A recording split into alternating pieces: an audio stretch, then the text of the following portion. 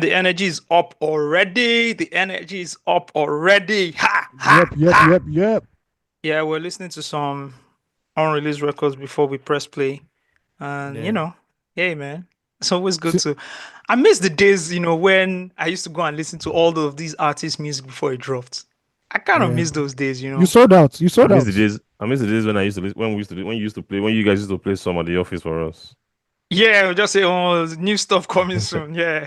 What do you mean you sold out? You're the one that sold out now. No, I'm still in the game. Where are you? I'm still in the game.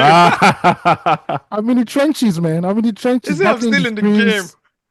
Battling the streams and the bots and the... Yeah. But I has been giving it to Burna. What's happen now? No, I'm just commenting on the culture. I have no... You're not giving it to anybody. I'm not giving it to anybody. I Osagie, we insist that you've been giving it to Burna Boy. No, you've been giving it to Burna. Hey man, I'll be careful. He's gonna put you on the intro of another album.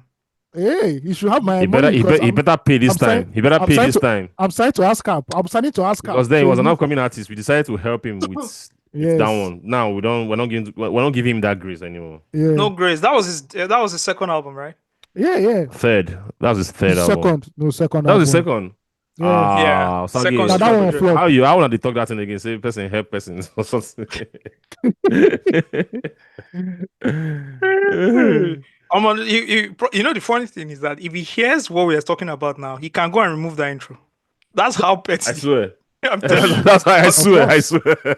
He can go and remove that intro. He's that He petty. can go and remove it. He's that petty. Yeah. I'm telling you. He's that petty. He will go and cut it off.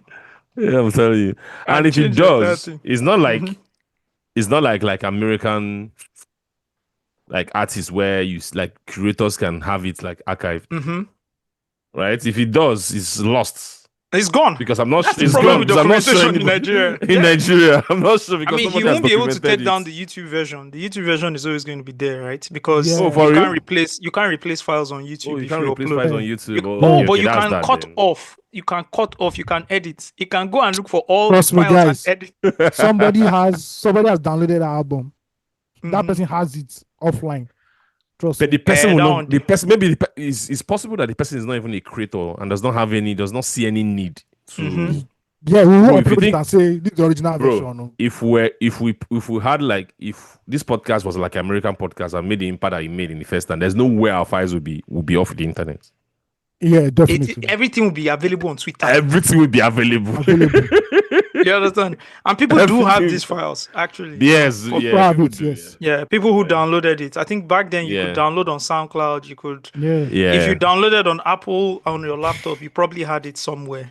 Yep. And all of that. So people have those old versions and stuff like that. I get it, man. And that's the thing about the internet, right? As a matter of fact, it's even good as we mention stuff like this. I wanted to mention that something I wanted to say, but I'll come to it. But let me mention this. So I think a few weeks back, right? I think Adeayo, shout out to Adeayo, entertainment journalist, music journalist to be specific, right? Adeayo had, I don't know what he had with the Wizkid FC. I don't recently, but I got pulled in it again. I think they have a content calendar where they just I actually think so. Themselves. Yeah, but this one was different because it didn't happen it's usually around the time that famous episode came out. So this one just happened randomly because of the I have to say something. Don't let me be petty. Don't worry. Well, but let me break down what was going on, right? So I think he had a run-in with the Wizkid FC guys. And once they have the run-in, right, this is what I've noticed. By the way, for context, for people who don't know, 7 years ago, when we were running this podcast, 7 years ago, I went on a world-famous rant, and I'll say world-famous because I trended globally, tragically, right? Yeah. World-famous rant I went on Wizkid, which blew up to the point where, let me just say, people were looking for my house address. Calls had to be made. You understand? Yeah. People showed up in Sienna buses to the office at Pulse. There's CCTV footage of people entering the compound, looking for people to... Petty young man. Yes. Petty man. Yes. Pulled up, looking for someone. to abduct people, right? And the whole thing blew out. And so for 7 years, right? And part of that footage or that episode, my rant, right? And I went on like a diabolical rant, made it to the internet. Now, what these guys have done is for the last 7 years, they cycled content as part of like I mentioned content calendar, and that's funny, but I truly believe they hold that content, right? And anytime a journalist is critiquing something, right, whether mild or disparaging around their favorite artist, they just rehash the content to drive their narrative again, and they use it as a rallying call for every other FC fan. Do you understand? And so what happens year on year? This happens every year, by the way. At times, I don't just tell you guys. This happens every year where they release that short footage. It's like 20 seconds or so, or maybe 1 minute plus. They release it again, and new FC fans that don't even know who I am, are discovering me for the very first time, right? And then they are And they don't know sending they don't know how far back that thing is. They don't. They literally think Yeah. it was done the day before. Yep. Because when these guys put out the content again, the guys have the footage. When they put it out again, they make it look like they don't timestamp it. Yeah. Yeah. So the thing comes out again. So I just started getting notifications on my Twitter, and I don't get notifications on Twitter. I have to go to the app and see it. I've disabled notifications. But I think it was somebody that sent it in the group, or Dion so that say, "Oh man, Osagie down your ass again." I'm like, "What's going on?" I go in, bro.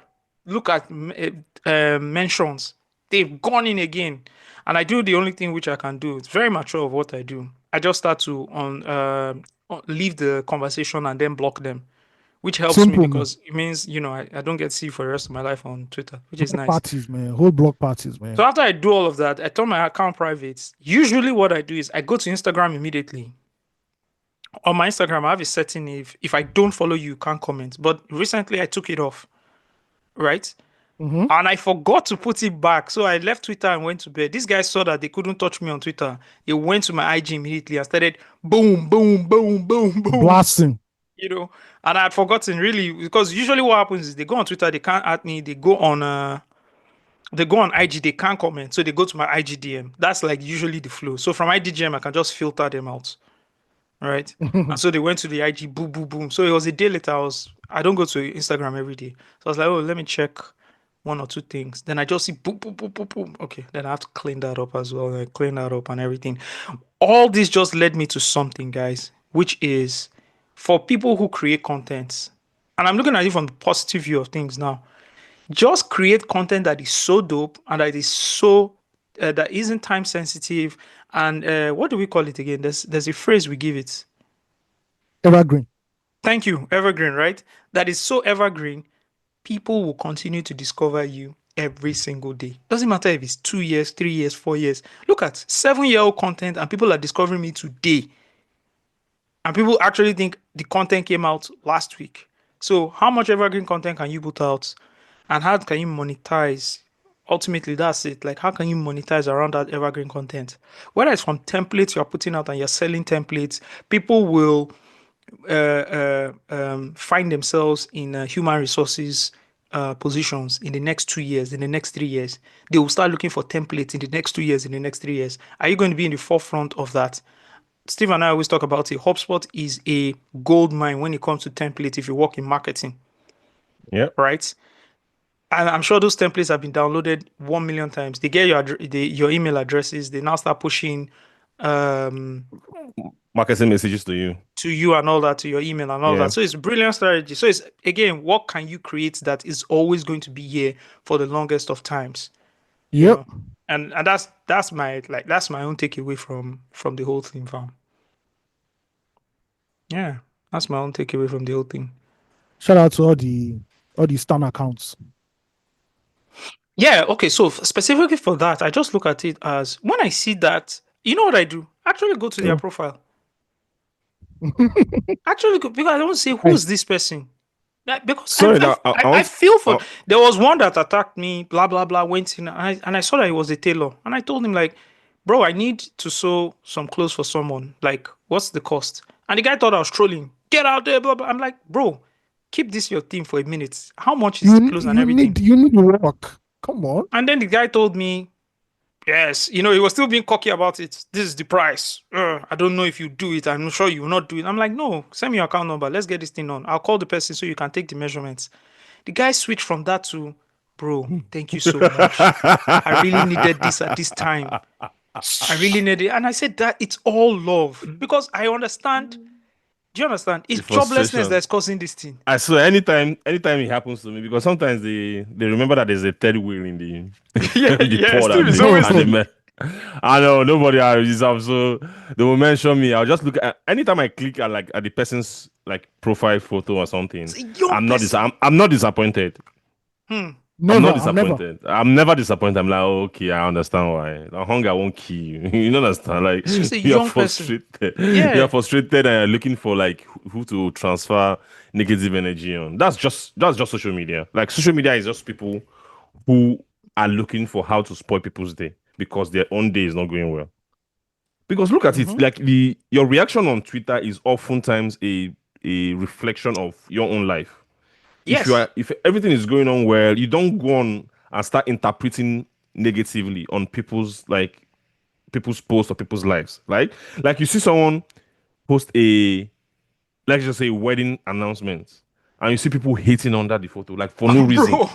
So, like social media is just amazing, and it pains me that people just take those things to heart, right? Not knowing that. Bro, it's just all vibes. Like nobody takes. It's not deep. It's not that deep. It's not that. I see, and shout out to Okwemi Famaki. It really gets to him. I see his tweets, right? Because sometimes, not all the time. Yeah, right. Yeah. Sometimes he wants to troll and punish the person. That okay, you think I will give you the audience you are looking for, and then trolls them back, which is funny, right? But sometimes I feel like it gets to him, and I want to tell him, and I know he's listening, so I want to tell you, bro, there are always going to be people like that. Like, just rise above it. You've done what you're doing, and you're doing it well. But for me, I still look at it like, this guy's just doing what he's doing. Someone there just gets pissed off at him. And you know that they are not pissed off, because I understand how Nigerians think. They are not pissed off at what he's doing. It's just how he's doing it, how he looks. How he's and the success. Continue to the success. They're just like, you have all this success, you're not humble, you're not thanking us, why should you have all this success? Someone did a video, a chef did a video and said, these are the reasons why we shouldn't take Okwemi Famaki serious. A chef left her job, her own job. She cooks. She left the whole job and started and tried to discredit this guy. Did a whole video. And that's when I knew that, okay, something is off. You guys have a space. You want to control the space. You are elitist about the space in a way. And somebody has, and because you know what Okwe did? Okwe just, what's the word? He just made it mainstream. Yeah. He just made it mainstream. Yeah. I'm not going to have all the etiquette that you think everybody should have. I'm not going to wear a suit and a bow tie and make it look fancy and chummy. No. I'm just going to get a burger. And if the burger isn't great, I'm going to tell you they preheated or they warmed the burger again and it's terrible. So I like, that's why mainstream always works. Anything mainstream always works, right? So again, guys, overall message here is content lasts forever. So whatever you're creating, create it well. On the flip side, you're having fun now doing some ridiculous things. In a few years, you're not going to be proud of it. So, get the message. I also like, especially for these people who are elitists in their delivery and in their views, when they often come and dismiss mainstream content as lacking quality. He often like he's very, very funny. Because to me, it's just jealousy and envy. It's not genuine critique. Because they never critique the and I'm putting this in air quotes, and they never critique the non-popular shitty guys. Yes. Why is it always the big guys, the successful guys? The successful ones that you critique. Dude, yeah. Like, just because something is widely accepted doesn't mean it's not excellent. Like, there's a genius in even making something that people can relate to. If you think it's easy, go and do it. Go and do it now. Can everybody Go be and do Drake? it now. Go and do And what Drake everybody is doing. exactly go and do it. Like but once they see that people like something like there's something mainstream people love, they say nah, it's not elite, it's not quality. Yeah. Go and do it. Go and do. Is Go and yeah. write I often about. If I you often easy, see do that am. criticism, and not just in food critique. I see it in journalism. I see it in even in music takes, Afrobeats, where people think like people who make pop music is not like quality or stuff like that. Like people relate to it. Go and do it if you think it's easy. You know easy. You You know know it's easy. you. It's not easy. You know easy. All right, man. I want to start off this episode. I wanted to start off this episode with gonna start off this episode with one of our favorite pastors that we talk about on the podcast. Since it's a Okay. Pastor Sunday. No. Pa- Before you said that, because because you just talked about Grammy. I don't know if you guys saw that tweet where someone said that you keep calling people scammers, but you keep defending Grammy when people tell him that he is not doing the food critiquing well, or something like that. Something in that that sense. But that guys, says, I'm that's like, apple and Grammy is orange. not. Yeah, Grammy is not coming to tell you people to pay for something. Like it's not. It wasn't concerned. I'm concerned you. I'm trying to look for that tweet so that I'll read it out. But it's just the comparison was just so off to me. Just to let you know how people take some of our comments, like Yeah, how people take our it's okay. comments. It's okay. It's okay. Yeah. Okay, while you're looking for that, I want to play. You want to look for it, or should I just start, my bro? Because I want to start. No, this one. start. I can mention it later. Okay, cool. All right, let's listen. I actually like what Poji Imade said here, right? He said, "Success deletes your memory of the suffering," and I think he has a brilliant analogy, and I want people to listen to this. When you get results, it deletes what you're going through. I mean, I heard somebody say this. He said, and it happened to me too. He said he was very frustrated. He wanted to stop going for ministers' conference. Why? When he gets there, once the people come to share, successful ministers just say, well, we started a church, and this one I'm talking about now has one of the greatest ministries in the world. I'm just mentioning it. So when we started a church, 500 in 6 months, in 1,000, when God sends you, God backs you. He said, his church, they were on the 7th year. He counted 35. To get to 35, he had to count children in the womb. Do you get what I'm saying? Today, if I call his name, all of you know him. He's a global minister. And the person that is saying it may not be telling the story from the beginning. That thing that you just started, before that, you may have spent years in the backside. Somebody got a job somewhere, told the testimony. I know you now. This thing didn't happen like this. Why? He just said, I sat down as I was meditating on the word of God. They just came to meet me and offered me the job. Oga, it's not like this. What happened was that you came out of university with a high 2-1. You read. You see, when you tell those stories, then a young person listening thinks nothing counts. It's just to be meditating. It will come. I said, then what happened was a top person wanted to buy a major bank in this country. You were part of the consulting team. You were so brilliant, the man identified you. He said, come and work for me. You said no, that you want to go and start your business with your friends. You started your business failed. Then he called you and said, have I not offered you that job? Is that part of he called you? That latter part is what you now came to testify. Because that one now makes everybody look at you like,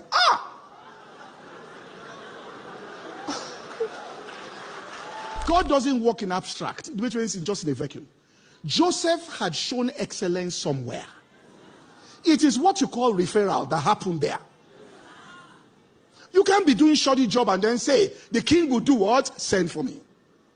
Show me one person in the Bible God promoted that those people were not delivering value beyond their own assignments. They investigated what they were doing. They checked it. Are you following what I'm saying here? They saw that everything he touched prospered. They moved him to management. They looked at it. When he saw everything prospered, he said, okay, everything we have is put under this person. Daniel was tested. They found them to have 10 times more understanding. It is this substance we are talking about that produced in your intellect 10 times more understanding. We're going to get there. You can administer the substance to your brain cell, such that when you are reading, listen, the supernatural does not mean, the word natural is in supernatural. It is supernatural. You are superimposing something on the natural, which is the spirit is coming on the natural. So God changes the engine, but you still have to start. Taking it back to 1987, guys. Why this transition? Enjoy the vibes, keep my vibes. Sweet, sweet, Fanta Diallo. Ooh, ooh, Fanta Diallo. Sweet, sweet, Fanta Diallo.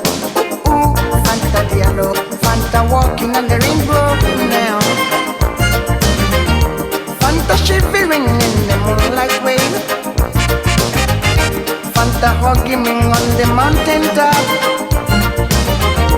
Fanta kissing me on the burning rocks. Sweet, sweet, Fanta Diallo. Ooh, ooh, Fanta Diallo. Sweet, sweet, Fanta Diallo. Ooh, ooh, Fanta Diallo. One day, Fanta freeway with the sun. I wonder Fanta Milky Way under the sun. I wonder Fanta freeway with the sun. I wonder Fanta Milky Way under the sun. Over again, she flew away with the sun. Over again, she melted away under the sun. Over again, she flew away with the sun. Over again, over again. I keep on wondering where she's gone. I keep on wondering where she's gone. I keep on wondering every day. I keep on wondering where she's gone. Sweet, sweet, Fanta Diallo. Ooh, ooh, Fanta Diallo. Sweet, sweet, Fanta Diallo. Ooh, ooh, Fanta Diallo. Fanta walking on the rainbow now. Fanta loving me on the burning rocks. Fanta kissing me on the candlelight. Fanta hugging me on the burning rocks. Sweet, sweet, Fanta Diallo. Ooh, ooh, Fanta Diallo. Sweet, sweet, Fanta Diallo. Ooh, ooh.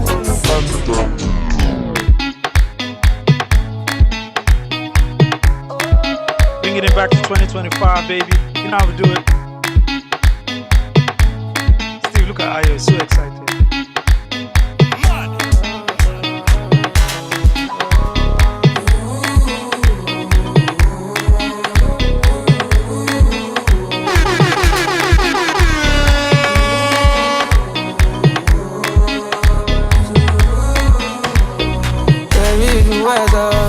It's getting cold inside.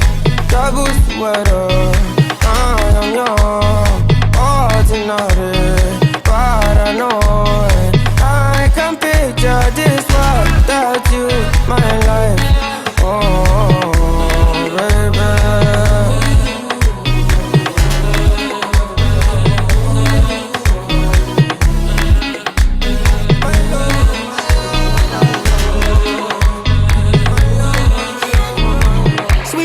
Diallo, I know fit forget you. Hey Bezina, uzo. If I speak English, you cho, no walking. I don't want punish you, I want to punish you. If you see my baby, you go shut up. I'ma get too fine, don't be makeup. Oh yeah, baby, lie down, no. Finish work for me, oh tomato, put that thing back, oh.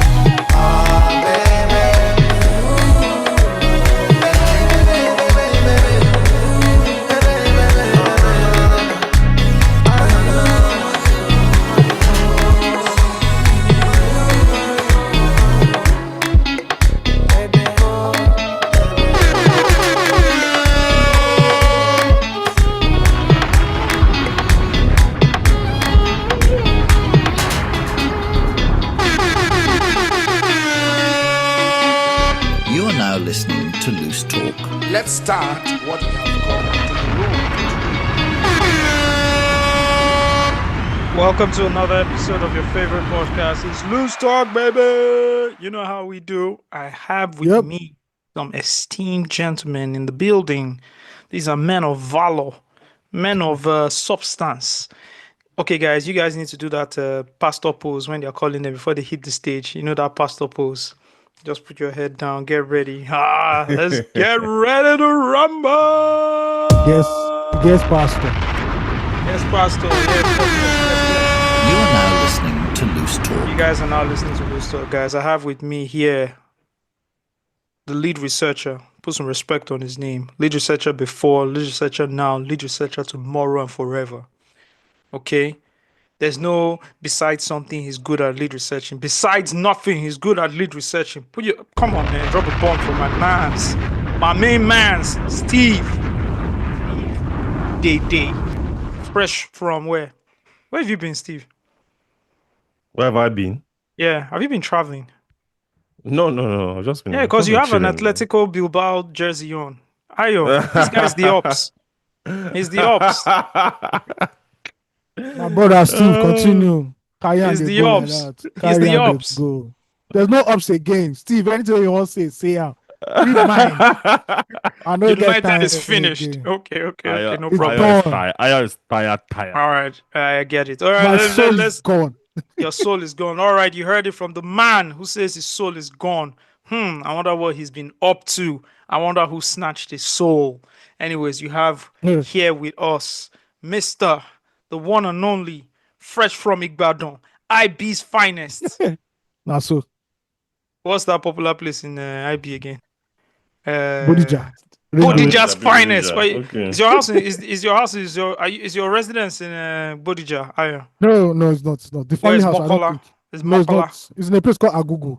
I don't know. Agugu's finest. Yeah. Put some respect on his name, Mr. Ayo ALT2. Yeah, what up? What's How poppin', I guys? did? I did, Jerry. I did. What is happening? What is going on? What is happening this week? A lot we have to give you guys. We're putting the script together. Shout out to the lead researcher who put the script, and I was beefing the script up and I was like, we're going to leave out so many things. So many things to just leave out because, but we'll tackle them next week from our favorite minister who's pushing AI to budget, doing a breakdown of the 2025 budget, I believe, and all the inconsistencies. And see, let me just tell you something. People know how to pad stuff, man. No be now, BBA don't they reign Actually, for Nigeria. no be now. No be now. BBA, In now fact, politicians start time. thank you. Hmm. Big budget line, BBL. Budget line. What do you mean by trademark padding, that. Osage? We need to trademark that. We need to Actually- trademark What are you that. saying? What are you saying about padding? Hold on, the budget. Didn't you see the budget? Oh, okay. You're referring to the budget. Okay. Yeah, Yeah. but that's next week's work. That's next week. They didn't even pad it well because let's do that next. It's week. like those lucky ones that one side they show past the other side is not well aligned. Bro, I was in Ikoyi one day having dinner with, I think it was Ugochi or somebody. We're having dinner, right? And one just came in and it just looked ridiculous. And I'm like, this is, I almost pointed at it and said, this is ridiculous, don't you think, madam? Yeah, This is just ridiculous. What's wrong with you? The target markets does not think so. This is Yeah, my the- problem. And You the cannot target have- market is also very drunk at night. Very drunk, very old, very how do I put it? The people who missed out on stuff when they were young, right? So so they get impressed by just anything. You get so, Because Steve, yeah. as a guy like Yeah. me, you don't feel bring any kind of BBA call me to say, me I did impressed. I know Yeah, the it's you now. parameters. I know the Yeah, parameters. you see, these people don't know now. The You can't be giving parameters me- and the parabolas. You can't be giving me you can't be giving me fourth round about BBL. I expect to say you want Lambo. How do you want Lambo with fourth round about BBL, madam? Is You that get- why you are shouting? That wet three exchange is not working at It's all. Excuse funny that me, please. everybody Excuse can me. sing that song, but the song Yes. is not out yet. That's insane. Yeah, it's crazy. It's crazy. Excuse me, please. What is Wet 3? I know Web 3, right? What is Wet 3? What the hell is Wet 3? Please, I just woke Ayo, up. I just woke educate up. us. I just woke up on Twitter and I saw it. And it is how will I put it now? The monetary system created by adult content creators, especially women online. That's what it That's is. interesting. Yes. Yeah. That's Oh, all really? So basically, the payment system for adult content creators. yes. So it's called Web3 business. I don't know Oh, who shit. invented that thing, but shout out to the person. Because That's mad. That's very good nomenclature anyway. Shout out to that Bro, person. it's great branding. It's It's just great as good branding. as the Web3. The As guys who moved from Web3. blockchain to Web3. It's the Yeah, same to thing. Web3. Yeah. Yeah, Web3. Damn, that's really good. Let me see if there's a web3.com. Web3.com. I'm gonna check. It's a Chinese. There's a Chinese website, web3.com. All right, the domain is already taken. Yeah. Do you know I once bought a domain, sex.com? No, sex. Was it You used to buy a sex.com? lot No, of sex. you used to Yeah, buy you used to buy a lot of domain back in yeah, the I used to day. Cyber do domain squatting. squatting. Yeah, I used to do Yeah. domain squatting. Yeah, I bought sex.ng. I remember buying sex.ng. I'm telling you, I bought it, sex.ng, right? And I still have the email of Hugo Host writing me back and telling me I can't purchase it. Why? Why? I'm telling you. Why? I'm telling There you. must be a I'm- reason.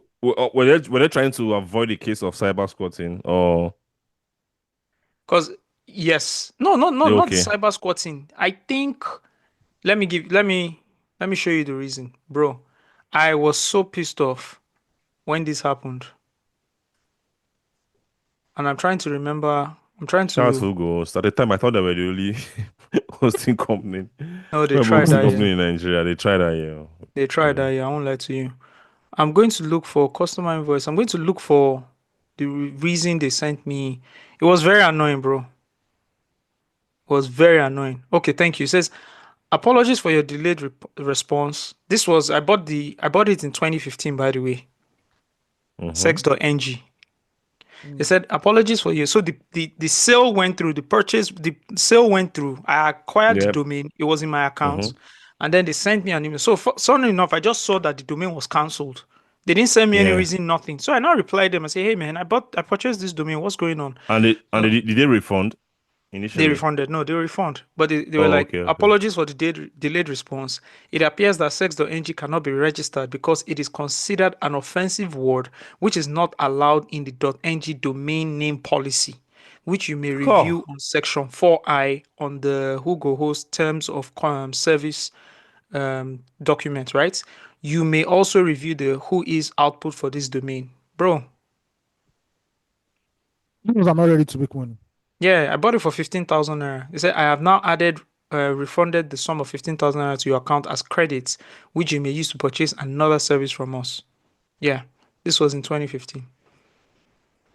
So, Oh wow. yeah, let me even check sex.ng if it's available. Because if it is now available, Problem day.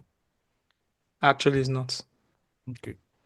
Okay, so maybe it's in the policy. They're just doing their work. They're just doing their work. Yeah, It's but like that was guy that 2015. it's like Not that 10 guy years that ago. bought Google yeah. Did you hear that story of that guy that bought the Google domain? He found out that it was nobody owned it. And he bought it. Wow. Then I he now remember the notified. global. They now Remember the global notified. common too. Oh, for you? Global.com? Yeah, when Global wanted loan, someone had bought the domain. They had to pay him Sharp off. guy. Sharp guy. Yeah. Even Linda Yeah. Ikeji, for a while, she was struggling. When she was to go to .com, she was struggling to find the domain because men don't buy everything with the available. Yeah. I wish I can go back with all the experience I have. I wish I can go back to those early days again. You know, brilliant So things that people could do. You know, Yeah, that's for how life like is. You media can't go back. companies, you can't go back. For like media companies, they should have pivoted. So I hate what man, social media companies destroyed media companies. They will never forgive them. That 2019, 2018 move that happened, it changed from blog to online. Instagram to social media. Yeah, it changed online media forever. You know what these Yeah. guys did?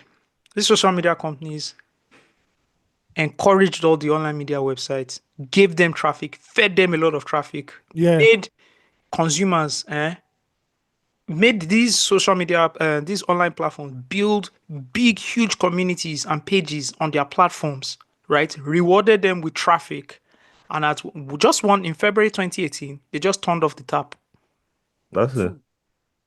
Do you see? Traffic Remember plummets. which platform was that in New York? Like if you go to their website, I think they eventually shut down, fired people, and shut down. If you go to their website, they'll tell you websites that even the word even sounds old. They were building all their content on social media.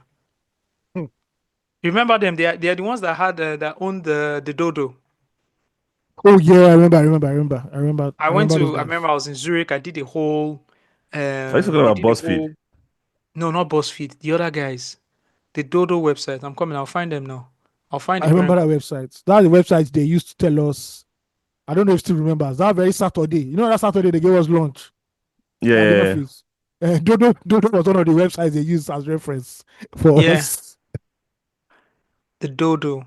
Yeah. I can see the website. Now they are under Vox Media, but before Vox Media, I think Vox Media acquired them. They were under another company.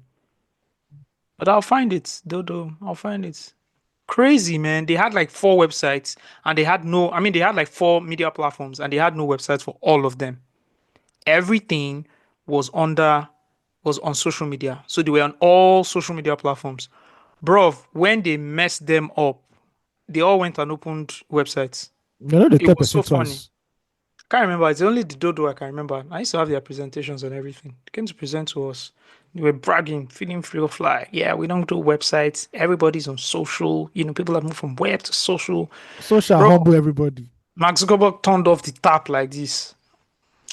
Anyways, man, let's get into this. Lead researcher, this first story that you gave us it's very depressing now.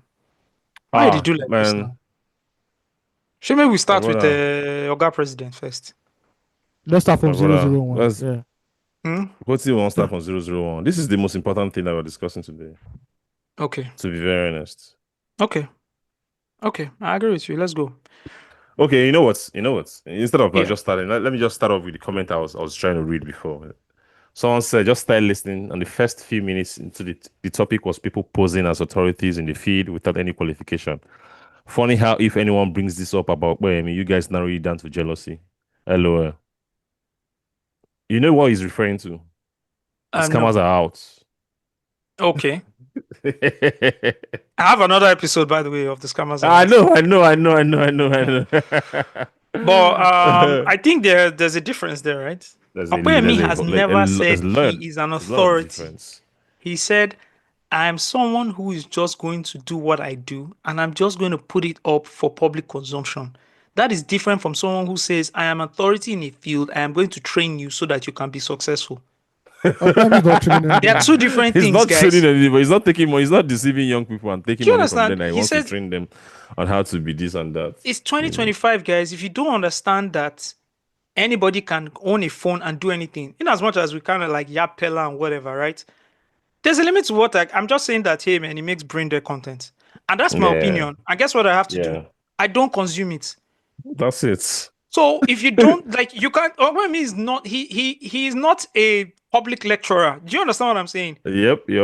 Whatever level you want to place him on, I'm also saying that Michelin 5, the people that review restaurants, right? Michelin that give you the 5-star whatever. I don't think they are going to hire Opeyemi in 2025. They might not fit with his style of reviewing. Do you understand? What I'm trying to say is that in terms of like quality of reviews and everything, I don't think Opeyemi thinks in his head that he's the ultimate reviewer in the world. I don't think that was his motive. I think his motive was, I'm learning this thing, I'm learning etiquette, I'm learning all these things, and I'm just going to document the process for public consumption because people actually think what I'm doing is fun. That's why he has over 800,000 followers on Instagram. People actually like what he's doing. It's the same thing. It's over 900 now. Do you understand the point? Now you're going to take me to the Scammers Are Out episode because now I want to show you the difference between that and what a scammer is. Now let's listen to this. You see, we're here now.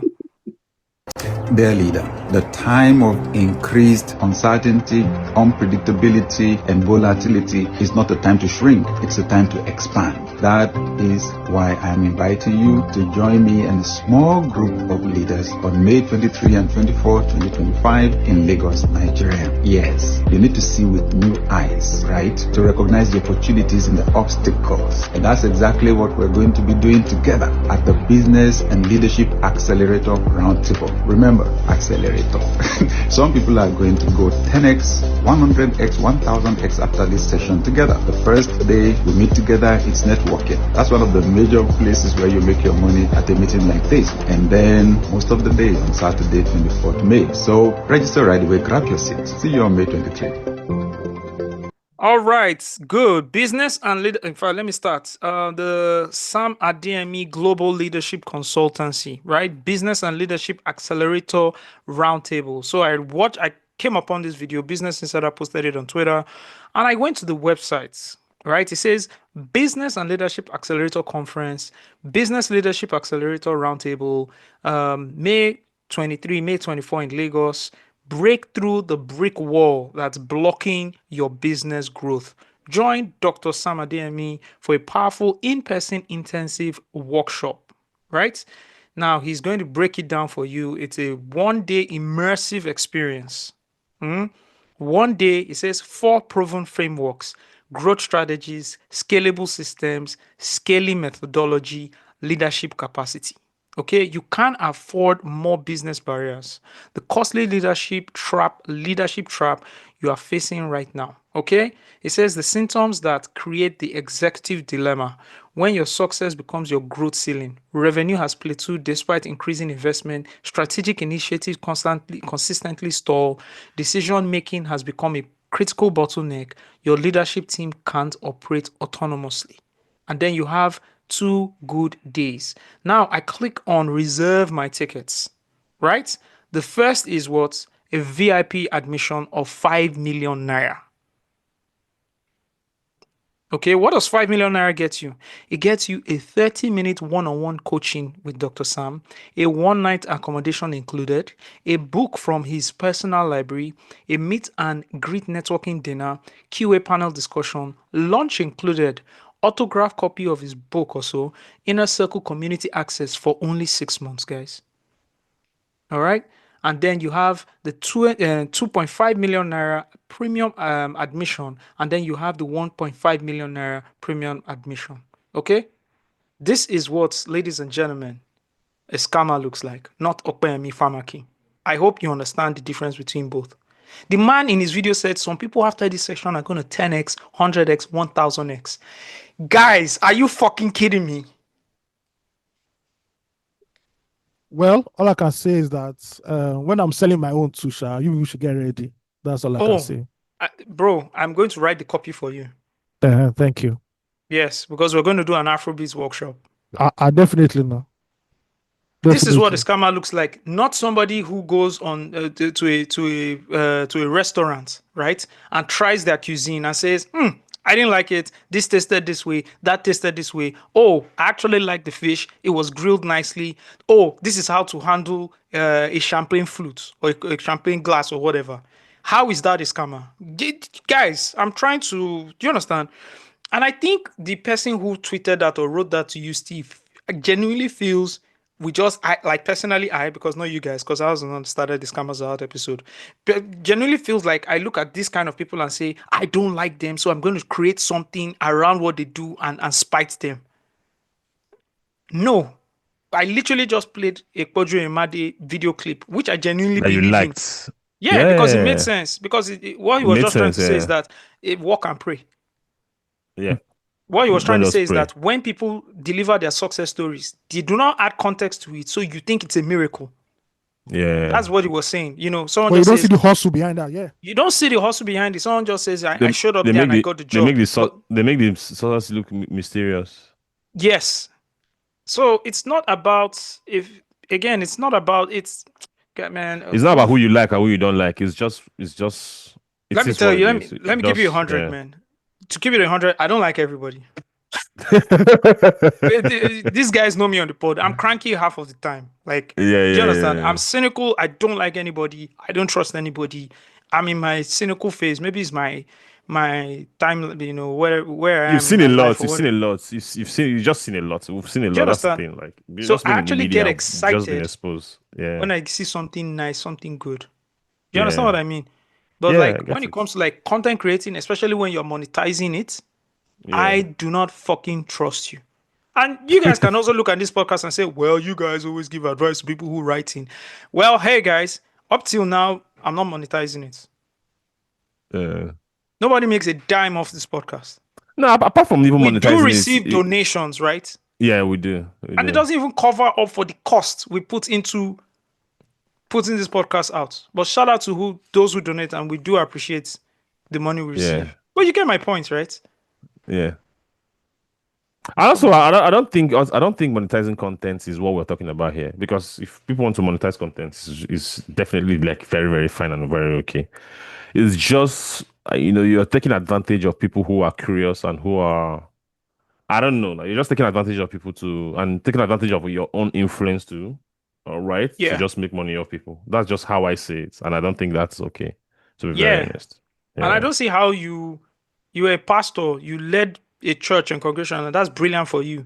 But then you yeah, switch and pivot into like leadership, and then you are yeah. playing between that space of leadership and business, but you keep And calling it business. leadership, but you keep trying to say Yeah, it's leadership that is causing the business not to grow. In an you economy know. that is dwindling, an economy that Yep. the currency lost its 75% of its value in the last 2 to 3 years, Yep. right? These are the surrounding factors. In an economy that you've not called out the BS that is hindering business owners, and young business owners and even established business owners from increasing their revenue. And then you Yeah. are saying you are gaslighting them by telling them they are not doing some things. That's why their business is failing. Steve Harvey has this thing because I know because I have a friend. I have like a friend who grew up together in Abo who owns like who has like a suits company in America like that he's really doing well. He got invited to Steve Harvey's camp this year. I think it has happening this Oh, summer. that's Yeah, so nice. he does this camp this business camp every summer where he just invites like a number of young black business people, right? Just doing businesses and just come. He brings them together, brings in a lot of like business leaders to teach them, mentor them, ask them, just present themselves, like have themselves like ready to answer like business questions, leadership questions, all for free. But they bring you into, I think he has a resort somewhere. They feed you for like 2 3 days. They accommodate you for 2 3 days, and it brings business leaders across sectors to come talk to you. You're selected. I think you apply. There's an application process. You are selected, about 10 or 15 of them, and they bring them there all for free. He does this as a child, like as a way of giving back, right, to the community and helping young business leaders and young business people. That's something I really, really fuck with, and it's just amazing seeing someone I grew up with who has been in America since 1999. Yeah, they traveled in 1999. US visa lottery, US visa lottery, by Yeah. the way. Yeah, so he's developing like his suits. He has like this company, this corporates where he sells suits he makes suits like for corporates in Black America, and he was invited this summer, and he informed me, and I was so excited for him. Right? It's something. It's just exactly the same thing as this business like conferences and business programs, but this is just for free because they recognize the work that you're doing as a business leader, and they want to help you because they know that helping you help the community. I don't think Nigerian like businesses right now, like Nigerian business leaders or business owners, like need something, an avenue for them to like pay money for them to learn something or get like a business tip or something. Like if you really want to help people, there's so many different ways that you can do it. Not taking advantage of them.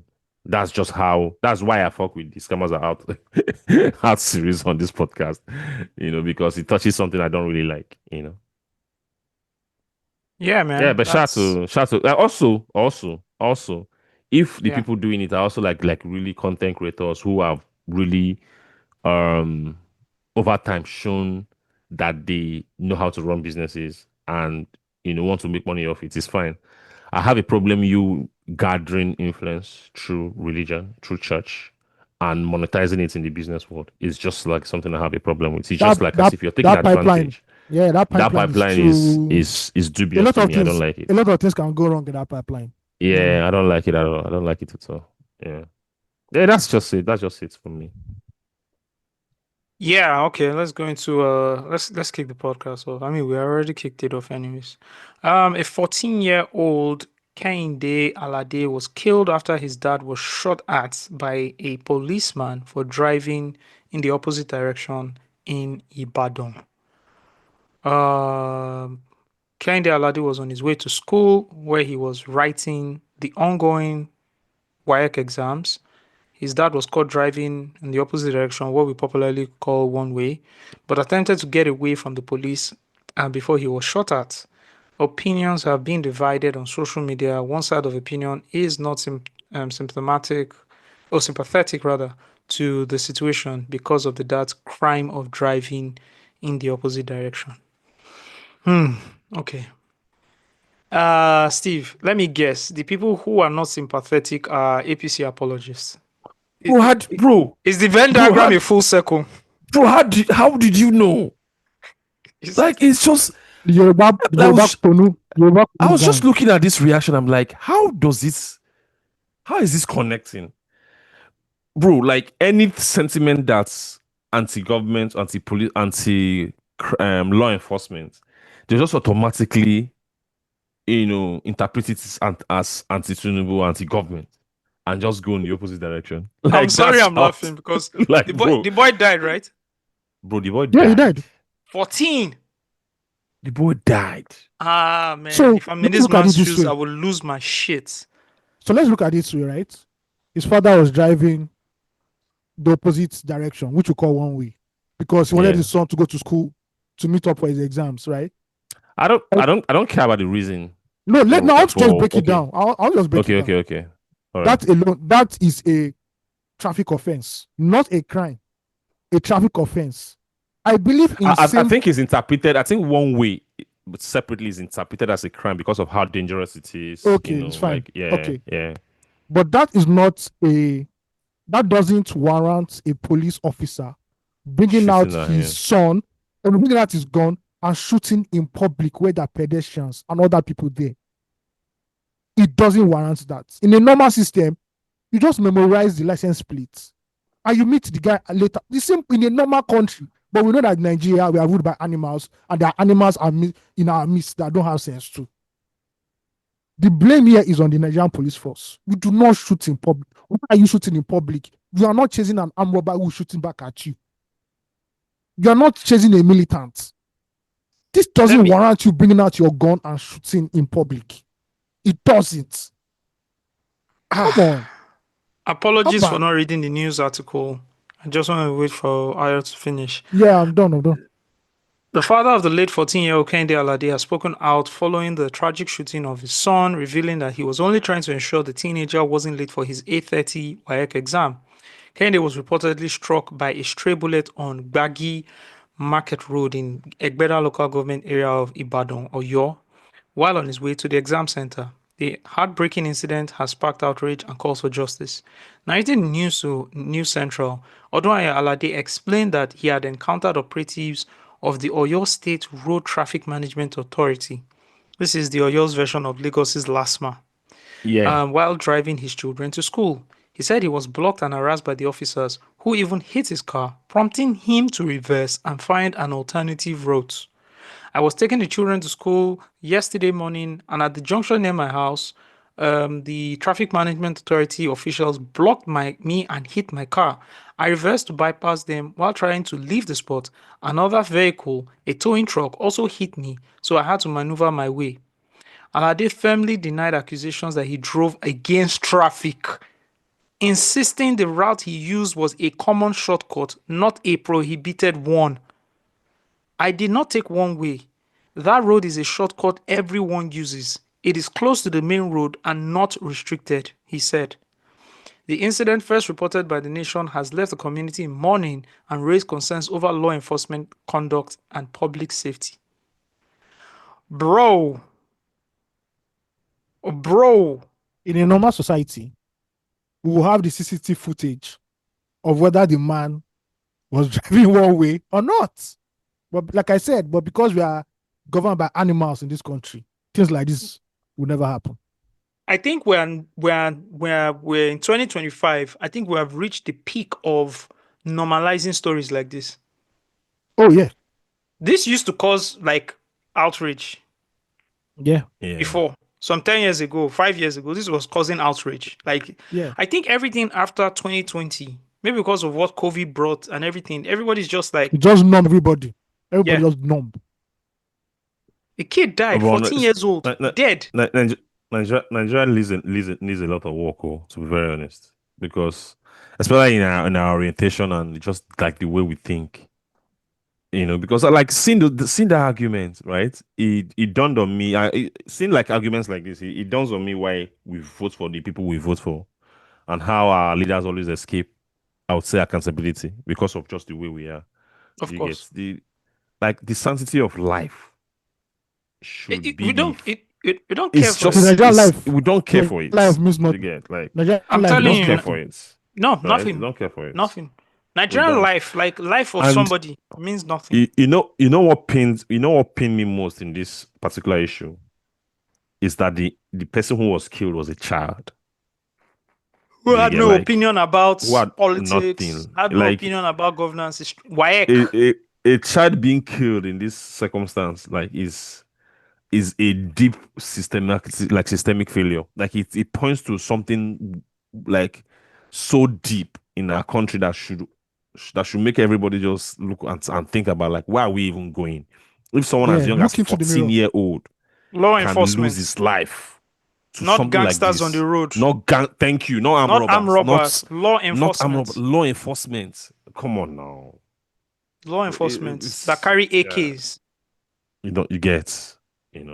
So A who shot at him? Was 14-year-old. it a Nigerian policeman? Oh, so the guy was evading the. Was evading Traffic. arrest or extortion or whatever it is in the Nigerian context, right?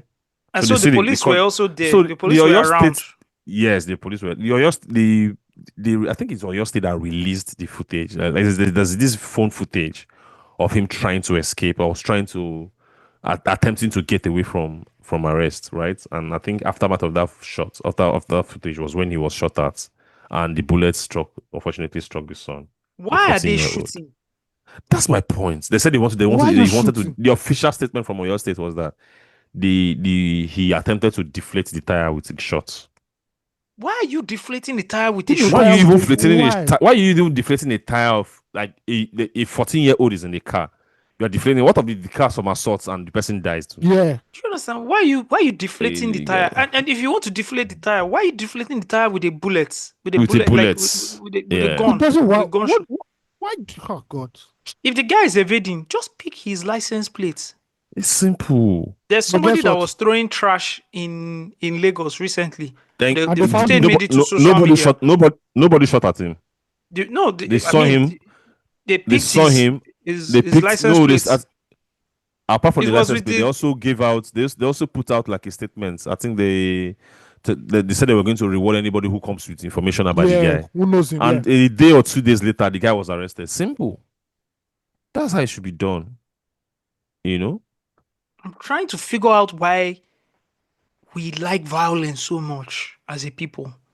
I have a The- theory that the statement that pinned me on Twitter was when Oh. I think the cousin of the guy, I think the man is his uncle. So he tweeted about him losing his uncle or his cousin to Nigerian anyhowness, blah blah blah blah blah.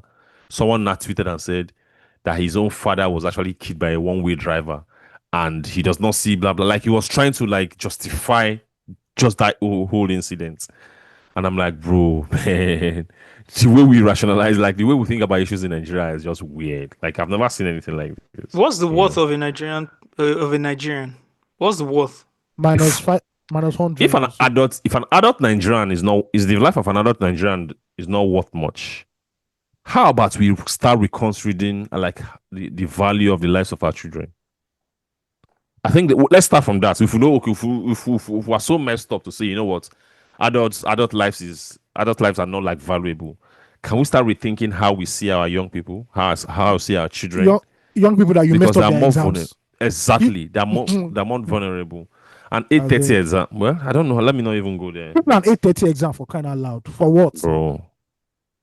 It is what it is. When I did You know, SAT you that year, just solve. sad. You know, how you solve problem like bad behavior on roads, like driving terribly on roads. You know, how you solve the Yeah. problem. It's a simple way. You solve the problem by restricting bad drivers on the road. How do you restrict bad drivers on the road? People need to go through what they call an assessment before they are given driver's license. that process has been corrupted. There's that. There's traffic management. There's road management. There are all these things. I'm just saying because I'm looking at it now in Nigeria and how people have almost killed me on the road. Yeah. Remember that one Bro, in 2015? The I guy know. who rode on my car and somersaulted. Yeah. I think I talked about this on the podcast last week. Yeah, Yeah, 2 weeks ago. Do you understand? Like, how do we? What we are facing now is just a roller coaster of bad the anyhowness of the Yes. anyhowness. That is in and this that's what country. we're facing today. Let me tell you. Okay, sorry. If the law is properly decimated, like properly properly carried out, and people suffer consequences, appropriate consequences for crime or whatever they commit, everything will be fine.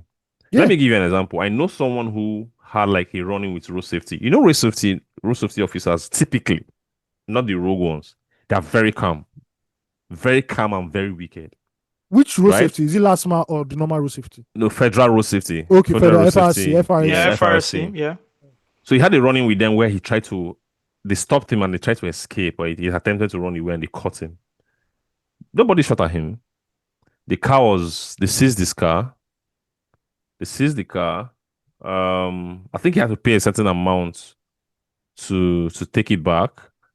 But before they could give him the car, he had to do a psychiatric assessment to know if he's okay. Like, you know, that's like it's in the law. That's how it should be carried out.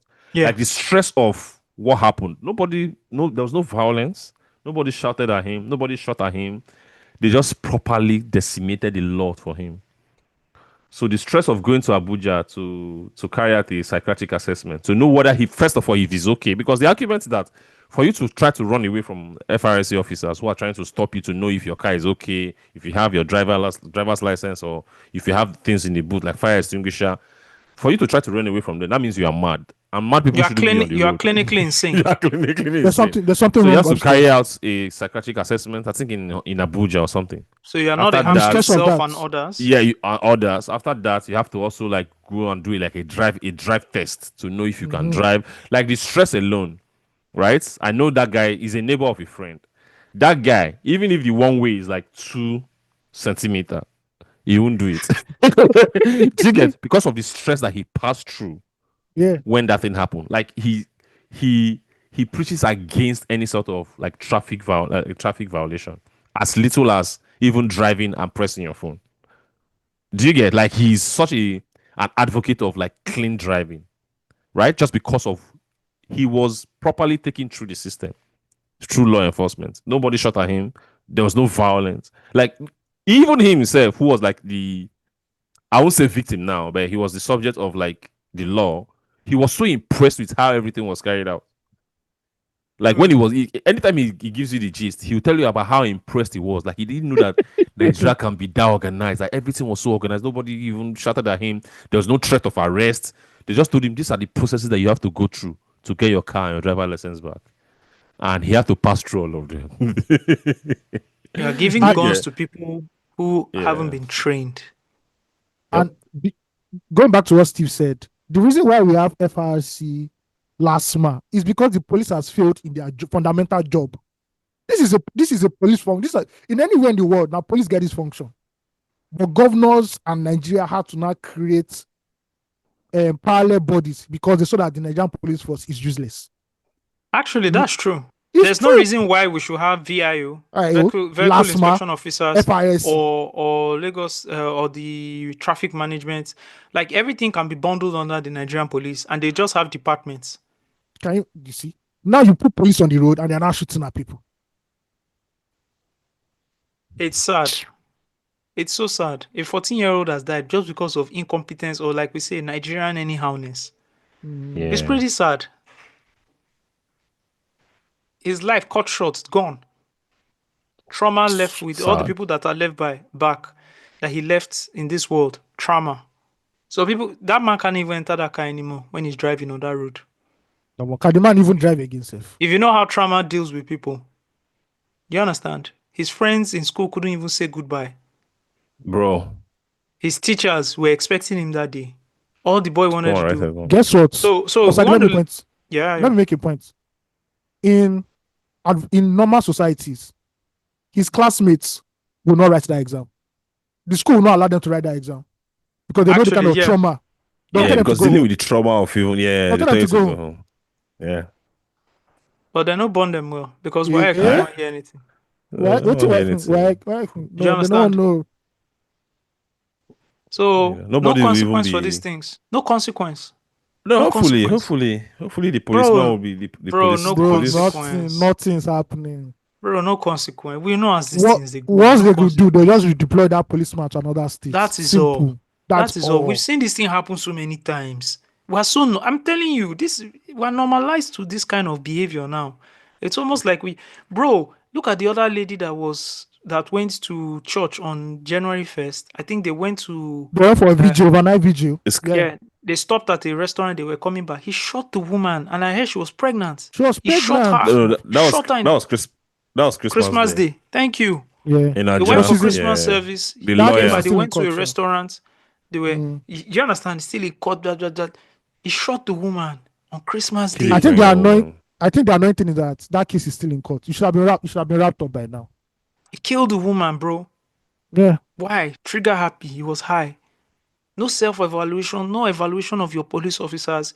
And this again, and people say, see where we've landed at what? Bad governance. Because all you need to do is fund the police. Fund the police. Pay them well. Train them well. Train them well. The barracks they live in, equip the barracks. I don't even believe that police should be in barracks. They should live among the people they are policing. Do you understand? Equip the barracks. Have you been to the barracks? I know someone that my guy. That is worse than a ghetto. It's worse than a ghetto. It's the ghetto, bro. It's the ghetto. Then you then bring these guys, give them ammunition, and then put them on the road. Not properly fed, half of the time thinking about how to provide for their family. Then somebody comes and the person is rude. You see someone committing an offense. Guys, get this straight. We are not encouraging anybody to take one way. That is not the point here. The point is people will always commit crimes, but when they do, let us dish out the appropriate, appropriate punishment, not shooting at them. I can't believe this 2025. We're doing this again. Bro, do you know how many people came out? Even mass murderers, like you see police in America trying to even try and contain them so that they'll be arrested appropriately without being killed. Let alone someone like driving. You know what? You know why they want? You know why they even want to catch them, so that studies can be done on them to see how the mind of a mass murderer works, so that you to understand what capture another one. Yeah. But Nigeria kill the person in Uganda. That's if they even catch a mass murderer. That's even if they catch a mass murderer. That's even if they catch a mass murderer. You know how many serial killers are in this country? It's just that we've caught a few recently. You know how many serial killers exist in this country? Because there's no DNA, no investigation, They can't even connect the deaths, to be honest. I'm not sure they can even connect it.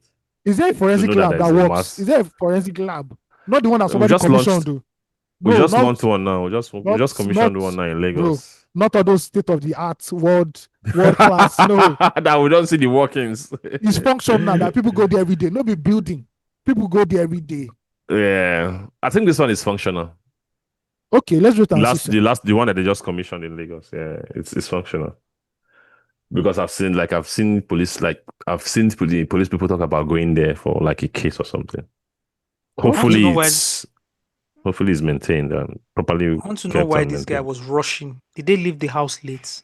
Was there traffic? Maybe. I'm just trying to figure it out. No. So I think the argument he made that it was a regular route. You know where you are going somewhere, you are turning from a street, right? And instead of going far to turn, there's just after you come out into a major road, there's a turn to the right where you can just follow one way for like a short distance. And then turn and get on the road. And turn, get on the road. That's why he said is a popular. You know when those things happen where the last man will be there, they understand that it's a short route, that you can just pass it, all right? But sometimes it just enters the head, you start arresting people. That's just what happened. That's why he was saying that this thing happened like it's a regular route, like people follow there every time. And he just did it. It's one way, but it's very short, where sometimes they can just allow people to use it just because it's a short distance, right? And he just happens that day they just wanted to like just arrest him or maybe extort him, and he just decided to get away and attempted to get away, and he was shot at. That's just what happened. If you look at the clip, you see that it was a short distance that he was trying to pass. Not excusing that behavior anyway, because but it's also like the fault of the architecture of the road, because if you are building a road somewhere, there shouldn't be an avenue for people to use that path after coming into a major road, right? After coming into a major road, yeah, exactly. It's urban planning too. After coming into a major road, there shouldn't be like an opportunity for you to take like the opposite direction to get into the next lane, into the other lane. You should be able to just drive on your own way and turn at the end before getting to the next lane. It's just how the roads are just thinking of this 14-year-old boy, bro. Just think about when you were 14. Look at all the things you had, some of the clothes you had, the books you had, the comics you had. You know, fun that you're having. You're just experiencing life for the first time. Maybe he liked a girl. Maybe he had his first game. 14. This is 4 years from 10. Even the excitement of even writing something as WAEC, the excitement of it. The studying he had done, all those things. Everything is just gone. He's not coming back. He's a twin. Yeah. Oh yes, Tyrell Ken. Yeah. So the other kid was in the car as well. I'm not sure. Maybe that one was not writing the paper that day. I think it's just. Because the guy kept saying his children. Oh, he kept saying his children. Maybe it was the two that was in the car. Damn. So you see things like this, you think, oh man, this one is not disputable at all. Like there's no divide in opinion in this, and you just go on social media and see people fighting over this. You then ask yourself, like, what's really happening? Somebody tweeted something about how Nigerians always support oppression and justice, and he ended it with this tweet. He said, "The slave doesn't want freedom. The slave wants his own slave." That's it. Once you think of it like that in Nigeria, bro, don't forget, most Nigerians don't want justice. Most Nigerians don't want justice. They want this oppression to work for them, bro. Like even as simple as this, I'm seeing the state-sponsored media publishing the videos of the man attempting to get away from law enforcement. Even that action alone shows me that we don't actually care. We don't actually know we don't know what this means. Like the death of a 14-year-old, right? Because your first concern shouldn't be about what the man did. For the fact that a 14-year-old died, there shouldn't be any conversation about what the man did or what the man did like before he was shot at. It shouldn't, even if the man had robbed somewhere, a supermarket, or maybe he had robbed somebody and was getting away, you shouldn't be shooting at him. Especially in somewhere as like in public, where there's a risk of someone being struck by a bullet, right? Like, as long as there's a risk of another person being a casualty of that situation, you shouldn't be shooting at him. I saw the video. Well, they brought the boy out of the car and they placed him on like a table or something. On a table or something, yeah. It was just rushing in my head. No ambulance. They can't get him to any hospital on time. They can't save his life. Because you take him to the hospital turns you away. They'll tell you he's a gunshot victim. Bro, it's crazy how some people always try and make, how people just say, oh man, we're doing so well in Nigeria. Nigeria is like the place to be. Then I just bring basic things like, oh, but do you know when you get shot and you go to the hospital, they turn you away? That's how I want to start, like, just tackling people who try to gaslight you. Just bring out that Nigeria is the place to be. yeah, as long as you understand the terrain. Ekpojo Imade now, I just want to tell him, do you know if you get shot, right? A bullet ricochets somewhere, hits, goes into you. You're a victim of what do you call it? Accidental discharge. You know, Discharge. if you go to the hospital, they turn you away. I just want to bring those kind of instances. Do you know that if you are robbed in your house and you go to the police station, you have to pay money to lodge your complaint? Yeah. You have to pay for the paper they used to write your reports. Do you know that when you are sexually assaulted, mostly as a woman, as a guy, you even be totally ridiculed, so don't even bother. No, That's what down. Are you? you understand? But as a woman, you go there. Do you know that you are gaslighted and Victim blame. victim blamed, body shamed, and slut Yeah. shamed for your actions, for not even your actions, for someone doing that to you? These are some just a few things on how you are not protected, but you pay These are tax. the Because basics. So. anytime These you are the buy anything, basics. you are paying tax for it. Yeah. Anytime you Bro, earn, when you do right? transfer yourself, you pay tax on it. So. Civil servants pay tax. People pay tax, and they can't, and then the police shoot at them. It's sad, man. I'm just looking at the young boy. The thing is just playing in my head now. That's why I didn't like this story. It's 14. Family, so many things. Family is affected for life. The painful part is that no justice. They are going to walk on that road and see those policemen, and they can't do jack about it because somebody just shot at them because you drove in the opposite direction on the road. Sad. I don't know what to say. And for those who then think it makes some sort of sense to you to argue it just because you support a political party who's in power and you think everything that cascades down as per authority with those in power you have to support. I pray for your soul because you are lost. You are totally lost. And the painful part for you, not for me, the painful part for you is that it's for me too, it's for all of us. The painful part is that you would also become a victim of that same circumstance. And then at that point, In you one, can't say anything. in one way You or the know, other. for me, like people say, oh, the economy is doing well. What are you saying? The economy is not doing well. It's working. The president is working. We're doing things. Google sent me an email now saying, hey, man, your Google One, the 100 gig we give you every year that you pay 9,900 and 9,500 for, we're doubling it to 19,000 naira. Yeah. Like this is so I Are you saw sure it's the 19? email. Are you sure it's not more than 19,000?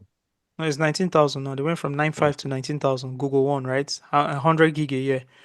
And I saw, I was reading the mail and I was like, this mail went to everybody, not to anti-APC people. No, the rain will fall on everybody now. So the rain rain falls falls on everybody. You see this increase in prices, like the same markets we're going to, you're going to, but then you then say, like, what now inspires you to look at It's all social the media. indices and say, It's I'm social media suffering argument. just like every other person is suffering and complaining, but I'll come out and say the opposite. It's like football banter now. You don't want to come out as a loser. You want to maintain your stance in who you voted for and See, keep I up with said the. it. I said, yeah, The slave that's it doesn't now. want free. The slave doesn't want freedom. The slave wants his own slave.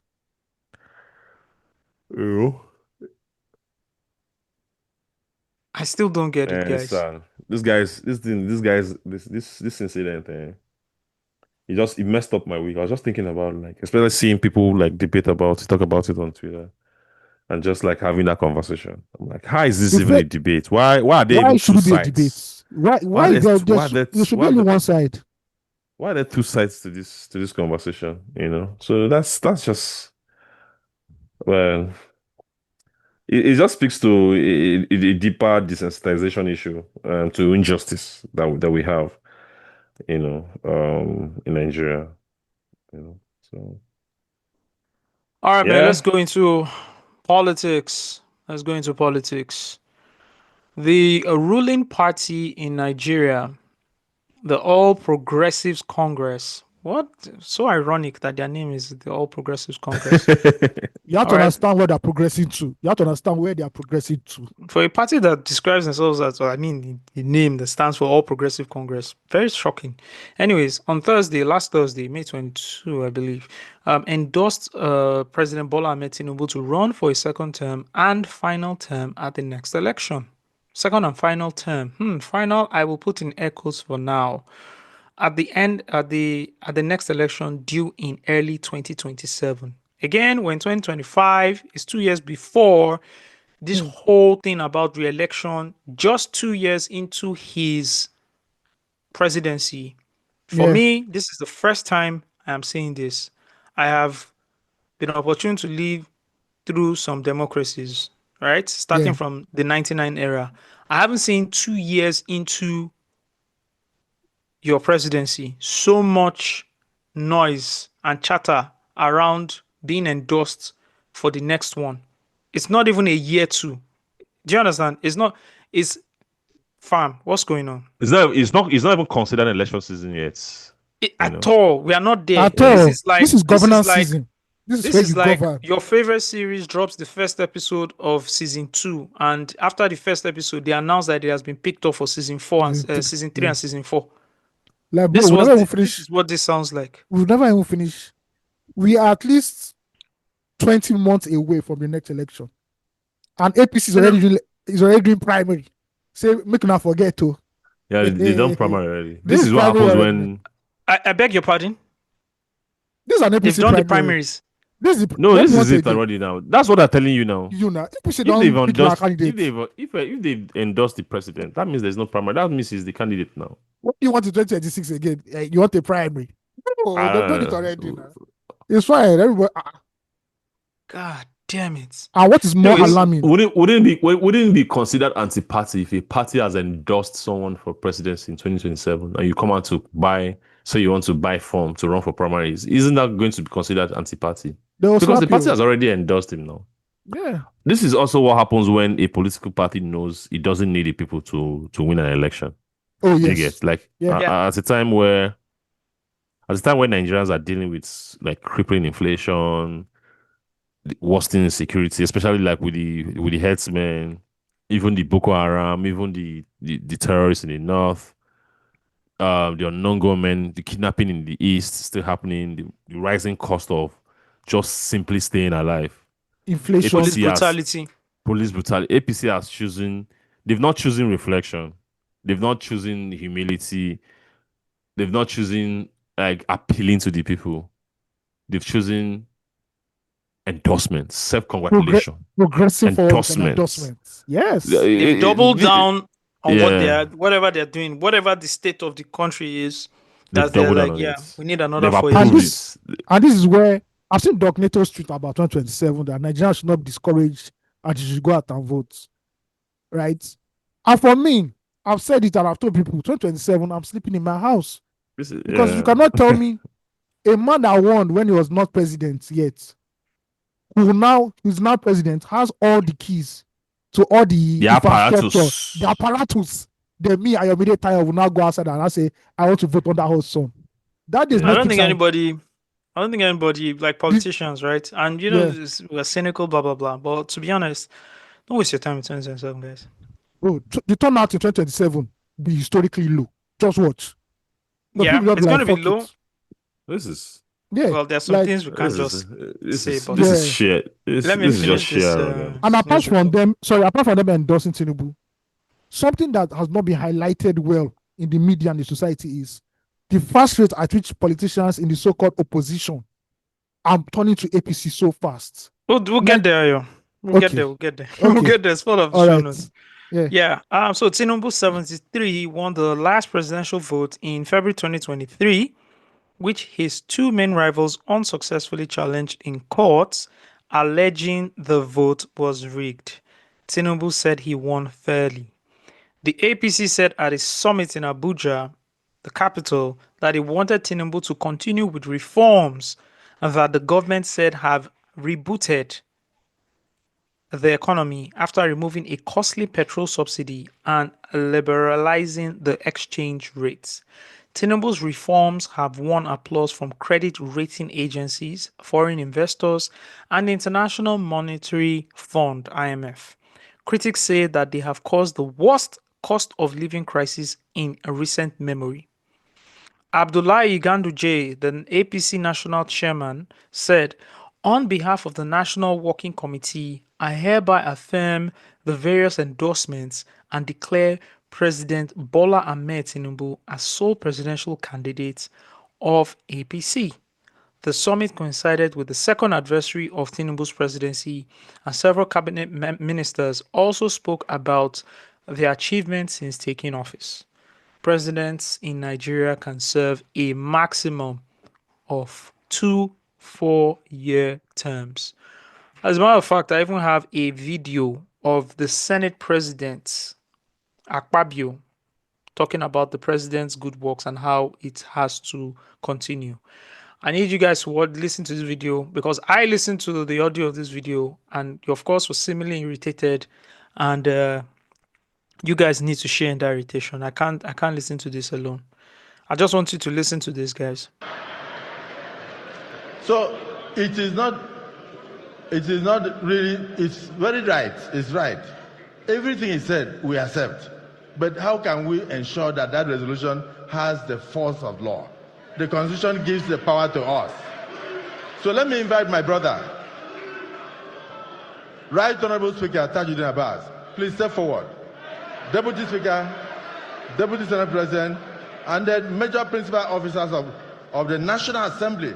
It's your voice that Nigerians are waiting for. If this president has done well, is it not all that will say so? If he has not done well, is it not all that will give him notice of impeachment? We are not giving him notice of impeachment. We are giving him notice that it was difficult for you in 2023. But in 2027, I see everything turning around. I see everything turning around. The number of states that are coming to join you. As I was leaving, one senator was dragging my dress today. He said, "Please take me there." I said, "You can't come now." And he is a Labour senator. I don't want to mention his name. But These guys are just imagine. having fun. He's a Labour senator. He said, "Please, I told you since now I would have joined you. What do I do?" I said, "Wait outside." He's in my car outside there. So in view of the political sagacity of President Bola Ahmed Tinubu, in view of the fact that despite very difficult times, he has been able to set Nigeria on a path of growth, confirmed by the International Monetary Fund. In view of the fact that Nigerians are grassroots people, are very excited. In view of the fact that even the members of the National Assembly and senators said they have never had it this good. The leadership of the House of Reps should join me. I want all the members of the National Assembly of the APC extraction to stand up wherever they are. I want the distinguished senators to stand up where they are. And you will re-echo what I'm going to say. Those who love you will also join. I want to move, and let it be moved, that not only will President Bola Ahmed Tinubu be a sole candidate for the presidency in 2027, but he will also be a sole candidate for the whole Nigerian population, because all other political parties have been torn into shreds. I went to my state and I saw the umbrella at the PDP. It has over 100 holes. And very soon you will hear. I'm not the one to break the news, but I know the national chairman has already broken the news that everything in the South-South has collapsed for you. And that is the same thing that is happening in the nation. Nigerians are saying that because you have done a difficult job well, that it is time for us to reward you by sending you back to the presidency for a second term in office. I move, therefore, as the Senate President of the Federal Republic of Nigeria, that Mr. President return, one, as a candidate of the APC unopposed, and secondly, as the next president for a second term. Yep, you heard it from the Senate President himself, Senator Akpabio. You listened to that, right? Bro, as I was watching that video, it's just one thing that came to my head. Right? Whoa. I'm going to read to you Soldiers of Fortune, page 156. Steve, I don't know if you've gotten this part of the book. Page Finished it. 156. Yeah? You Yeah. finished it. Brilliant. You need to start the other one so that we can review We'll together. be in sync. Yeah. I just want to read this part. Nigeria Soldier of Fortune. This is Abacha in power. This was 1998, right?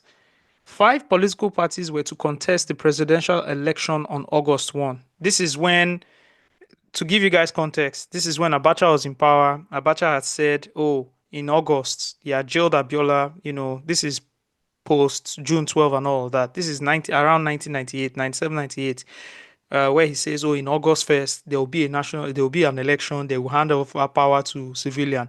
But we know, right? We all know that Abacha also had plans to do what? They were rumors. He had not confirmed. Abacha was very smart about it. He did not confirm that he was going to morph into a civilian president. But there were rumors. And all these political parties that were set up in 1996, 2 years before, all knew. Let me read it to you. It said 5 political parties were to contest the presidential election on August 1st. The Congress for National Consensus, CNC, Democratic Party of Nigeria, DPN, Grassroots Democratic Movement, GDM, National Center Party of Nigeria, NCPN, and the United Nigeria Congress Party, UNCP. Between April 6 and 9, 1998, these parties held conventions, right, to choose their presidential candidates. Only the GDM allowed nominees other than Abacha, namely the former Inspector General of Police, Muhammadu Dikko Yusuf, and Tunji Braithwaite. The government took an unusual interest in the DGM's convention. The GDM chairman, Gambo Lawan, was a close friend of Hamza al-Mustafa. Lawan and al-Mustafa flew together with members of the GDM National Executive Committee in the presidential jet to the party's convention in Maiduguri. Now, Mark Solon writes, all 5 parties chose Abacha as their presidential candidate, even though he was not a member of them. Do you understand what is happening? There's a military president who says, oh, we're handing over to civilian rule. But there are rumors that he wants to become a civilian president. You have 5 political parties who have been legally registered and told, go and get your presidential candidates. All 5 of them said Abacha is our presidential candidate.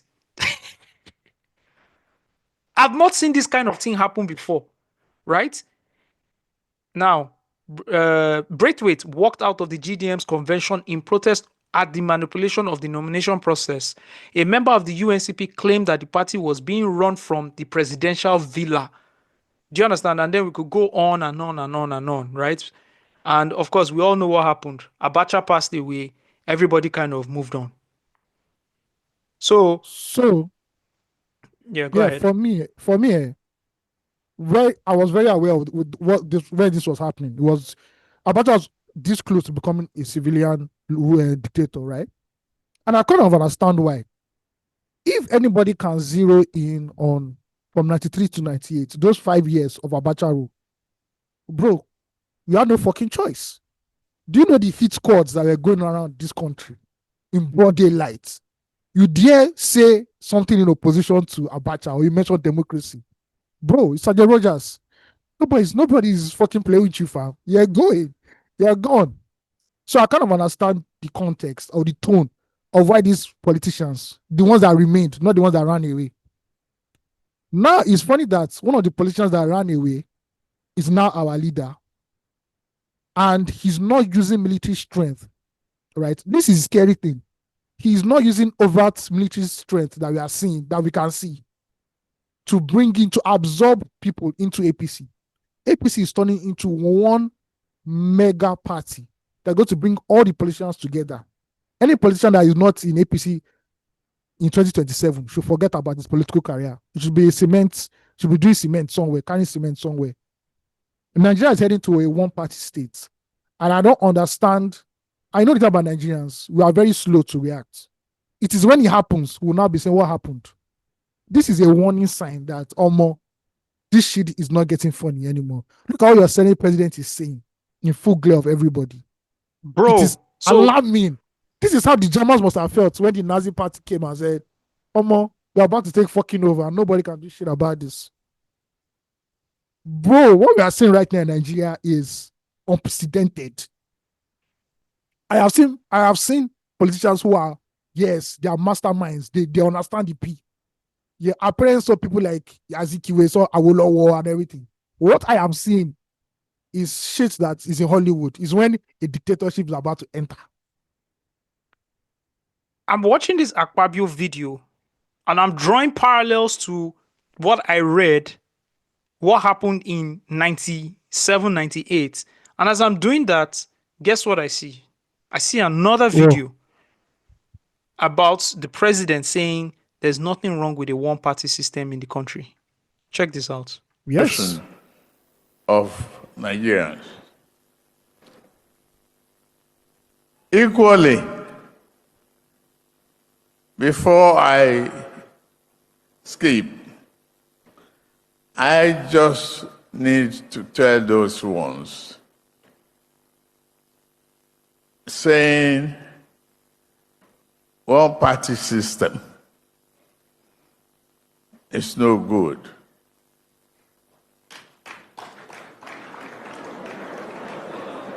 It's one party ruling and driving the aspiration of Nigerians. Where do they start? You don't blame a people bailing out of a sinking ship when they have no life jacket.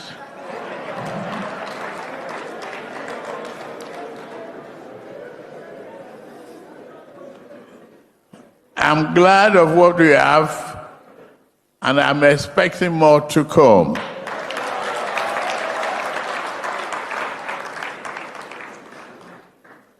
That is the game.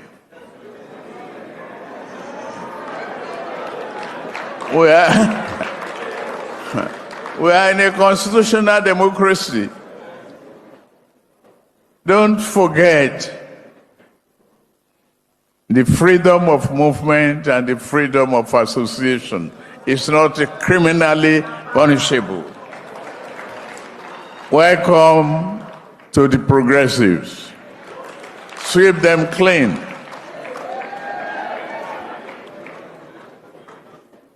Fellow members,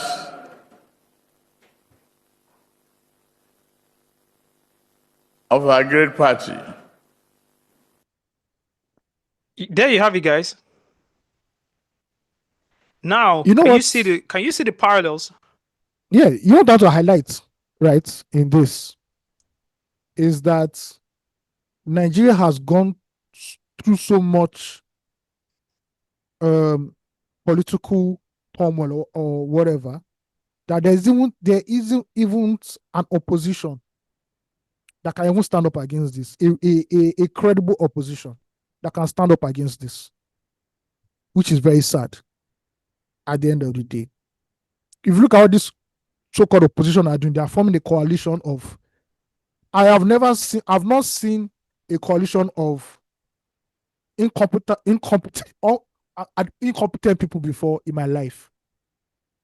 Atiku is this way, Obi is this way, Erufa is this way. These three people do not even match at all. This just shows you that there's no hope for 2027 or even beyond. So who are we kidding in this country? At least during Abacha's time, there were people outside, the people who ran away. They were still saying they were protesting that no. But now, where is the opposition? Where are the real people that are even the voice of justice at the end of the day? There is none. It's like this class of politicians entered into power after 1999, and the people after them, there's nobody else saying the truth anymore. If people are still expecting people like Wole Soyinka in his 90s to be rising up and to be protesting, then we as young people or this generation have failed at the end of the day.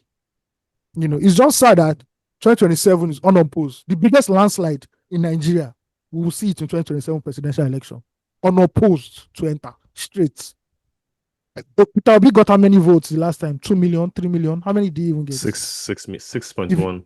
If he gets 1.5, his guardian angel is strong. I don't think they will touch his. I'm not sure they will touch his votes. They'll just increase their own. What's Steve saying? They'll just increase their own. They'll That's You the know, thing. Steve That's what I'm comes with saying. these analogies Baba. at times. Then he tries to make it look like They you will come with slash these it. things where Baba, Steve acknowledges evil, but then he then thinks like evil plays a fair game somehow. What Steve do you mean doesn't they won't touch slash his this votes? thing there. No. They will don't- just increase their own. I don't get when you have a He's not getting. Steve. Don't worry, it's me and Steve's. Another thing that's funny to me is how you see these like pro APC guys on Twitter. They are going to snatch ballot boxes. Oh, okay. They are going to fix results. He said they are not going to touch his own votes. They will touch the result. Do you understand the level of debauchery, the level of madness that is going to go on in 2027? You think it's just inflating numbers that you think is going to happen in 2027? Sorry. What's funny to me is how you see like the pro APC guys on Twitter, on social media, just being excited, celebrating politicians defecting from the opposition to join them. Because I'm thinking about it from my own perspective. Like if I'm supporting, let's just say Peter Obi won the election. I wouldn't be happy seeing every politician in Nigeria defect to Labour Party. Because I believe that because I care for because I care about fairness, I care about democracy, I care about good governance, defections like that wouldn't bring me joy. I will be concerned about it because democracy and good governance thrives when there's strong and credible opposition. When everyone starts flocking to one party, especially not out of ideology, but because of like political survival or convenience, like my former governor, right? It weakens check and balances. It weakens accountability. It reduces accountability, and it kind of like eliminates that, like what Ayo was mentioning before, like the diversity of opposition voices, right? Where nobody just complaining, everybody's just trying to align with power. It does not make sense, right? So I see them celebrating it. I see them, all of them, they celebrate it as a win for their party. But can you just come out and admit fully now that you care about your party and not about Nigeria? So that we'll know, so that when next time I'm having a conversation with you, I know that I'm having it with somebody who does not even care about the country. They're just for the political party. Because sometimes these people just try to come out to say, oh, they love Nigeria, and that's why they're supporting somebody who can fix the country. But if you support and love the country so much, you shouldn't be happy that everybody is defecting to your party and the opposition is just being eroded and just being stolen, you know. And just what's just happening is just sharing our resources. Like the reason why everybody is just flocking to APC is because they realize that that's the best place to go and get the share of what everybody is sharing. That's where the tap is. That's where the tap is. That's it. That's why everybody's going there. You know, it's just funny when you see them celebrate it as a win. I'm like, oh, these people don't know what they're doing. You know? For me, right, and for everybody concerned, I don't think it's anybody like a regular Nigerian like us, right? I think it's our business. Anybody's in any political party. My business is whoever is in power, just deliver on your work. Whether you're in this party or you're in that party, it's not my business. But like as it should be. My business is this is my governor, or this is the senator representing me, or this is the House of this is the rep member representing my constituency, right? They are delivering their work. I really don't care which party you belong to. I just need you to deliver on my work. So if you're cross-carpeting, it should not be my business. I care about it because as a player, I would only care. Sorry, Steve, let me just okay. add a caveat there. I would only care if you were going to a party and I knew, oh, this party has this ideology and this ideology aligns with mine. Then I'm caring, right? Which you see in the US, Democrats and Republicans. You know, okay, if you're a Democrat or you identify as a Democrat because those are your ideals, and then a Republican is coming into power or your Democrat is moving into the Republican Party, you are worried because your ideals no longer align. These political parties in Nigeria, including the Labour Party, have no ideals. Let's keep it a buck. I don't know one political party that has an idea. They've cross-carpeted so much, all of them, right? It's like you have I used to have Coke and Fanta or Coke and water in two different glasses. And then you start mixing it. Both of them have the same color. That's where they all are. All of them. Another thing I wanted to say is that all those guys that climbed the stage and they were talking, and most of them, who do you think comprised of those political parties that had endorsed Abacha. This is them now. If you can't check the names, it's them. You understand? You know this thing now, Steve. Steve will just come and say, "Oh boy, this guy that's here, this guy has been playing in this circle since pa. Bro, you have a bunch of Luka Modrics in these political parties. They've been playing forever, and they are not ready to retire." No, they bring their children in. Steve, So you wanted to say something? I was just saying that why it's so important to me about like political parties or position is just because if you're a player and you're playing and you know that there's a stronger player, there's another bad guy on the bench, you have to be at your best all the time. Because you know that if you're not at your best, the coach is going to bring you out and subbing the other guy. That's why it's just important to have like a good opposition, like very, very credible opposition in a democracy. So that's just to let the people know that if they're not doing well, you're going to be voted out in the next election cycle. But Thank you very much for Steve. Yeah, Thank you. Let me give you a quick rebuttal to that. That makes sense. Do you understand? Because if you're in one political party and you have another one, and then that person is showing more, it's credible. It's credible. And all of that. But guess what is happening now? The person that then beats the APC guy is still cross carpeting to APC. Yeah, that's the thing. That's the. I'm that's waiting the for. I'm all eyes on. Ayo just mentioned some of the governors, right? We know Governor Eno of which state is that? That's Enugu State, right? The pastor, the pastor governor. Yeah. No. Yeah. Which state? Akwa Ibom. Sorry, Umo. Akwa Ibom. Sorry. He's in the PDP. He just announced that he's going to APC. And then told all his commissioners to join him. Either defect to APC or resign. Bro, is this not against the law? This state capture, bro. Bro, we've just been discussing state capture in the last 15 to 20 minutes. And you know what? Going back to what you said, Osagie, right? We don't have political parties in Nigeria. We have political platforms. And that is why it's easy now to see what this grand design is heading to, which is, and these political platforms were never there to serve Nigerians. They were there to make money from politics. Now, what this administration has done is that, this is where the tap is. So everybody should align here. If we do not align, they're not eating. And everybody now, like, we don't give a fuck. It's now becoming clearer to see that despite these so-called party differences, the average Nigerian politician does not care about the people. Has never ever cared about the people. And this is what is clear is very clear for everybody to see right now. 2027, there's going to be only one party. Any other person that's doing that, maybe Showore and Obi will have the other ones. I don't consider Atiku an opposition. I just consider him as somebody who has too much ego to align himself with Tinubu at the end of the day. So I've never really bothered with Atiku. Maybe only Peter Obi and Showore remain as opposition. Apart from that, good luck, one Nigeria.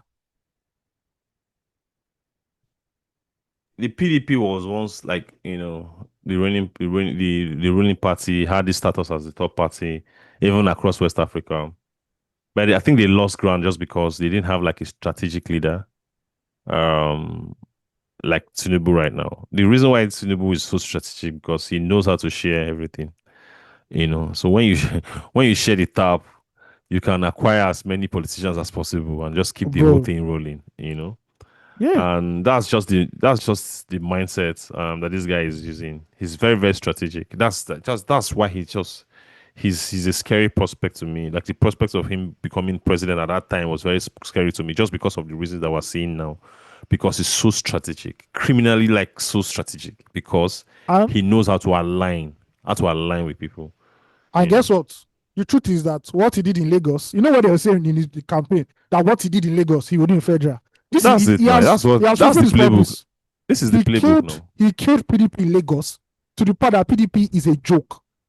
Even children, kids know that PDP is nothing. I think he was the one that was even deciding the PDP governorship aspirants in the state. Steve, the PDP governorship candidate for the last election went to Aso Rock, kissed the ring, and said it's now APC. It was hosted by Olufumni, I think, last week. Yeah, so Olufumni came and said, you come. Olufumni came and said, my boy, come. Yeah. The when we PDP used to ran a Nollywood actor as the as the deputy governor deputy, governor. as the aspirant. running A mate. Nollywood actor Look at what That was Tinubu who it. did. is still That was who is still a Nollywood actor. I'm not saying Yes. was a that's Nollywood actor. Who is still a Nollywood actor. She was shooting that was during that period. The that productions was in during that period of the electoral campaign. that was Tinubu's play, to be very honest. Like that was the only thing scary about it. Like No, in everything that people talked about Tinubu for like ahead of the 2023 election, my biggest fear was just what was happening. He knew how to be like he knows how to be strategic and how to like keep everyone aligned and happy.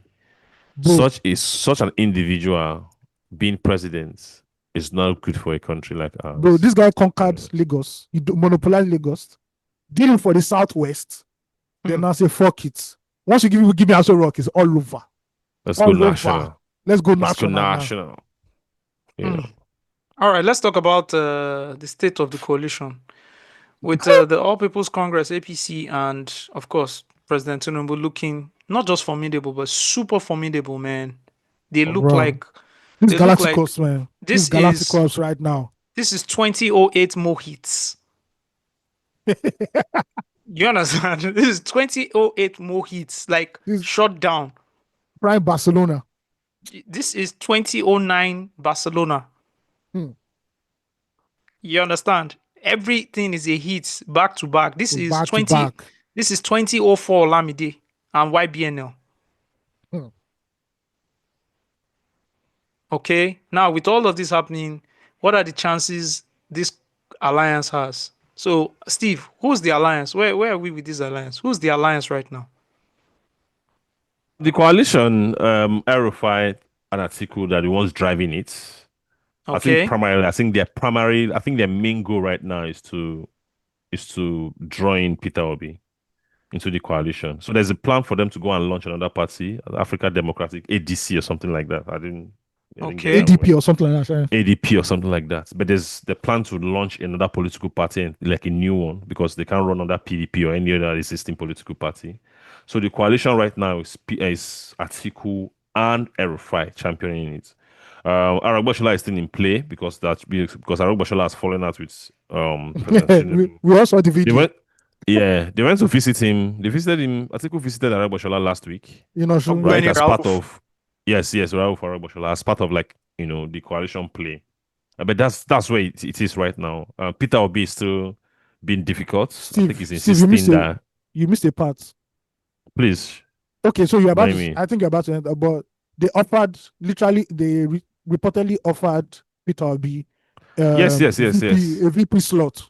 A VP Atiku- slot, and I think Atiku- he's turning his down. And Atiku promised that he only do one term, which we all know is a That's lie in all. Nigerian politics. Nobody does one term. So, You know yeah. what? This coalition thing, is sure needed because it's obvious PDP or any single political Yeah, entity PDP is dead. PDP is dead. will not. They do not have a structure and manpower right now to even compete with APC. It's not even a. They don't have the conversation. legs. Especially with Buhari now, especially with Tinubu collecting politicians like Infinity Stones, right? Yeah, and we can do the So- inside work. We can damage Yeah. PDP from inside. So why coalition is important? It has to be very, very strategic, not emotional. Hmm. This coalition looks very emotional. One, because Yeah, first of all, it's because of Erufai. He's trying to get back at Tinubu, which is number one. And two, is emotional in terms of ego. Atiku still wants to be president, yeah. right? Peter Obi wants to be president, right? But something that is very, very smart here, the only person who's been smart here, I would say, is Erufai. Because Erufai is looking to build a structure that will propel him when the power is supposed to return to the north in 2031. So this is how it's going to be. I think Erufai is the one trying to make a strategic play here. He's smart enough to know that 2027 is gone. It's simple. He knows. It's simple maths, right? He knows. If Atiku can't get Aso Rock in 2027, he will be 85 in 2031. Surely. Nobody is At that that point- delusional to think they can be president at 85. Come on, Bro, 5 years it's from Atiku. 90. Bro, No. Is Atiku? I don't think he will be. Especially him even say. I think even him saying he will only do one term has to, I think he's considering also his age. So the play for Erufai will be support Atiku in 2027, knowing that Atiku can win. right? While continuing to build a movement for himself ahead of 2021. That's for El-Rufai, right?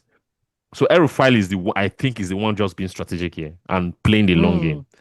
For Peter Obi only has 2027 as an opportunity because power is expected to return to the north in 2031. Yeah. So he won't be in play in 2031. So that's the problem And that with this is not coalition. negotiable. So, yeah, of course. So that's the problem with this coalition. It's filled with people who do not have a chance. That's why I think it won't work. For 2027, Peter Obi has every right not to agree to be a running mate to anyone, especially Atiku. Obviously now. I put 6 million Like, now. Are you even with joking? Atiku's, thank you, even with Atiku's structure, his money, his finances, his power, and everything in 2023, Atiku did not beat Obi with up to 1 million votes. I think Atiku had like 6.9. Obi has 6.1. If you consider how organic that movement was and being a first-time runner without a structure, Obi has every right to say, this coalition does not pay me in 2027. Yeah. You know, so that's how I think that's how I've analyzed it. I think El-Rufai is playing a long game. Aside from being emotional and trying to get back at Tinubu, he's also the one to benefit more long-term from this coalition, more than any of them. Obi can't run in 2031. He can run, obviously, as a citizen of the country. Everyone has the right to run, but politically, the northern, do not accept it. They expect power to come back to their region in 2031. So they are not even going to answer anybody that's from the south. Yeah. So and you remember El-Rufai hinting that the problem he has had with all the investigation that done on him, all the reports of him mismanaging fund as the governor of Kaduna, that's come from the NSA guy. Ribadu. Because Ribadu is eyeing. Yes, who also wants to. He said it on his interview that Ribadu wants to be president. That Ribadu is the one who's in charge of those, in charge of tainting his name ahead of 2031. So that's to let you know that El-Rufai has been thinking about that election. So having a coalition now supporting somebody for 2027, which they know they don't have a chance, is beneficial for building a movement for 2031. And I think El-Rufai is in the perfect position to benefit from this coalition. That's just my analysis. So El-Rufai, would he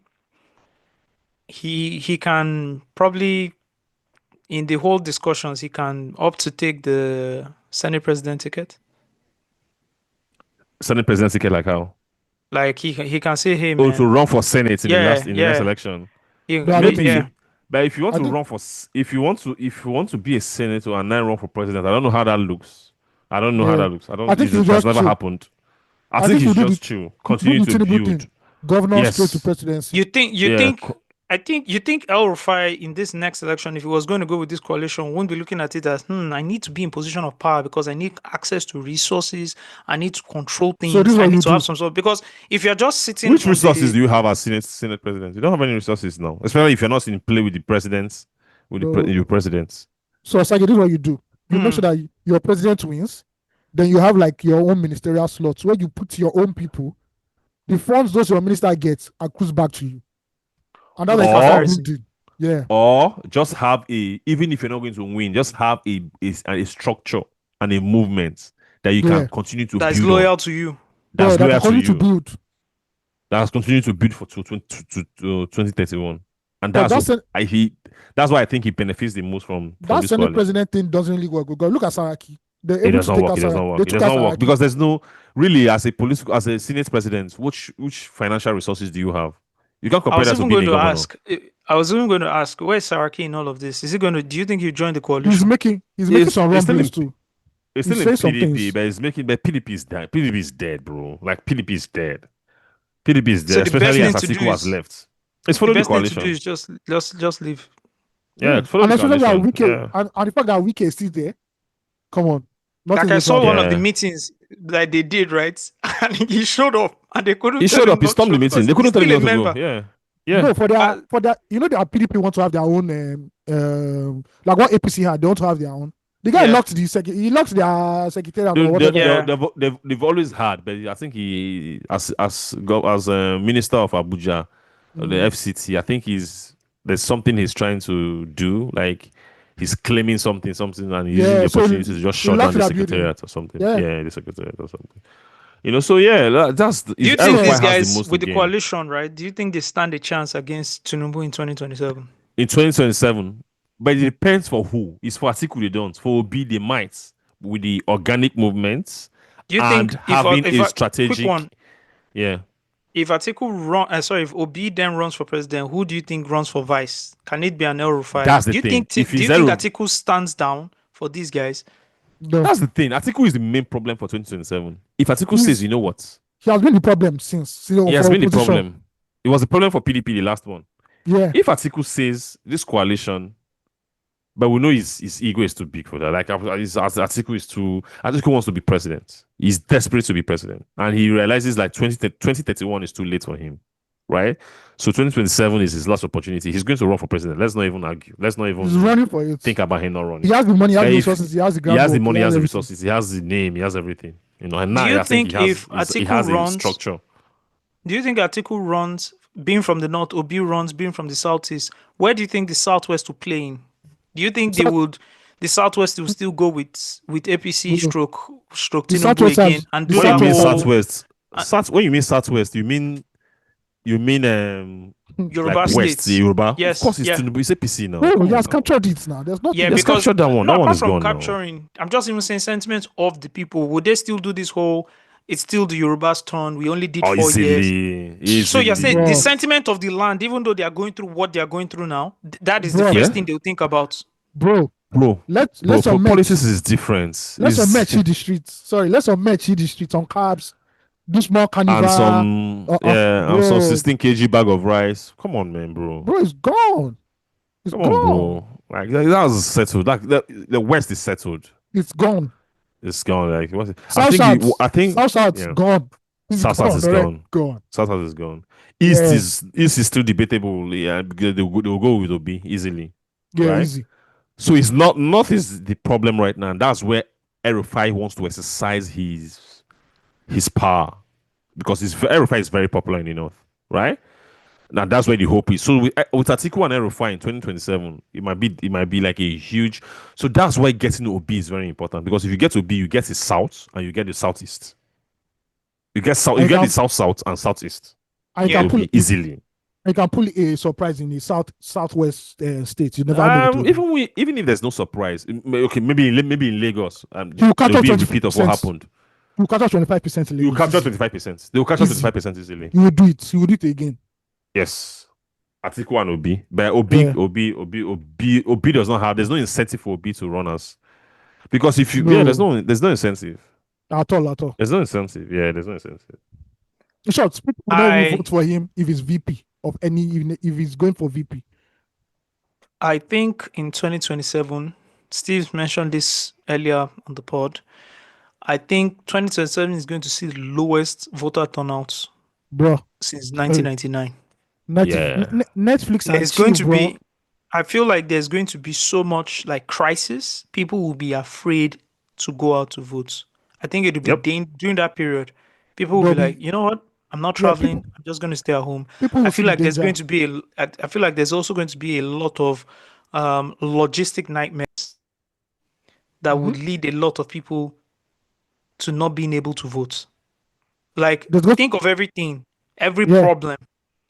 And again, I might just be pessimistic, but You I've have seen to. this thing happen too many times, guys, for me to not start to think in this way and in this manner. Osagie, you're forgetting one thing too. Yeah. Voter apathy. Like we don't just care anymore. Do what you want. You've done your worst already. You've crippled us economically. So what's the point? There's no hope. Like for someone like me, what's the point? I can see the playbook already. So what's the point? What am I doing again? Well, Obi says he's still running on the on the platform of the Labour Party. Which So is let's see how sad. that goes. I don't think they have the. I don't know, man. It's just crazy. Atiku just needs to take a chill pill for things to actually go the way Bro, they should. That guy needs if to Atiku didn't do disappear. it, if he didn't do it in 2023, he's never going to do it again. Hmm. 2023 was so like confusing because You didn't expect like Buhari after Buhari 8 years. That's the northern leadership of 8 years. You expected people to vote for you again. That was Like so you tone expected to deaf. come to. That was so Tone deaf. Tunde from Tatiku. I'm like, It's actually Tunde. 2023 was when I knew that this man is not ready. It's not ready. Yeah. Because for 2023, you'd seen the sentiment, you'd seen everything. Buhari had just done 8 years. People wanted to move on to Even as a country, like you give consideration to other region. Like, why would you come out to say as a northerner to even what even gives you that's like it's just arrogance at that point. To say you want to come on now. You know his defense. He said that in PDP they do power rotation. That the last president they released that they had was a Southerner. So, logic of Kagawa. Yeah, logic of Kagawa. Right. Oh my God, you guys. Okay, man, let's touch on one more topic when it comes to politics. Guys, did you see Ireti Kingibe's comments on Nigerian youth? I missed this one. I'm surprised I missed it. What did she say? That woman is she's doing falafelu. She's from the opposition one day, then one day she just entered. I tell you, you don't know where she did. She's been a politician. Right.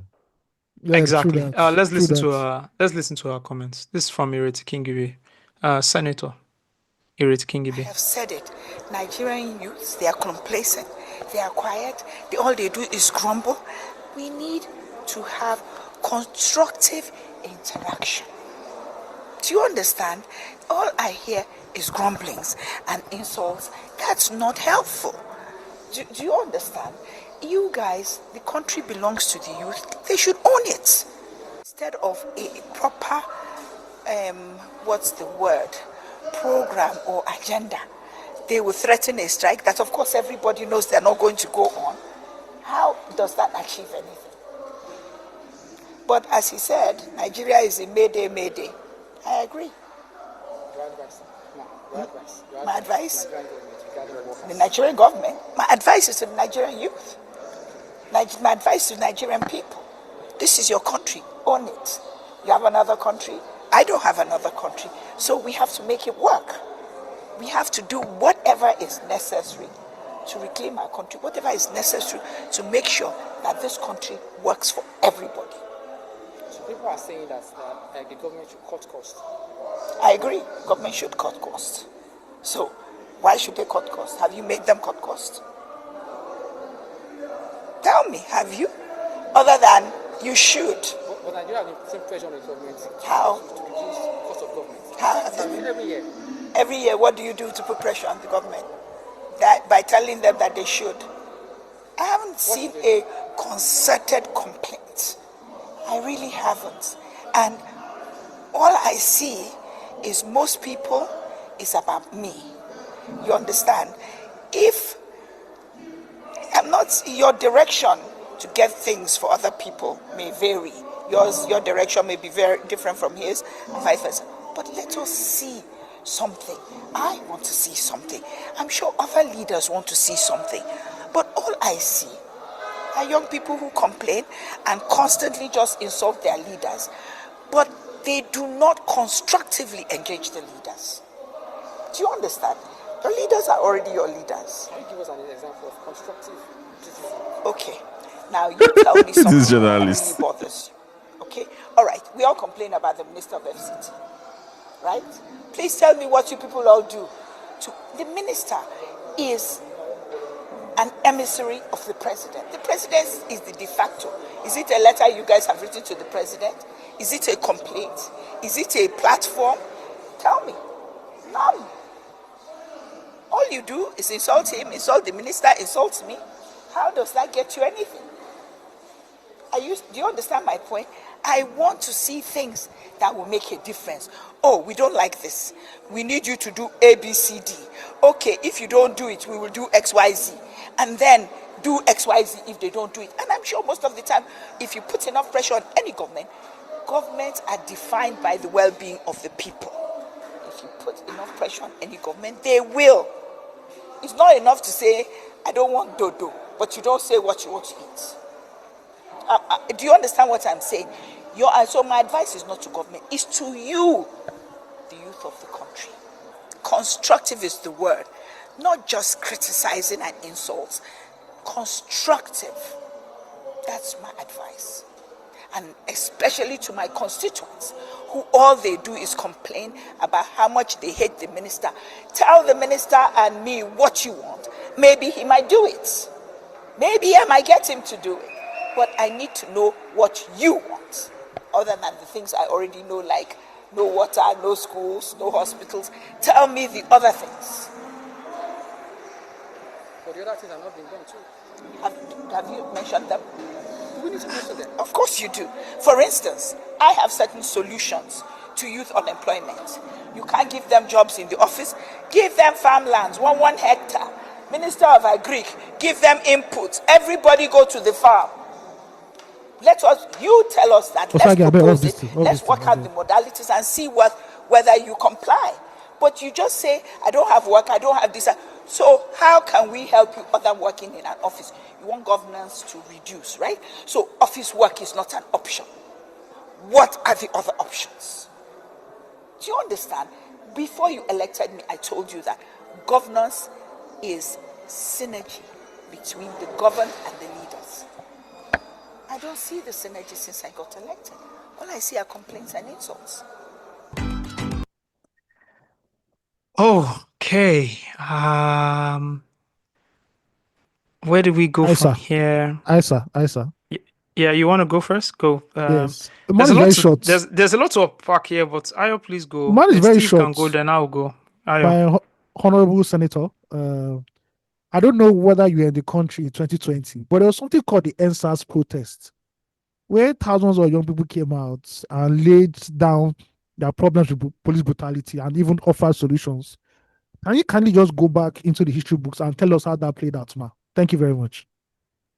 Okay. Thank you, Ayo. Distinguished panelists for your submission. Mr. Dede, you can take the podium and deliver your speech. I've seen hypocrisy in Nigerian politics. Like, I've seen it a lot. This one is different, man. Like, this is elite. Someone saying that Nigerian youth do not challenge, and she's the benefactor of the most recent Nigerian challenge that we had from young people.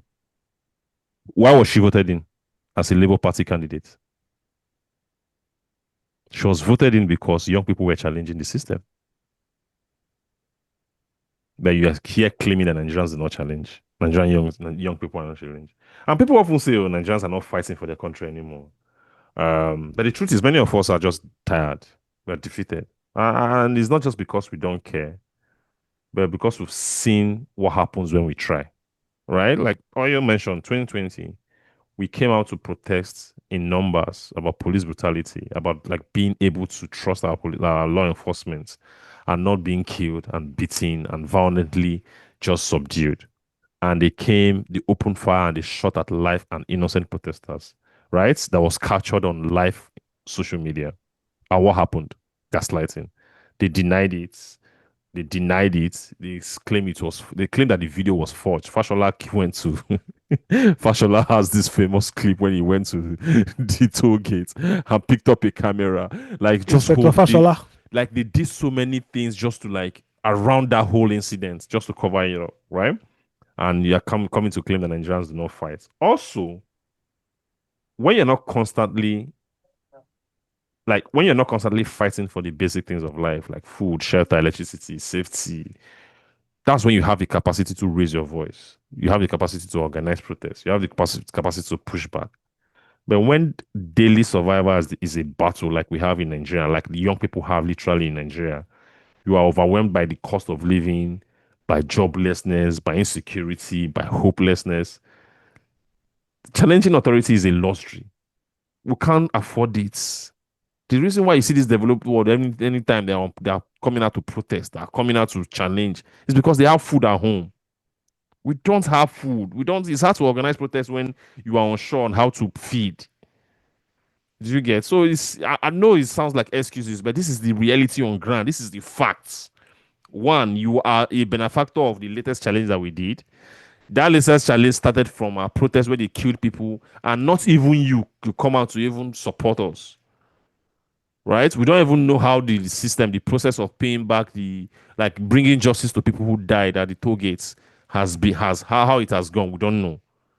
Two, we are defeated because of these things that I was saying. And 3, it's hard to challenge when you are hungry. It's simple. Sucks.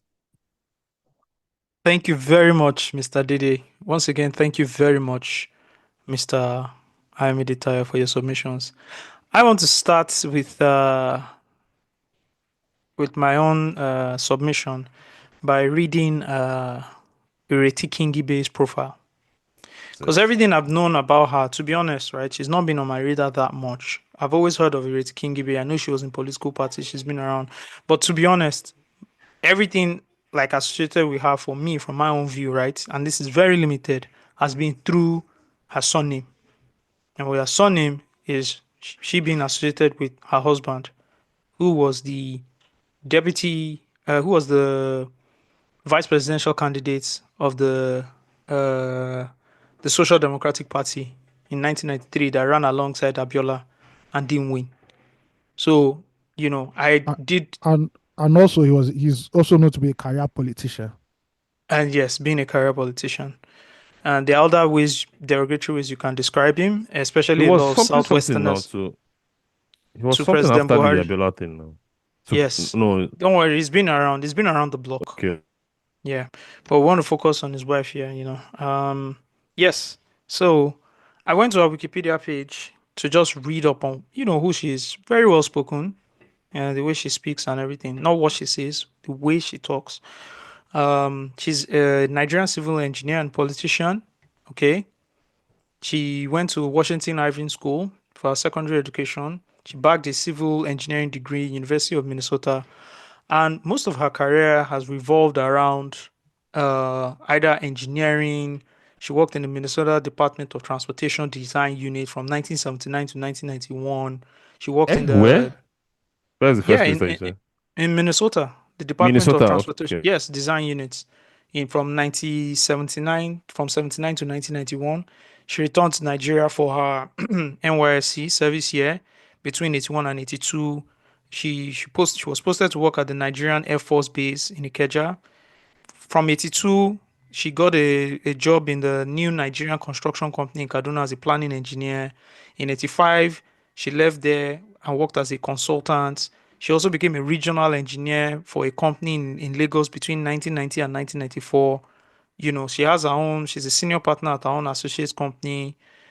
Like, do you understand? Well-read in that field and all of that. Of course, she moved into politics in 1990 when she became the advisor to the national chairman of the SDP at the time, right? So her husband ended up being the vice presidential candidate. She was the advisor to the national chairman at the time, you know, and then you start to look at these people. Like I always tell you, any politician that speaks, right, and you have a problem with it, all the first thing you need to do, and shout out to the Max Olumbooks because they kind of give us that insight, just go back and start looking at the person's profile and where they've been and what they've been up to. She, from the SDP, she moved to the All Nigerian People's Party from 1998 to 2006. Then she was in the PDP from the 2006 to 2014. And then in 2014, guess where she went to? She went to the APC. She was in the APC from 2014 to 2022. Surprise, surprise. Right? And then it was from there she went to Labour Party in 2023. And we all know how the effect of Peter Obi helped a lot of political aspirants who were under the LP umbrella. I mean, even Steve and his guys who they supported, they all supported somebody in the PDP, but they all forgot because they saw LP and they just voted for another person. We saw this happen in Etiosa local government, where even supporters of Banky W forgot. Because everybody just said, you know what, LP Peter Obi. So we understand how some people, and I'm just saying, we understand how some people got into political office off the political clout of Peter Obi. That is one. So I just gave you a rundown of how Wikipedia. The only thing Wikipedia didn't fail to explain to us or just state here is how shameless this woman is. That's the only thing that the Wikipedia, failed to describe here. You look at all the things she said now, And this is what Nigerian politicians do. They gaslight you. They make you feel like what you are doing is not enough. They make you feel like the social amenities that has been designed for you to have, that has been paid for you to have, that your taxes pay for you to have, all these things, right? The absence of these things is because you've not pushed hard enough for it. How much more do you want us to work? As a Nigerian, all you need to do is go out, get a job, finish school, work, pay your taxes. Everything should be, at least the minimum should be provided to you. I don't need to be calling anybody out. I don't need to be marching to anybody to provide what has the Constitution says has been provided to me. So now you are telling me that corrupt practices, I need to challenge it because they exist. Not that they need to cease to exist, but I need to push for and challenge it. Because that's what she's saying. We can play the video again. He said all we do is what? Is complain that we're complacent. After you complain, what? That we should give demands and do what? I already explained. Police were killing people because they had tattoos on their body and dreads. They were taking their phones. They were robbing them. I've been a victim of police brutality. They threw me in the bus for hours. Everybody on this call has been a victim of police brutality or extortion, one way or the other. People came out and said, enough is enough. What did they do? They harassed them. They shot them. Guess what I did? I did some research. I did some research on Madam Kingibe's, Senator Kingibe's comments on NSAS. Guess what I found? Guess how many stories I found? How many? Just guess. How Not many? one freaking story. Zero. Exactly. The same amount of empathy this woman has. Zero. Not one comment publicly condemning anything. Not one. Why? Was it because you were under the APC at the time? Tell me. I'd like to know. Obviously. I really like to know. In 2018, this woman said, in truth, the government has achieved a lot in agriculture. I'm sure everybody will agree with that. The government has reduced our importation bill. We have done a lot through, though some people will say not as much as we have done. I'm not saying there is no room for improvement, but there is. Right? She says, given 4 more years, we will certainly meet the expectations of the people. Lying through your teeth. But then you cross capital to LP. Won the election off the bat of what? Political clout of somebody else. Then double back and come and do what? And then come and gaslight the same people. Steve just broke it down. Oh, do more than complain. The people did what? They took action. They voted for who they wanted to vote for. That's how you got into power. And the thank you give the people is by doing what? It's by gaslighting them again.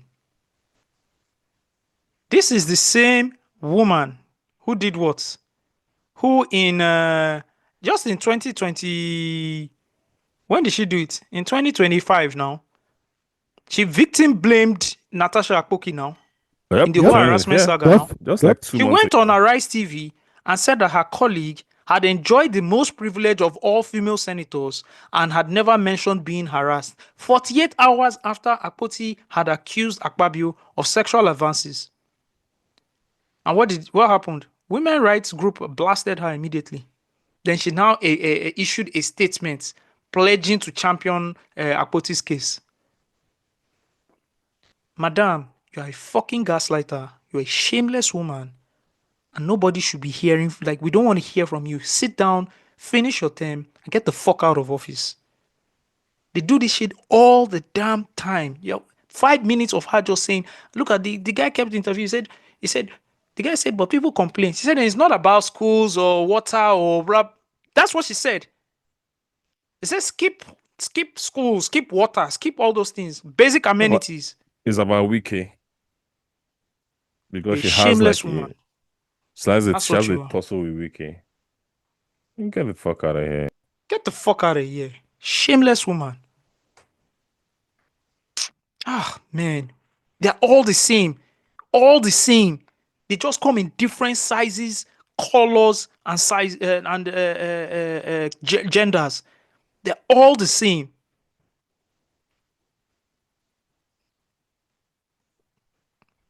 Oh. Should we take a music break, guys? That's true. Not taking a music break. It's needed. Come on, man. I don't tire. I have the perfect record.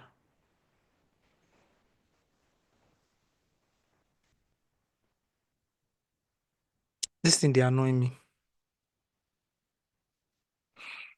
Oh, man.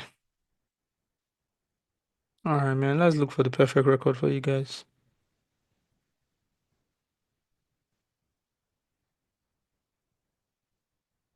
I don't even know what the perfect record is now. This guy doesn't have the perfect record. Can you imagine? Doesn't even have it on Apple Music. Music does not have anything. It's YouTube Music that you see, like Everything's all on this music, right? everything is on YouTube Music. Everything. There's no song. Yeah, shout out to YouTube Music. Shout out to YouTube Music. Because YouTube Music just basically takes the video and converts it to audio, right? Yep. Yeah, that's fucking smart of YouTube Music. And if you have like YouTube Premium, your YouTube Music, it's the same thing, right? It's the same thing now. Like they see YouTube Music, yeah. Mad. All right, man, let's do this. I think I'm in the mood for something uplifting. Let's enjoy this, guys. Records, Sombrella, Uzio, Modog, Echo Willis, F-Rebo, you go Undo, F-Rebo, say what? F-Rebo, you go Undo, F-Rebo, say what? You go Undo, say what? F-Rebo, Oh my god. F-Rebo, you go Undo, F-Rebo, say what?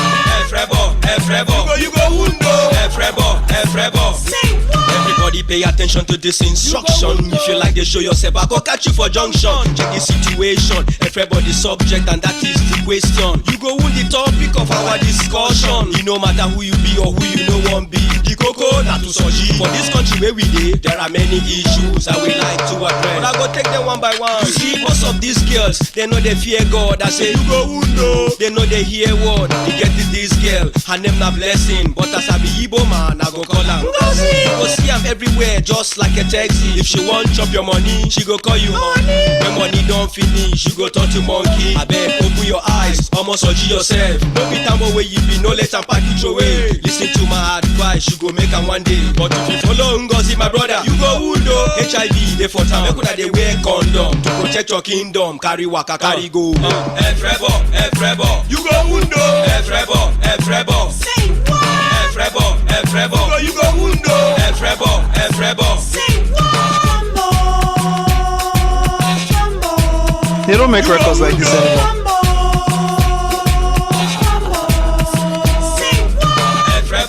F-Rebo, you go Undo. F-Rebo, say what? F-Rebo, you go Undo. F-Rebo, say what? Make you no sleep for your house for this weekend. If they happen for my end, come you go see them. Yes, them go plenty, you no go fit to count them. If you know sabi scope, you got yourself to blame. Cause horrible like bad girls, them go yakba. Ask Ifani whether him go biakwa. You no go come, that now what we call yawa. You will be woman rapper, a man lapper. Pata you go fight for them, no yawa. Yeah, everything done set for yeah, kakaraka. Bubbles they come, they waka with their babe for size, some they come. Yeah, they waka all alone like that, some even come. Tell me them forget their babe for house, them they rush. Yeah, you meet up with the time where you talk. You lose your girl for house, you no go lose. Yeah, but if you get confused for here, you go wound. Come on, make up your mind, show me which one you go choose. Oh yeah, grab a pattern and make you start to groove. Cause people they wound, some just cack they look. You go wound though. F-Rebo, you go Undo. F-Rebo, say what? F-Rebo, you go Undo. F-Rebo, say what? Thank you very much, DJ Stramborella featuring Uzio and a verse we didn't hear from Modog. Man, those were the days. I know why that song can never be. It's not on DSP right now. Declaring. By example. But that it's not Haru Kelly's beats. They will have like 4% of the record. Wait, the beat. Where did they get that beat from? Bang, bang, dun. That's Sean Paul now. That's Sean Paul now. Is that not Sean Paul? Is it Sean Paul Haru Kelly? Is it Sean Which Paul? Haru Kelly record is that? I can't have the dancer. It's not a snake. You guys move your body like a snake. That's snake, right? Yeah, that's it. No, that's it. No. They added Is that lean snake? back. They also added lean back again. And they had lean back. Bam, bam, bam. So go. Then you had the Lumidi. See, by the time they finish 2% of that record, Move your body like a snake. Yeah. Exactly. Yo, can y'all hear me out? Okay. Yeah. R. Kelly snake. So you had the R. Kelly snake. You had the Lumidi. Right? That's Lumidi, right? That's Yes. that's 15%. R. Kelly's one is about because And you R. know the Kelly funny is about- the you know the funny producer about and the yeah. You know, if you know what that Lumidi record is a sample. So you have to pay. You have to pay the sample You have to again. pay everybody. You have to pay that DJ again for that sample. The guy who created that beat. Oh god.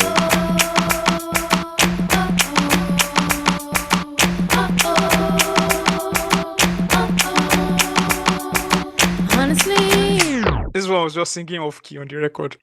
I did tell you. I had the So record. I saw the video on Twitter. I'm like, that was the first time I just noticed how off key the record was. Like, Bro, damn. that shit was off key. Somebody said that it was off key. I had no idea. And that's when I realized that it was off key. I'm telling you, she was just singing off key. You know, I bought this album. I have the whole album. It's not a bad album, Sha. But after that first one, I think they said, get the fuck out of here. You can't sing to save your life. And all of that. Anyways, man, let's get into it. Should we do This Week in History? Let's do This Week in History before we go into pop culture news. This Week in History. What happened this week in history? This Week in History. We're still in May. Did anybody die? Did anybody die? Funny enough, did we do This Week in History last week? I can't remember. We didn't do it right. Okay, let's quickly do This Week in History last week. This is last week, so May 19 to May 25, right? On May 19, Samuel Okwaraji was born. We did it. We did it. Yes. We did it. Yes. Are you sure we did it? Yes, no. Because how No, we didn't. We just no, wrote I it, know. we I didn't. know why We didn't Steve say it. thinks we did it because you copy and pasted this thing on the document. Oh, on the document. Okay. we didn't. Yeah, Okay. you did. All right. The trained lawyer started playing professional football in the 1980s and stood out for Nigeria at the African Cup of Nations in 1988, where Nigeria finished second, and the 1988 Seoul Olympics. Tragically, he died of heart failure during a World Cup qualifier against Angola in 1989. He was just 25. He died on May 19, 1964. On May 19, 1964, there was I didn't see anything about Samuel Okparaji from the from the Ministry of Sports. I didn't see anything about Samuel Okparaji from the NFF. Was there anything? Steve, can you confirm? No, I didn't see anything, but I know that if Google will give us a Google Doodle on that day. That's Yeah, they've just given Google, us I'm some not talking Google about- Doodles. Yeah, but I didn't see anything yeah. from the NFF. I'm checking the NFF's. I didn't see Instagram anything. page. I didn't see. Check if you said. Checking May 19, right? I'm checking. Nigeria, they will forget you. Nigeria. This 12th of May. Nothing from Samuel Okparaji on the NFF. Somebody that should be celebrated forever. Forever. Right? Yeah, He I'm died, not su- literally died in service of the country. Not at home. He died on the pitch in service of his Yeah. country. Oh my God. Cannot be celebrated. Man. In service of his country. Bro, he died on May 1964. That's 20 At the- how many years now? 64. At the That's National what? Stadium. At the National That's- Stadium, bro. That's 60 something if I'm not wrong, No, right? no, 1980 what? I said 1964. Sorry, 1989. So that's what, how many years? That's 34 years. 34. Yeah. Just 34 years ago. Everybody has forgotten. We've moved on. Boom, boom, boom. Okay. It's All Nigeria right. now. Value of the life. No problem. I'm not going to argue again. He was born in 1960, May 19. Okay, fair enough. He died in 1989, but I don't know which date. And celebrate his birthday at least. No. I say no. I think his death day. I think his death day will mark. That's his birthday. His death day. What? Okay. So Let's death. wait. I'm checking his death. I'm checking it now. It has to be June, July or something. I can't remember. Samuel Is that in the World Cup Okparaji, qualifier, right? August 12. August, yeah, I know it's June, Okay, July, I'm August. I'm Yeah. waiting for August 12th. August. Funny enough, I'm just going for to the national stadium, do a content without a statue there, and just Yep. post it. Yeah, Please do it, and then they'll repost. and they'll shameless people. They will not repost. Do you know They'll that actually NFF, not repost. They'll take the content off and not even mention you. NFF is so bad that they can't afford CapCut Pro when they are doing Super Eagles? Oh God. Oh, you see CapCut at the end. There was a video Yes, I saw, no. not even at the end. It's You will the see it CapCut. watermarked. Okay, put them in the same WhatsApp group with one of Joey Badas's crew members.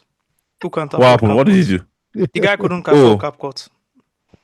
But if you use CapCut, even the unpaid one on desktop, it doesn't You automatically. can edit it. When you are doing your timeline, you can. I see it every time and I remove it from my own.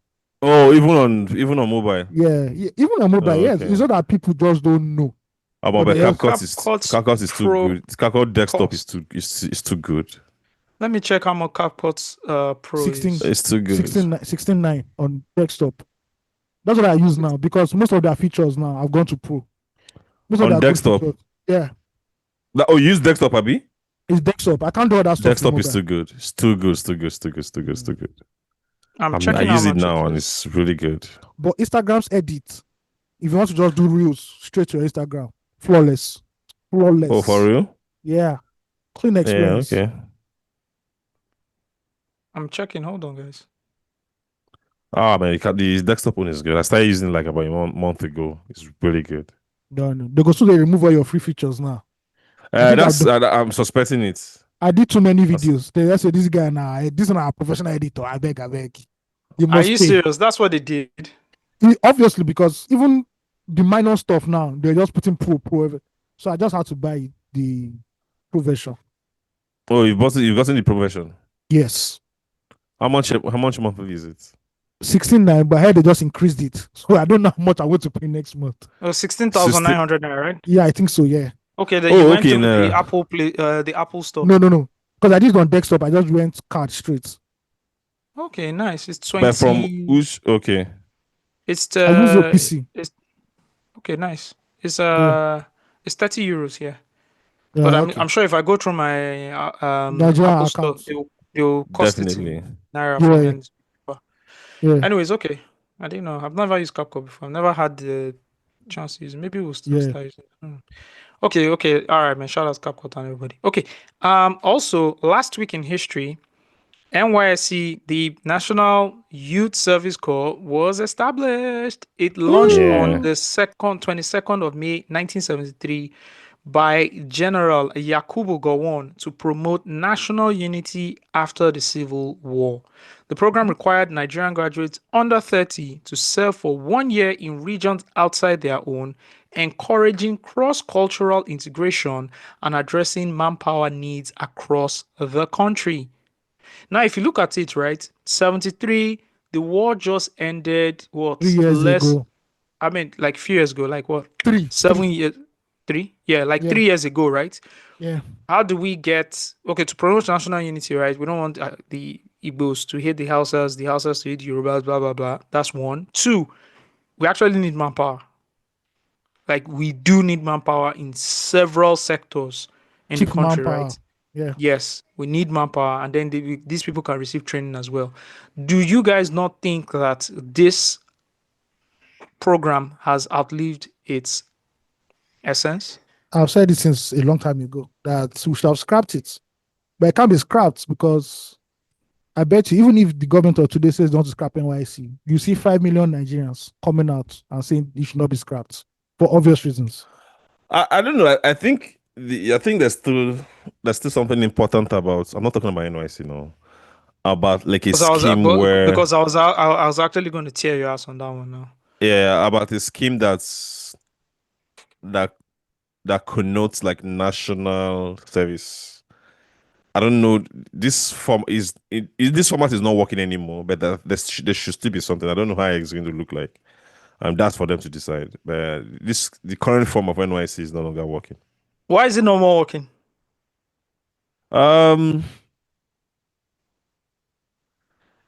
The essence of it, like especially the insecurity in so many parts of the country, is not like is no longer conducive for people to travel.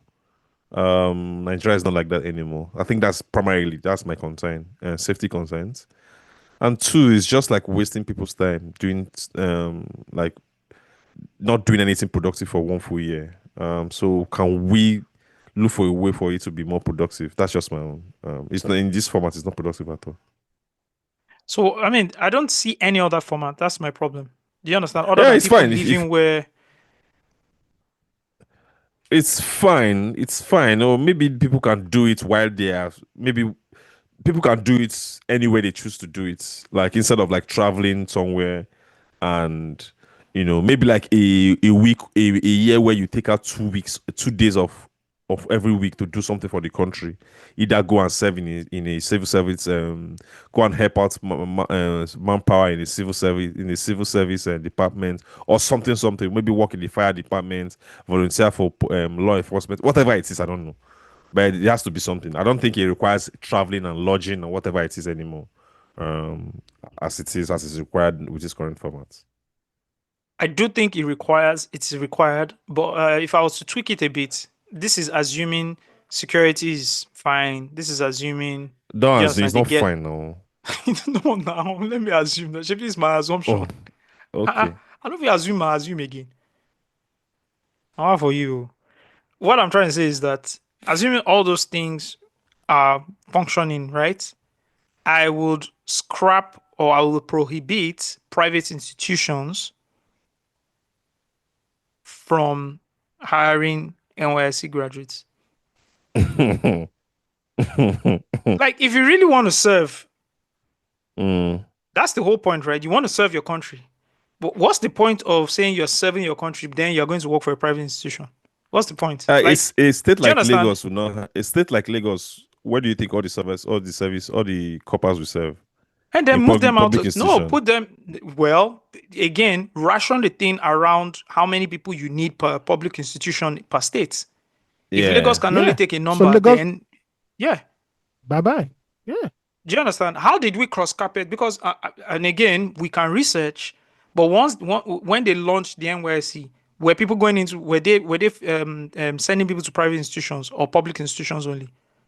Schools, civil service, etc. We need to think about it. Were people going to banks then? Were people going to? And what's the point? You say I'm serving my country, but you're working in a private institution. Bank will use coastal bus to come and carry coppers from camp in Lagos on the day we're ending. Yes, to come and pack them excitedly because you are paying them how much? you understand? You are using graduates to work. That was what's happening. Them. Yes, now. That's what happens every year now. And it happened in my set in Lagos. Yeah, you saw people who were posted to bank just waiting in queue for, like, you see this bank will have their own coastal box here. This bank will have their own coastal box here. They will come and carry all of them to the head office to start training them and blah blah blah. I don't know how it is. And then send them. I was posted to a private institution. We are M30K. It was really exciting for some months. For about 4 or 5 months, I was earning 50K as a copper. Big boy. I was like, I abandoned them. You earn 25K altogether, like no, like federal. From what they were paying me in the private institution, I earned like 25K. Mine was 30K. Now it's the same thing now. Yeah. The same thing. So both of you didn't serve your country now. Mine you got trained for your country. No, by my CDS. Put it my CDS. Excuse me. Listen to me. Excuse me. Both of you went for training. The country trained you, paramilitary training for 30 days. They're mad. They are mad. And then you people ran away and didn't serve your country. They are crazy. I'm going to write a letter to the president. Lagos, there was no training. Lagos, there was Ireti Kingibe said, I need to take things in my hands. And this is the first thing I'm taking into my hands. I'm writing them to have you two arrested. Osagie, you know that morning song where they taught us in primary school that it gives you vitamin, what vitamin again? Vitamin D. Vitamin D, that morning song.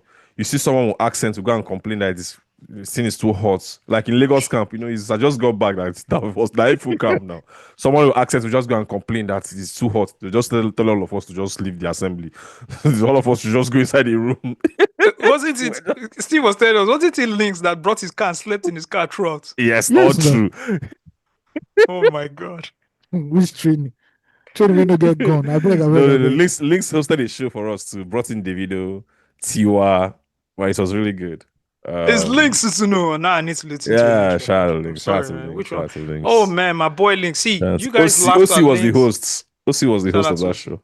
But I Shout never out liked to that us. links, so I never No, liked that people links. no, No, looked people at used to Links clown somehow. links. Oh, I yeah, used to yeah, be yeah. very, very mad because musically, links was up there. Bro. Bro, change your parade. Come on. Where is links now? I don't trust y'all. The pastor, cynical Abi? dudes. You play me like a Scammers are out. holding me, like hands on You chains. did mad. Holding me, now I'm no longer around. Shout out to Icon. And when I see you now, I'm no longer afraid. I could change your parade, change your parade, change your parade, change your parade. I could change your parade, change your parade, change your parade, change your parade. Look, baby girl, what's up, but to know? You just they push me for what, to know? Kick me around like ball, to know? You know they even give my call, to know? Now I'm over you, my moo don't overdo. Thought you were all I was into. Well, hotter girls, they want me too. Shout out to Links. Shout out to the whole syndicates. All right, man. This week in history, May 27, General Yakubu Gowon, May 27, 1967, General Yakubu Gowon redrew Nigeria's map, right? The country's four post-independence regions, the northern region, the western region, the midwestern region, and the eastern region were broken into 12 new states. These states created were Bendel, which is now Edo State and Delta State, Bendel, Benue Plateau, Cross River, East Central, North Central, Kano, Kwara, Lagos, Northeastern, Northwestern, Rivers, and Western. It was a bold move that reshaped the federation just weeks before the civil war began. Very interesting. You're looking with deep retrospect. Is there anything you want to say? Actually, no.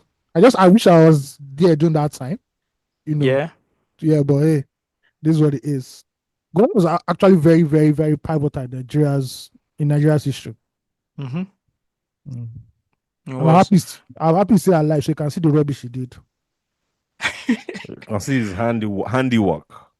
Yeah, you can see his handiwork. Just what was this? 6 years, 7 years, just 8 years later, this week in history, 8 years later, on May 28th, 15 West African countries signed the Treaty of Lagos, creating ECOWAS to promote regional economic integration. I didn't know it was that early. I wonder how that worked out for us. For those who don't know what ECOWAS is, it stands for the Economic Community of West African States. I mean, the only way, I'm sure it worked out in a couple of ways. First of all, travel across these states is sort of like visa free. Yeah, he did actually. I'm just joking. And Yeah. also for security, ECOMOG really did a lot of work in the 90s, man, for Liberia and all those other countries. A lot of peacekeeping missions, etc., etc. Yeah. All right, so they created. They take the visa fee in what they call it in medical. Yeah.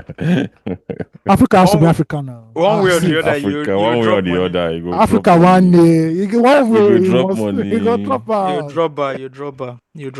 Anyways, ECOWAS was created to promote regional economic integration. Nigeria became home to its administrative headquarters, anchoring the vision of a West African united by trade, cooperation, and, like we just discussed, free movements. In 1967, let's throw it back again to 1967, just 3 days after General Yakubu Gowon redrew Nigeria's map, Chukwuemeka Odimegwu Ojukwu declared the eastern region of Nigeria a sovereign nation, naming it the Republic of Biafra. This move came after months of escalating ethnic tensions and political instability. The declaration split the nation and set the stage for a brutal civil war that lasted 2.5 years. All right, man. Now let's even break down that one. It's too painful to be breaking down. That is this week in history. Guys, you know what to do already. If you're a If you're an avid listener of this podcast, you know where to go to get more stories, right? Check it out on archiving, discover history as it happens. You can explore thousands of digitized Nigerian newspaper pages from 1966 to 2010. And see, archiving are on a roll. They keep publishing and posting new acquisitions almost every week now. So every week there's so many editions you can get. So many. Abuja Newsweek, Africa, there's so many, man. Africa Now, Africa Today, Africa Week, African Business, African Concord. So many. Newswatch, Nigerian Magazine, Nigerian Newsweek, Prime People. Fam, this is the best time to be a researcher. Speaking about doing research and all of that, some of the research I did today, I used Chat GPT o3. Let me tell you, guys, if you have not used ChatGPT o3, this is the best version of ChatGPT. But it's not the most advanced now. No, this one uses advanced reasoning. Is it free? Is it free? No, my brother. Okay, thank you. So I use the Mekunu no, version. you can actually Ayo. It's 9,900 naira. Oh, that's cheap. Oh, I'm going for it then. Just go through the what happens is that iStore on your iPhone in Nigeria. It's 9,900 naira. Bro, Ayo, let me tell you something. Sorry, before you go on, Steve. It does proper reasoning, breakdown. It goes and searches. It's like an advanced version of Google where it goes and searches these things and then breaks it down for you with a lot of context and then gives you the links to where it got these stories from. If you want to do further reasoning, right? Yeah. Like, you know what I did to just on this Ireti Kingibe story, I asked for like her profile and it got everything from like early on, spilled everything down, then said, I now asked it, I prompted it and said, I want you to act like a journalist working for an international media outlet, research all of Ireti Kingibe's gaffe in Nigerian politics. And then it gives me a thorough breakdown, right? It breaks it down, gives me the date, what happened, why it mattered, and the fallout. So I didn't even need to design my prompt to be that specific or that have a lot of context. It was very basic, but the O3 reasoning, it's crazy. It makes tables for you. It does patterns and takeaways. It's good for researching. It's really good for researching. People who are like writing their research thesis and all of that, this is the best place to actually search. Trust me. Your free one also runs on this model for like some reasonable searches before it goes back to the so just in case you're not being able to pay, you can just still manage that one. That was what I used to do until I started paying. But I used to have like 4 accounts, so I'll just use up the before different Google accounts. I'll better start paying for it now, so it's fine. Yeah. Shout out to Doc Neto who put me on O3, ChatGPT O3, because I've always been using O4. O4 is great for me. I put a lot of PDFs in there. It reads the PDF. We do a lot. I do a lot of coding as well. Like, it's good for me, right? But O3, it takes the cake, man. No, but I'm using O4, but I pay for it now. Isn't it O4? I don't understand this. I'm using O4 now. No, they are different. So there's GPT 4.0, which is great for most tasks. 4.0. There's O3, which uses advanced reasoning. There's O4 mini, which is fastest at advanced reasoning. There's O4 mini high, which is great at coding and visual reasoning. And then you have some other models like. But you have the option to select when you are. You are at the top. Yeah, you can select. Okay. Oh, okay. There's also GPT 4.5, which is research review, good for writing and exploring ideas. Yes. 4.1, which is great for quick coding and analysis. And then there's 4.1 mini, which is faster for everyday tasks. So you choose based on the kind of research that you want to do. Exactly, or the kind of results you want. Oh, all right. So I've just been running on one model now. You can always pick and change. You know, could give me this update now, man. Fuck out of here. And that's why we're on the podcast. That's why you're on the podcast. And that's coming from the lead researcher. Don't we have a problem, guys? Yeah, actually. True. But speaking of research, Osagie, please, that thing I asked you for, I need it very, very urgently.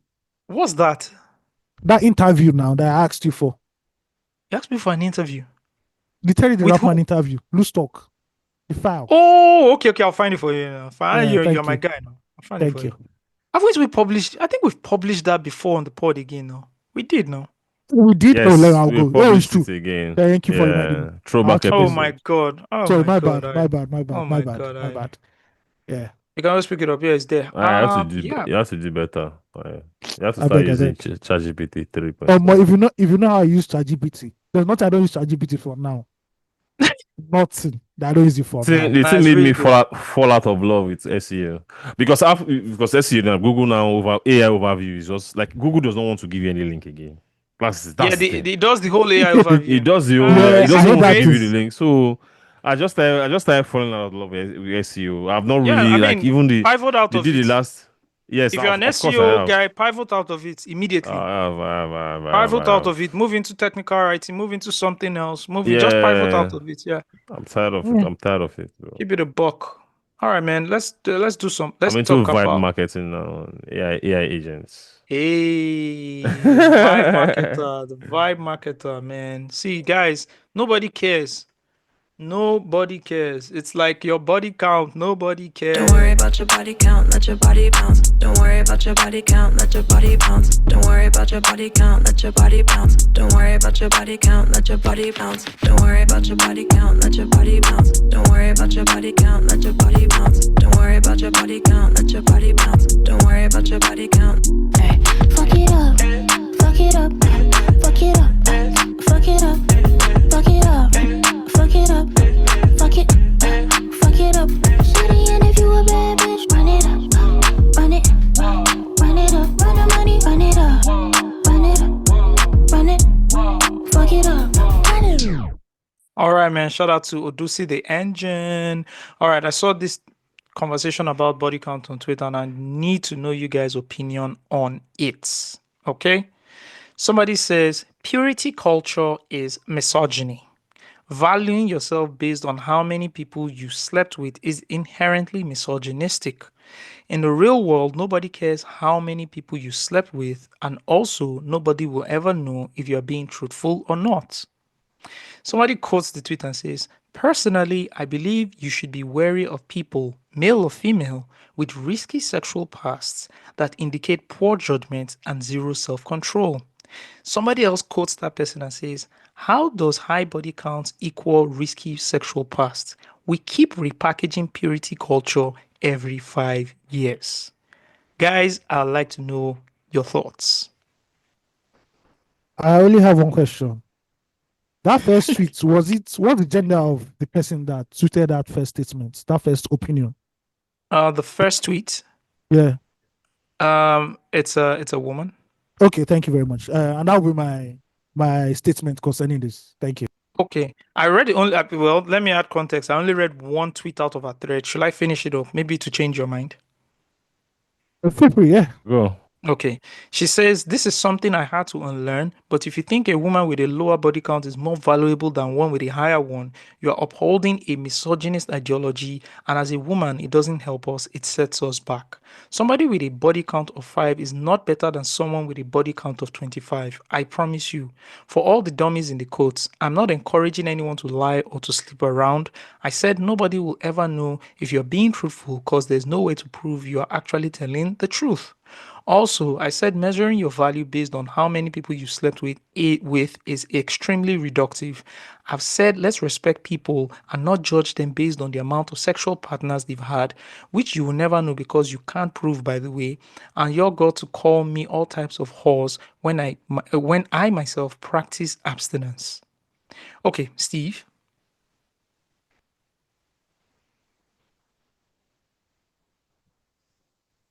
Steve did it.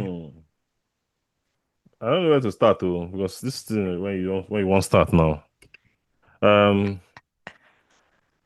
You know, when I say I care about someone's like sexual history, it's not just about the number of people they've been with, right? It's understanding the depth of their experiences and their preferences.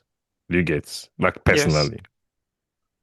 Sexual compatibility is a real thing. So, and sometimes people explore certain acts or kinks that might be far outside of like my own personal references. Like we've been seeing it in the last 2 weeks, like about someone who like people who love being pulled on and stuff like that, right?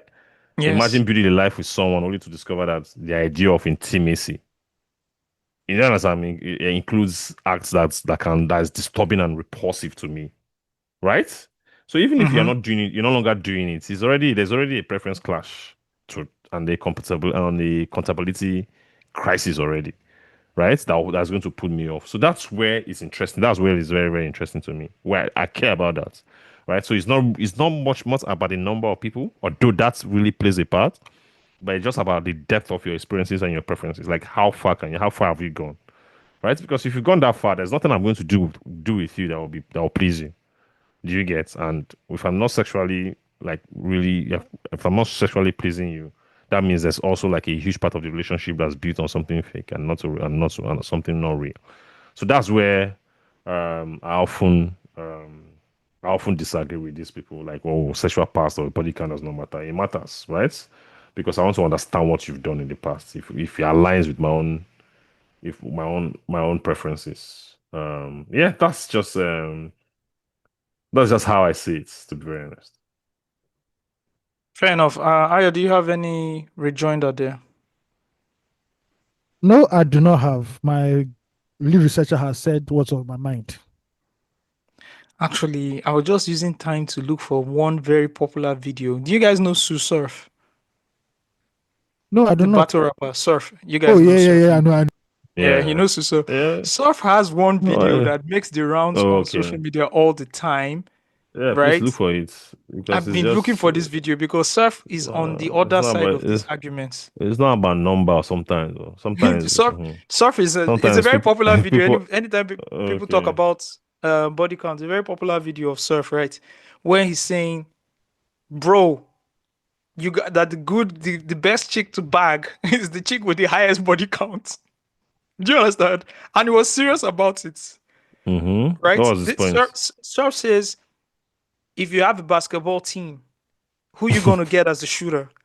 You're gonna get Steph Curry. Do you understand? Surf said, that analogy is wild. Surf said the baddest chicks in the game. Do you understand? His simple question was this: how did she become the baddest chick in the game? The baddest chick in the games get cuffed, right? The baddest chicks in the games get wifed up. Why? That's why they are the baddest chicks in the game. Nah, that's not why. Additionally, I want to add, yes, it's also the choices of the people who you are copulating with. If I find out that you have been a very cheerful giver to Yahoo boys in your sexual history, I'm very sorry. I'm not. I'm sorry. You people can be willing to do, but I'm not sharing spirits with Yahoo niggas. I mean, no. Not sharing Sorry. spirits. There's so many things that there's so many things that you can detect from someone's sexual history. Not just like the sex itself, but the idea of the kind of people that you are having the sex with, stuff like that. Then also, the discipline part is very important. Yeah. I don't want to be going to work thinking that you still have discipline issues in that regard. So responsibility, that's where responsibility comes into play. The gardener or the male house help has a shot at you. I don't want to be dealing with that, bro. I'm very sorry. If you can't keep it in your pants, and this goes for men and women. It's not just a male or not just a female. But bro, if I know that you can sleep with anybody you see, then why am I marrying you? Because marriage is supposed to be exclusive. Or why am I being with you when it's supposed to be exclusive? If I wanted to be in an open relationship, then I'll go and look for people who are doing open relationship. No, this is not cheating. This has nothing with open relationship cheating, right? This No. is That's what I'm saying. if you met someone, she's nice, she ticks all your boxes. Ayo. Yes. She's cerebral. Obviously, she does kind. not tick my boxes. Wait. Steve, cut it out. Steve, cut it out. I'm telling you. Break outside the land. Do you understand? She's great. Everything you need. You've not met someone like this. Great. And then she tells you, hey, you guys start talking about like people you slept with. She says, oh, she's had, she's maybe 20, let me see. She's 28. So what's your cutoff mark again, Ayo, for dating? 30, please. Okay, she's 30 now, right? Yeah. She's 30. She's nice. She's everything, right? She's had in her past life, she's had 3 to 4 boyfriends. 3 to 4 boyfriends is a livable ratio. It's a livable ratio. Yes. Okay, that's one, right? And then you say, okay, how many people have you slept with? That's rookie numbers in Lagos. So. Rookie numbers. That's not your Jalen Brunson numbers. This is not that's a rookie shooter. numbers. This is not a shooter. This is I'm Mother not Teresa. done. But I'm not done. Teresa. I'm not This done. is a reverend. Okay. Priest. I'm It's a not reverend sister. done. All right. These are rookie numbers, man. Rookie numbers, man. Like, sit on this. These are Goulet of Real Madrid. Yeah. You're on the bench all through. On the bench, man. Not true. Not true. Yeah. Anyways, I'm not done. Okay, but like there were periods where she was single. So if you count, like, okay, how many people have you been with? And she says, oh, okay, total, I've been with 19 people. I've slept with 19 different people in my lifetime, Minus the boyfriends. including the boyfriend. So that's 16. That's 15. Yeah, 15 other people. 15 other people. Yeah. You see what I'm saying, Steve? There's context to this thing. You can't just say no. So and she's it a not nice depends- person. She's everything, and she's single now. She's met you, and she wants to be with you. You know, and she's serious. Bro, 15 is wild, bro. 15 is wild for a Bro. 28-year-old. For you to be knock 15 people, that means you have. Yeah, this guy is trying to average this shit out. Yeah, Yeah, he's trying to do the maths. You're You have to making a do the lifetime. census. That means people used to sleep with somebody that you 15 people. Come on, man. Come on, Okay, man. so what's the issue here? The amount of people you slept with, or the amount of times you slept with people? It's not the amount of one, is the amount of times, right? Two, that behavior pattern. One who says that behavior pattern cannot spill over into an exclusive relationship where I am not the only person. You can't be No. committed to one person sexually. No, Which one is no, she's Osagie? been committed. I'm the one. I'm the scenario Osagie, giver here Osagie. now. Why Okay, you okay. arguing? Continue to build your sorry. scenario. I'm not You said? male or female, and you're not cheating in a relationship. I don't want to know. It's not possible. One person cannot satisfy you again. I'm sorry. No, but no. Every time she was in a relationship, she was committed.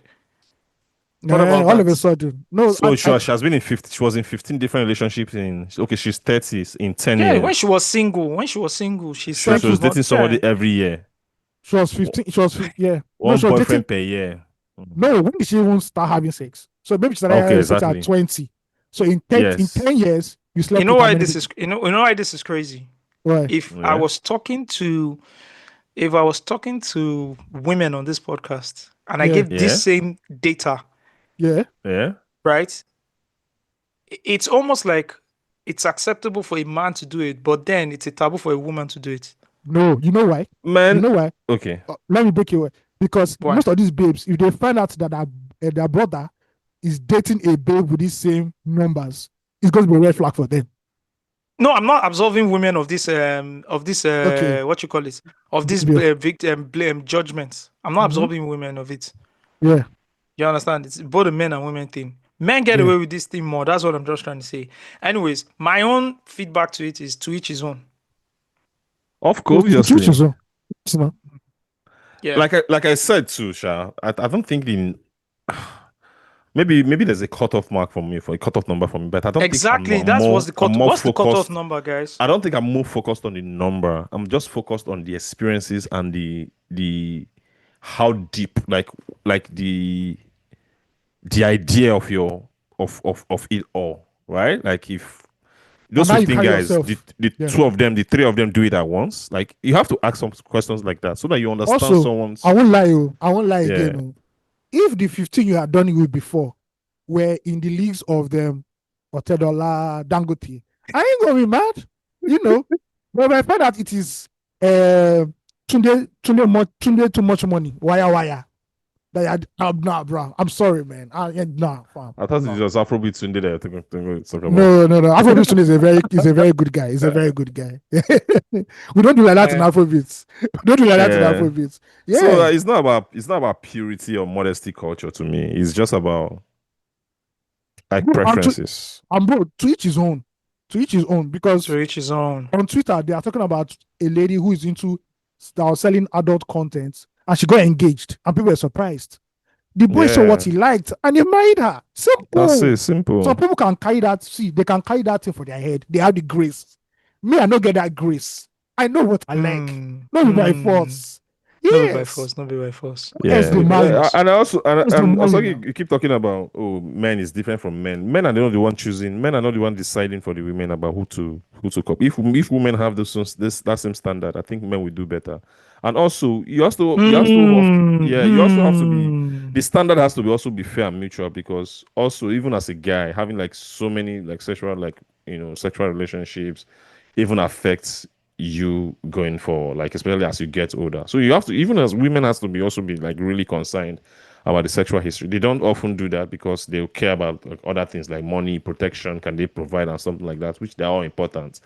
But I think if we also have like deeper conversations like that, and the society kind of like, I think it's society too, and society kind of like changes the idea that it's okay for men but not okay for women. If the standard is mutual and fair, I think everyone is better for everyone, right? And not just having that purity culture for women alone and leaving men to just run wild, Fair enough. That's it. But really, sorry, how practical is it to have a purity culture for men? I'm just saying, because a lot of women, I'm just saying, a lot of women want to have sexual relationships with their partners who they believe are experienced. And for you to have experience is a game of numbers. Shout out to Surf. That's what Surf was saying. I'm saying this for have guys. A team. I said for who guys. are you going to recruit? You have to recruit a shooter. It's not a team of. It's not a game of numbers. It's a game of research. If you get married as a virgin and you want to start having good sex with your wife, with your partner, you start researching on how to have. What Sex. if your wife is not a virgin? Are you going to take a risk and then go and get Januzaj? I think the best thing, let's not lie, the best thing is make everybody be virgin. So you have no expectation. No, let's keep that is where we should learn to. Let's keep it like a I buck. was before I Let's got keep married. it a buck. You know? God saw Are you going to take a risk and go and get Nicolas Pepe? Or you look at a certified baller like Declan Rice. Speaking of Pepe, who has the numbers? Who has won a trophy? Speaking of Pepe, where is he now? Who's in a relationship with now? He's actually in a relationship with a porn star. Which is it's crazy. He's actually dating what's her name? Tiana something. Tiana Trump. Tiana Trump. You understand? So he wanted experience. He wanted experience. So the guy looked at it. He even looked at his own life and said, "You know what? Based on my own life, I'm not going to get a rookie again. I was a rookie that messed up. So in this relationship, I'm going to get someone with numbers. I'm going to get a shooter." Look at Zion. Zion said, "Bro, I'm getting shooters." No, that's too much for me. I don't know. I don't want to mention someone. I don't know how people are going to take it. No, hey, if it's inside Nigeria, just leave it. No, it's not inside Nigeria. It's outside Nigeria. I wanted to say, okay, can we bleep it if it doesn't make sense? Okay, we can bleep we'll bleep it. I want to say, look at Cassie's husband.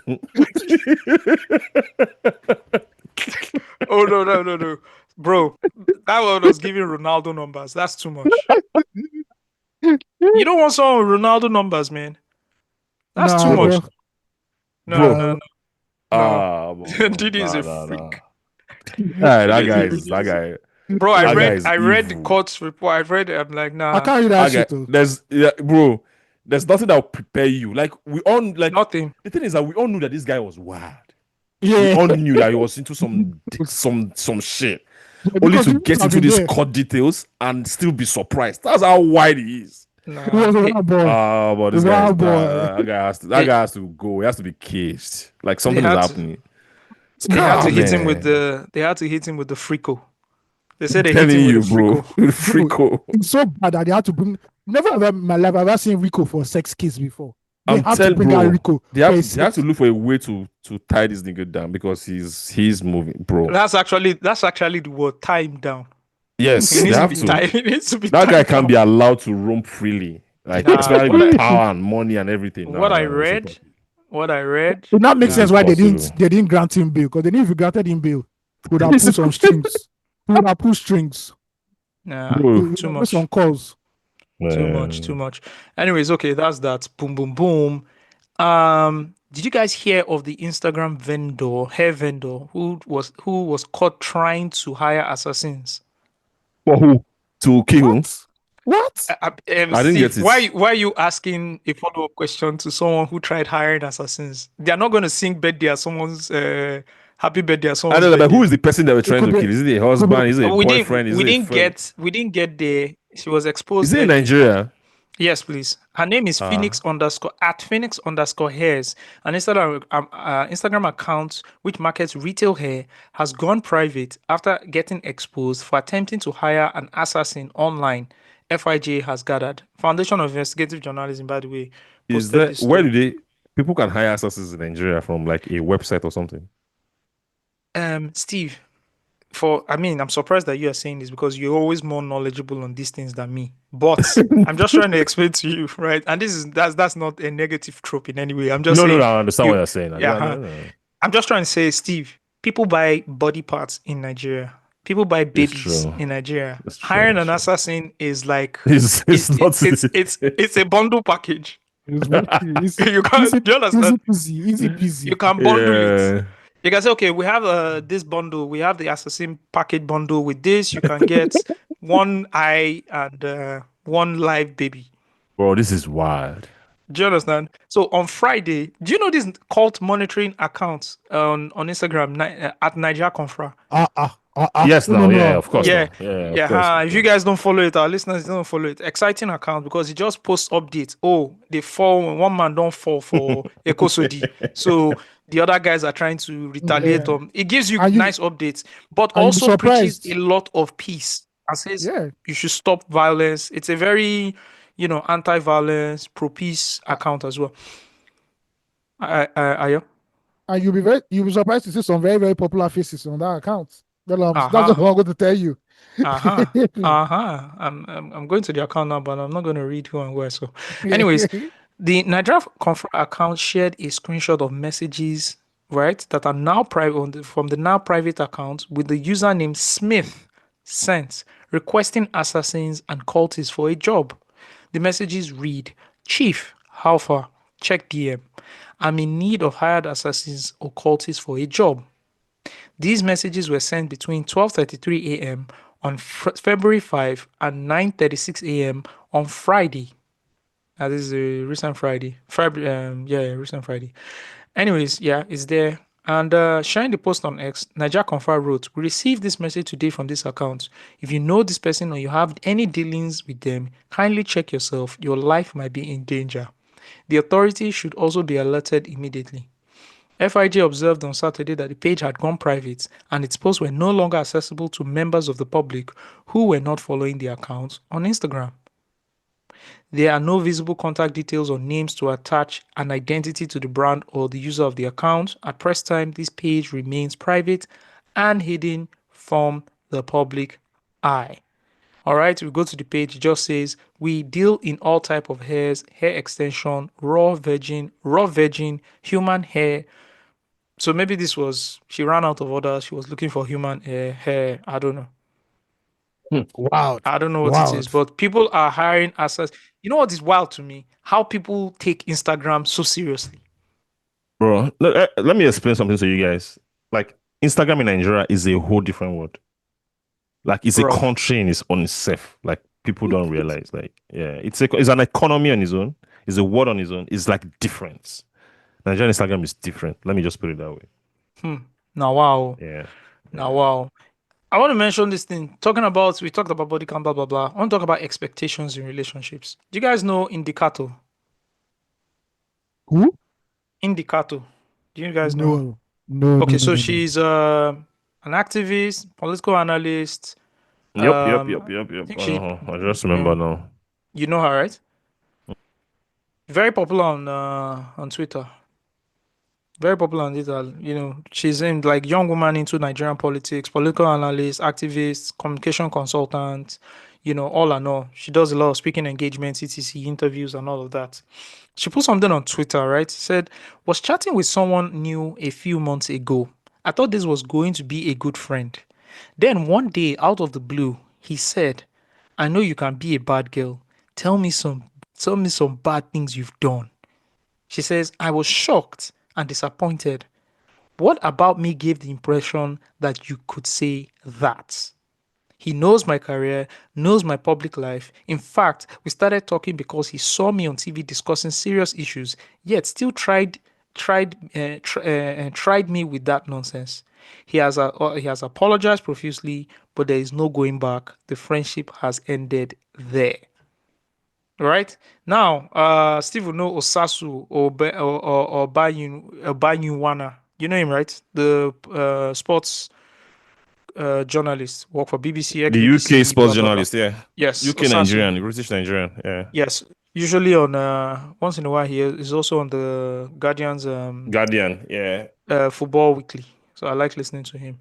And he talks a bit at times. Anyways, he said, right? He said, you thought he was going to be in air quotes, a good friend? Did you think of what he wanted from you? Indy replies, why would any man want such from me? What is it about me that gives off, let me ask for sex mid-conversation? Osasu replies, it is not about you or what you said or did. It is about what his intentions are from the jump. They may not have been clear to you until that conversation. Now you know, and you know how to handle him from now on. Another lady who was not minding her business jumps into the conversation and says, you see why your gender gets ignored or insulted? Osasu replies, the action of one person is representative of the gender. It did not occur to you to simply hold the individual responsible for his poor behavior. Right. I hope you will apply this same measure when a woman behaves badly with a man. Then another person replies, a lady replies and said, so why did you rush to defend him? Then another guy jumps in and says, where did he defend him? Osasu then replies, excellent question. I'd like to hear your thoughts on this, guys. What is the question exactly? The question is, is Osasu not right here? She was chatting with someone. The guy made some, decent. Yeah, this is not even decent. This is he made a proposition towards her. Oh right? yeah, What's the proposition? That wasn't decent. Was it decent? No, not decent. Decent was not the word, but harmless. That's the word, right? Except if you are in the realm of I'm visibly shaking right now. I'm not talking about those people. I'm talking about the guy said, I know you can be a bad girl. Tell me some of the bad things you've done. They were chatting. And the guy prosed chatting about what? You can't be chatting about I don't know if they were chatting about Tinubu so that and the context. economy. But even if they were chatting about Tinubu and the economy and then he says that, right? What Osasu is trying to say is that no matter what your interest is, no matter what was driving your interest in someone, that's poor communication. Actually, it is. It is.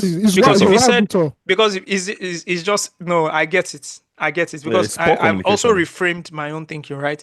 Yeah. For him, right? If you were to be like a slick guy about it, if you felt like you want to ask her out, right? Yes. Because from all understanding, I don't know if she's married, but it doesn't look like, I think she has a kid, a grown-up kid. I think she had a kid when she was young. So she's very pretty, blah, blah, blah. She's single, yeah. Yes. I don't know if she's single or not, but maybe she's in that space, right? So this guy's like, okay, let me try my luck. But guys, if you are listening, you need to stop watching the Andrew Tate videos. I'm telling you. Right? What's his name? Big G, Top G. Yeah, you need to stop watching all those Andrew Tate videos. And what's the name of the other one that looks like the poor man's Andrew Tate? Which one is that? There's another American one again. guy. Yeah, it's very popular. Mylon, thank you. Mylon Gaines or something. Yeah. Mylon Gaines, the Sudanese. It's American. It's actually Sudanese American. Sudanese Sudanese America. That guy's annoying. That guy is annoying. So he's so he's not intelligent at all. He's not. You need to stop watching content like that, because if you are interested in someone, maybe you should have said, hey, can we grab drinks? Or kind of soften the conversation to a point where you can gradually lead to, I know you can be a bad girl. I know you're a bad girl. Like, but if you're discussing about, and I'm sure Indy is talking about politics or maybe something, right? Because politics really, or something. Or governance and all of that, then you just go into, I know you can be a bad girl. Bro, let me tell you, anything that you thought was going to go wet had just gone dry. It's simple, easy. Like, come on, man. That's like poor communication. Yeah. Even if you're even doing this on Instagram without on chats. Sorry, if you're doing this thing on chats without even saying, "Oh, you're a bad," like just trying to like sort to listen. I think I was expecting this to be a chat, because if you're on the phone having a conversation and you just switch to I'm saying even on the chat, like there's a way you can drive into this conversation without like making it this awkward. Like this is so awkward unexpected. It doesn't make sense, and it's Maybe just it poor works. communication. Maybe it has worked before. You don't know. Maybe now in plan this don't work. Now before. MO Now they be work. that. Now MO. So this Okay. one, no, But I also understand what Osasu was trying to say, which is you can't dictate how people have communications with you. What you can do is react properly to it and shut it off. Oh yes, But you yes. can't Have get boundaries. overtly, you can't get overtly mad that because what Osasu is trying to say is that this man had an intention. Are you now going to get mad at everybody that has an intention towards you? You shouldn't get mad. That's what he's saying. Osasu is saying, just cut it off. I understand what Osasu is saying. I also understand what Osasu, but I also understand this from her perspective. I think the way she would have communicated it that she's not comfortable with the level of, well, let's say the intelligence with the guy approached Familiarity. the, and not that familiarity. Okay, with intelligence of how you approached it, yeah? how the guy communicated or approached communicated his own desires and interests, right? Like, there's a way you can do these things and it doesn't look this awkward. You can start off a conversation straightly off your physical attraction. I'm attracted to you. I think it was jarring I for her. feel- It was kind of jarring for Yeah, her. I like- think No, but yeah, I, it's thi- I just think the jarring guy for was her. trying to like break the how did they It's say it break now? the ice. Break But that's the not how ice, you but do it. That's my not how brother, do you it. took a sledgehammer. Oh, but the guy shoots. Calm Next down. time, my guy, if you want break he ice, shot the my guy, ice. you shot the ice with a Beretta. My guy, next time, if you want break ice, pour small hot water on top. Pour hot water. And Man, I ice. find you extremely, like, you're so beautiful. I find you extremely attractive. Blah blah blah. Just put them Yeah. there first, so that they're gonna say, okay, oh, you don't Now sense. the angle you Now carry then, am you come. don't sense. Exactly. Like, so if a woman continues that conversation after that, you can say, I know you are a bad. If although it's still It's still high. sudden, It's still high. it's still still high, sudden. but at least there's a hint of it. Not be saying you set have the personally tone. discussed. You set the tone exactly. The guy So said, it's I just know poor you can be a communication. bad girl. Yeah, I know you can be a bad She's girl. not your You know, girlfriend, you know what guy. this looks like. You know what this looks like. This looks like a 50-year-old Not having a knowing how to conversation communicate with with a young- with a young woman, exactly, and just going straight up. And No, Steve, a 50-year-old that never got his groove when he was supposed to get his groove. exactly, and he Yeah, was it's going to not- enter the group. And maybe he has yeah. gotten money now. He took took the guy's number. They were chatting and straight up like, let me just go straight to the so I point. I know know you- you're I know a you- bad guy. Look like a bad girl. Also, this is the effect of. Do you know what this is the effect of? And I can't state this case because I don't know who this guy is, but I'm seeing a lot of complaints like this, and this is the effect of pornography. Yes, Oh, it yes. is. It is. It Yeah. is. It is. It is. This is the 100%. effect of Yes. 100%. OnlyFans. This is. Yes. I was having Twitter, this Twitter. conversation. Twitter. Yes, Twitter I was having this too. conversation Twitter is with. Yeah, because people post half nude on Twitter, you comment, they like it, they build the engagement, Yes. and then you think it's normal behavior. You Yeah, normalize it's the behavior. true. I was Yeah. talking to someone about this, and the guy, and I was like, man, like these platforms, like young men are cooked. And the guy was like, you Yeah. have no idea. And started explaining to me how there's one platform, like all these live webcam platforms, Yeah. right? Where they're live. The woman is, and I don't know if OnlyFans is like this, right? But like the woman is naked, performing sexual acts, right? And then they're people tipping are them. there tipping and everything. Bro, he explained to me that there is a machine that women can insert inside themselves and is connected to the platform that if you tip a certain number of coins, the machine can vibrate for a certain number of minutes. This is Black Mirror now. Come on. Bro, This my is Black Mirror now. my whole brain bust. I'm like, what? It's like, yeah. So for a certain number, so you buy the coins with your wallets, with your money, right? And then you have the coins in your wallets. And then if you want it to vibrate for like 5 seconds, it's like maybe 2 coins, right? If you want to go for like maybe 10 seconds, it's like 3 coins. If you want to go for a longer time, it's like 20 coins. And then Damn. you see the reaction. So everything you're doing is being monetized. Yeah. Do you understand? And this Oh. is the sexual. These are some kids and some young men's first encounter with sexual interactions with women. How do you think they will behave when they meet women normally? True. The True. the access to porn is just too mainstream now. Twitter needs to Yeah. do something about it. Twitter is Bro. the largest porn site in the world now.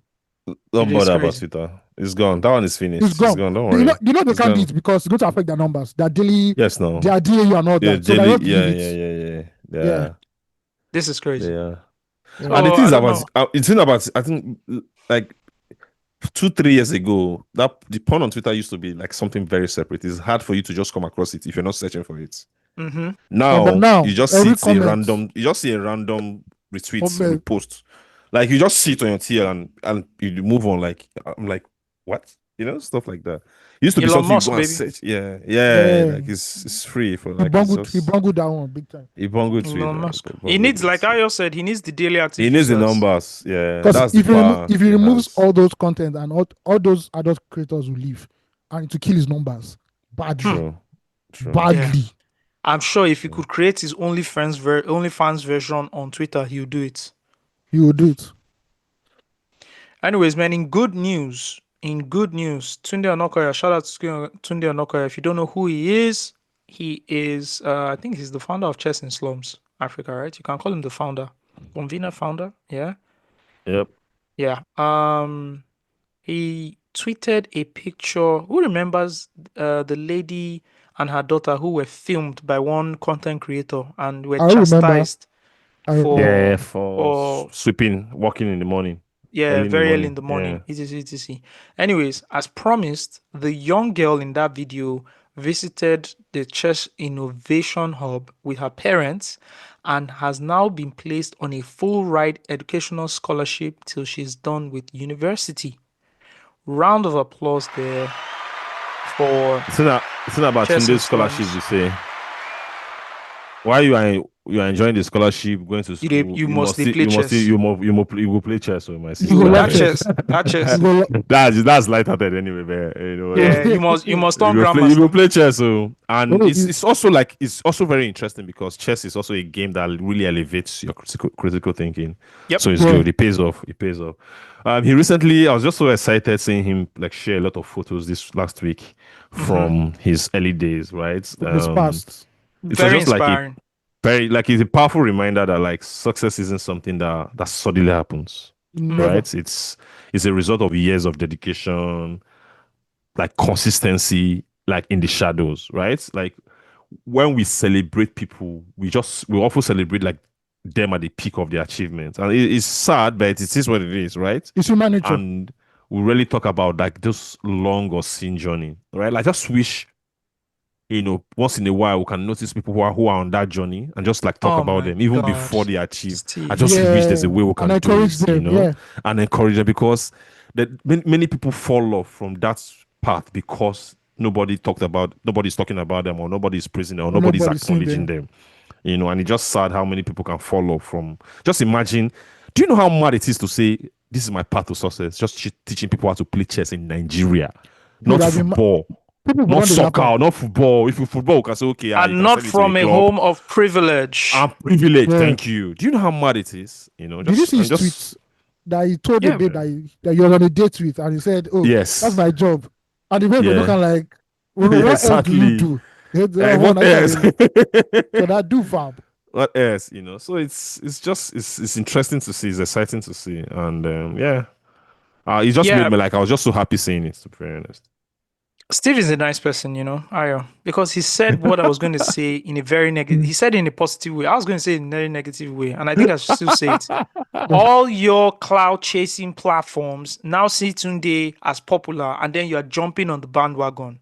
I mean, it's great for Tunde, and I wish him all the it's great for success, him. and he needs it because with that he has more money, The he can impact- get the more impact clout is more and positive, more yeah. leverage to Yeah. But Mr. Platforms. And when I'm talking about platforms, I don't even mean media platforms, because media platforms, and it's all the corporations, all of you that think Yeah. it's fancy now to put out, to To jump on collaborate him. and work. Yeah. There are thousands of people who are doing super interesting things Yeah. who you need to collaborate with and build with now. Don't look for the Yes. finished product all the time. Look for those other people too. There's the lady who does with the dancers in Ikorodu. What's her name again? Yep. I know. Oh fuck. Oh, what's her name? Yeah. There's that. There are hundreds of NGOs. I remember when we were I was at one of the companies I worked with. We worked with one guy like that. Young guy. This guy just wanted to run an NGO. Bro, Yeah. he wasn't making. Bro, I did the maths of what they went to buy. We had to give this guy some money, say, this is money for you. We went Yep. to Ajegunle. They knew this guy already. Yeah. You know how you go? We went with food stuff and like materials and everything. This guy didn't even take security. He just told them, they knew him. He just told them, line up. Damn. No rush. They love him. Yeah. They knew him already. They knew, oh, this guy's on ground. Oh my God, no rushing. No They rushing. behaved themselves.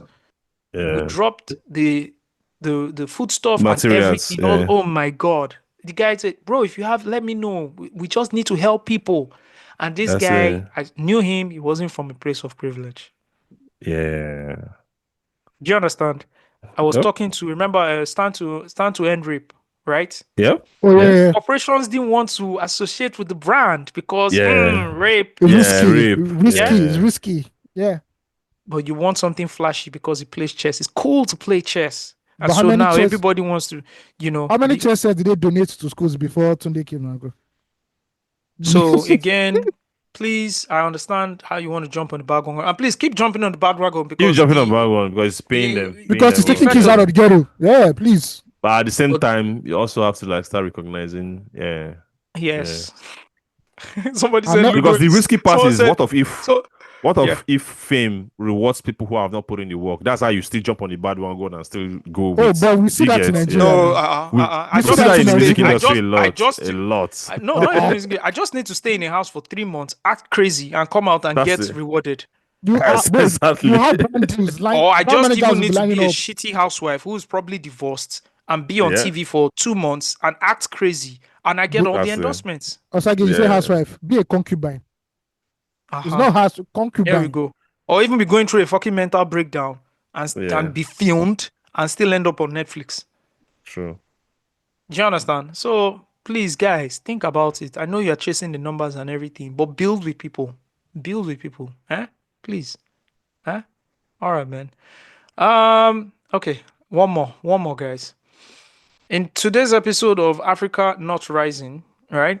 You guys already know Tayo Viosu, right? He's the CEO of Paga. Paga is a mobile money platform. Let's say a financial technology company. It's best to describe them like that. Yeah. He tweeted something. He said, to all those building for Africa, keep this at the forefront. By 2025, by 2050, Africa's population will double from 1.3 billion to approximately 2.5 billion, making it the fastest growing population globally. The continent will have the world's largest middle class, over 500 million people. Nigeria will become the third most populous country behind India and China. Africa is the future. Let's build for the future. Shout out to Stephen Deng. If you guys don't know Stephen Deng, he's the co-founder and GP of the DFS Lab. Basically, they invest in African tech, right? Yeah. He said, excuse me, sir, this story is outdated. The population growth is true. The income growth story has not kept up. Let's just kill this demographic destiny as the driving force as to why we build. Let's evolve the story, especially in this time of unprecedented change. Shout out to Harry Obi, a Web3 bro, who says, yes, but income deficiency has always been he's talking to Tayo as well. He says, income deficiency has always been the elephant in the room. If we don't solve for that by creating earning opportunities at scale, population growth is just another powder keg waiting to explode. And then I like another person's submission here. He just said, please define middle class that you are talking about. Now here Define we that enter middle class. Wahala. So please, I understand everybody wants to be excited about Africa's the future. Africa is the new frontier. But You you know, don't have let's- electricity. We You do don't it have in Nigeria all the electricity. time now. Oh, Nigeria, look at the mass numbers. Where are all those fintechs that had? We were all here now. They came and not even fintech. Some were not even financial technology companies, but came and said, with 200 million Startups and all, people. yeah. What's that buzzword? What's the buzz phrase we use? Steve, now you're a tech bro. What was that? Total addressable market. All the investors, they are pre-go stand. 200 million people. I did tell you, Understand? Bro. It's fine when people are optimistic. It's fine for people to be optimistic, right? course. And but I think my own real optimism, like real and authentic optimism, does not come from pretending that, oh, because we are growing in population means, oh, that there's a larger market that's coming to buy everything that you are selling. That's fake optimism. I don't like it. Like, real optimism comes from acknowledging pain, calling out the wrongs, and but also choosing to be better. And that's something I've not seen most of these people. Oh, Africa is rising, Africa is coming. There's no. My own is, what's the evidence that you have? What's the record? Like, what's the data that supports this claim that Africa is rising, or something is going to happen, or one miraculous revolution is going to happen where everybody is going to eat good, that's going to pay off to every builders, and everybody's going to be cheerful.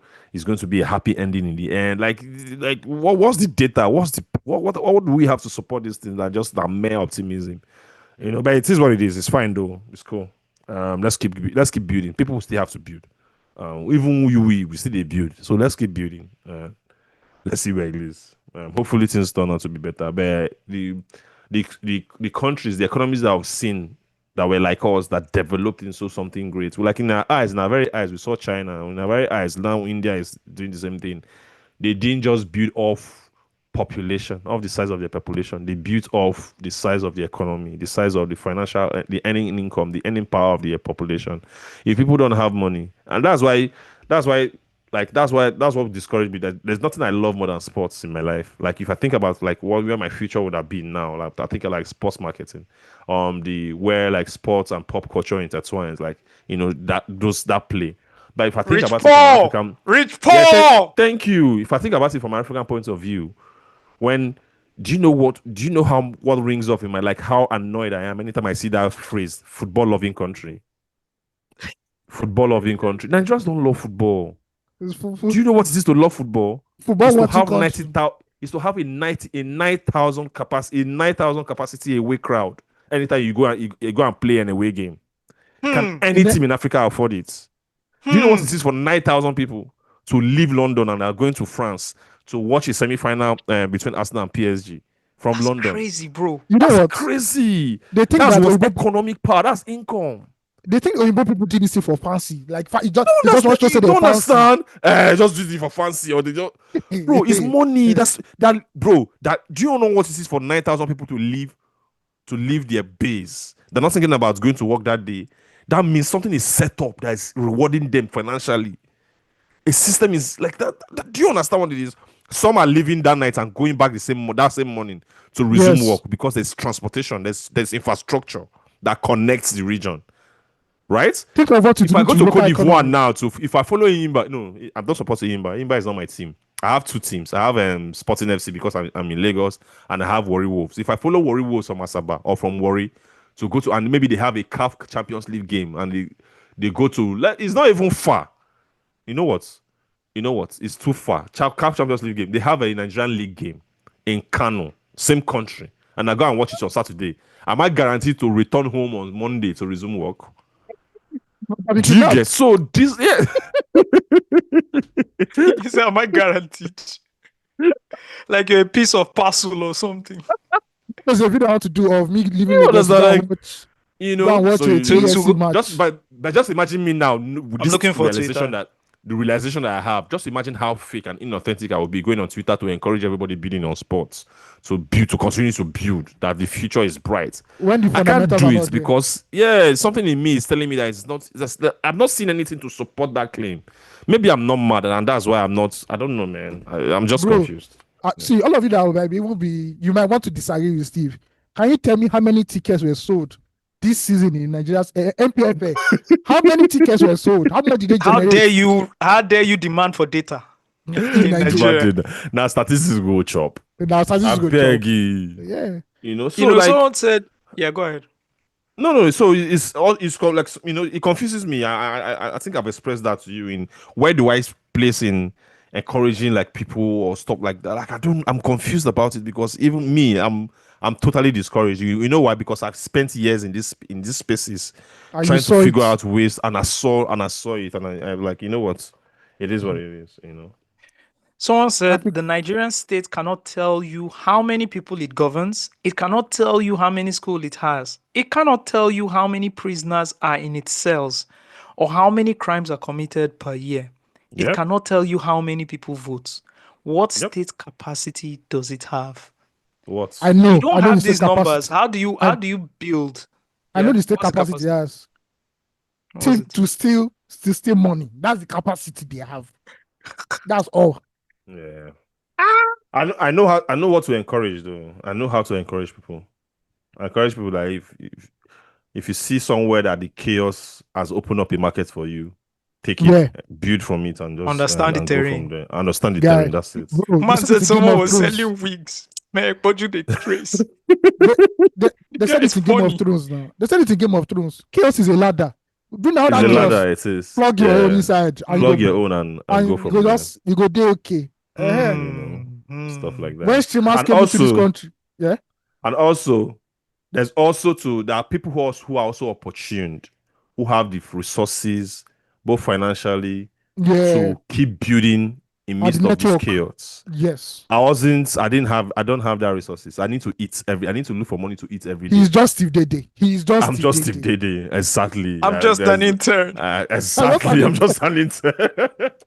There are people who have that resources to keep building, to keep pushing because they have a so like that. I don't have. They have a war chest. Exactly. I know. People keep saying, see how Ope took the market. Bro. Let me just give you an idea. I'm just going to say one. My marketing budget for a week was 44 million naira. Exactly. A week. Did you hear that? A week. Okay. A week. 44 million naira. And I was doing and it's not like I spent, when I say a week, not like next week we didn't do anything. What's that LeBron mean? And take another one. And here's another one. Yeah. This same time will come on Twitter and was ranting then. Anyways, let's keep moving. I remember he used to rant about we'll drop our numbers like Mans will go on a full-blown rant. Oh my god. Tech Twitter will just go on it. Tech Twitter will just go on a full-blown rant. You will be ranting at Tech about that reported it. I like go pay that. Very functional. Thank you. Oh, what are we seeing? What have we seen now? How many years later? Are we not seeing it? Right, is anybody ranting again about OP's numbers? Not that everybody eye don't open. Steve, I don't know if you saw it last month. This organic OP agenda. Yeah, people said it happens every 4-5 months. Like, why won't we use OP app? Once you transfer, you get notification immediately. Blah blah blah. Say you see Olufumni, you see Anna. Yeah. That shit costs money, bruv. Oh, yeah. They don't know. All right, let's move into some music. Want to do a quick rant on music. Want to do a quick rant? Yeah, you know me now. As music, you people say no. Writer said that we don't talk about music. Here we are. Somebody said on Twitter that I'm annoying a particular fan base. I don't know who that fan base is. I don't know. Maybe the fan base is Burna Boy. It's Burna Boy fan base. We'll get careful. Let us go for the album review. We'll get to Burna. I want to talk about Ladipoe, who recently dropped a record.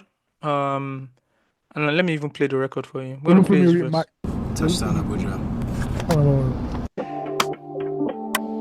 Stop, my dear. She wanna know the cologne I wear. I like you is really what I hear. You make my ex look like a rough idea. If I touch right here, will your seats come closer? Think about it while the waiter comes over. Relationship, it needs both rowers. And I confess that I think you're so obsessed with me and like it. It's too late to speak, I just type it. 3 times a week, let's meet private. Lisa, follow your dress and your sizes. That's why I never wanna love another woman. That's why I know I'll never love another woman. That's why I can never love another woman. That's why I think that's cap, cause I told my ex to. I love another woman, I make it a verse 2. Then if we break up, I'll make that verse 2. I'm just playing with words, baby, don't take it so personal. Especially, cause you know you're the missing recipe. Feel like Nas when they talk about our destiny. If you see me for rude, I beg, just press money. In my real life, I'm a walking SME. But now you will get assets. You belong in high income brackets. I did enter your eye like false lashes. What's your new relationship status? When I said to you that I never wanna love another woman, girl, it was true. So true, I meant to marry you. And when I did, I'd be the one to take care of you.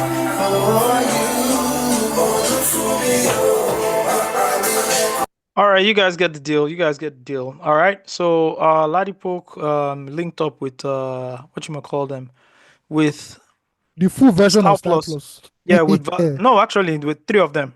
I think I thought they're they said back. the full version. Yeah, they're back. Oh, The full okay. version. Oh, that's what you said. I thought you said the 2 version. The full version full of version. Styl-Plus. Yeah, absolutely, yeah. And linked up with them to do another remix of Olufumni after the disastrous reimagined that ID Kabasa did that had Odumodu Bro, I Black. Who else love did that they have? record. Fireboy. What? Fireboy. Who else Hey, was it? God. Bro, let's keep That it a record buck. is It was fire. disastrous. It's not. Okay, no wala. Beautiful. Ayo Steve and his music choices again. Here we are. That record is fire. Yeah, Oh, I just want to.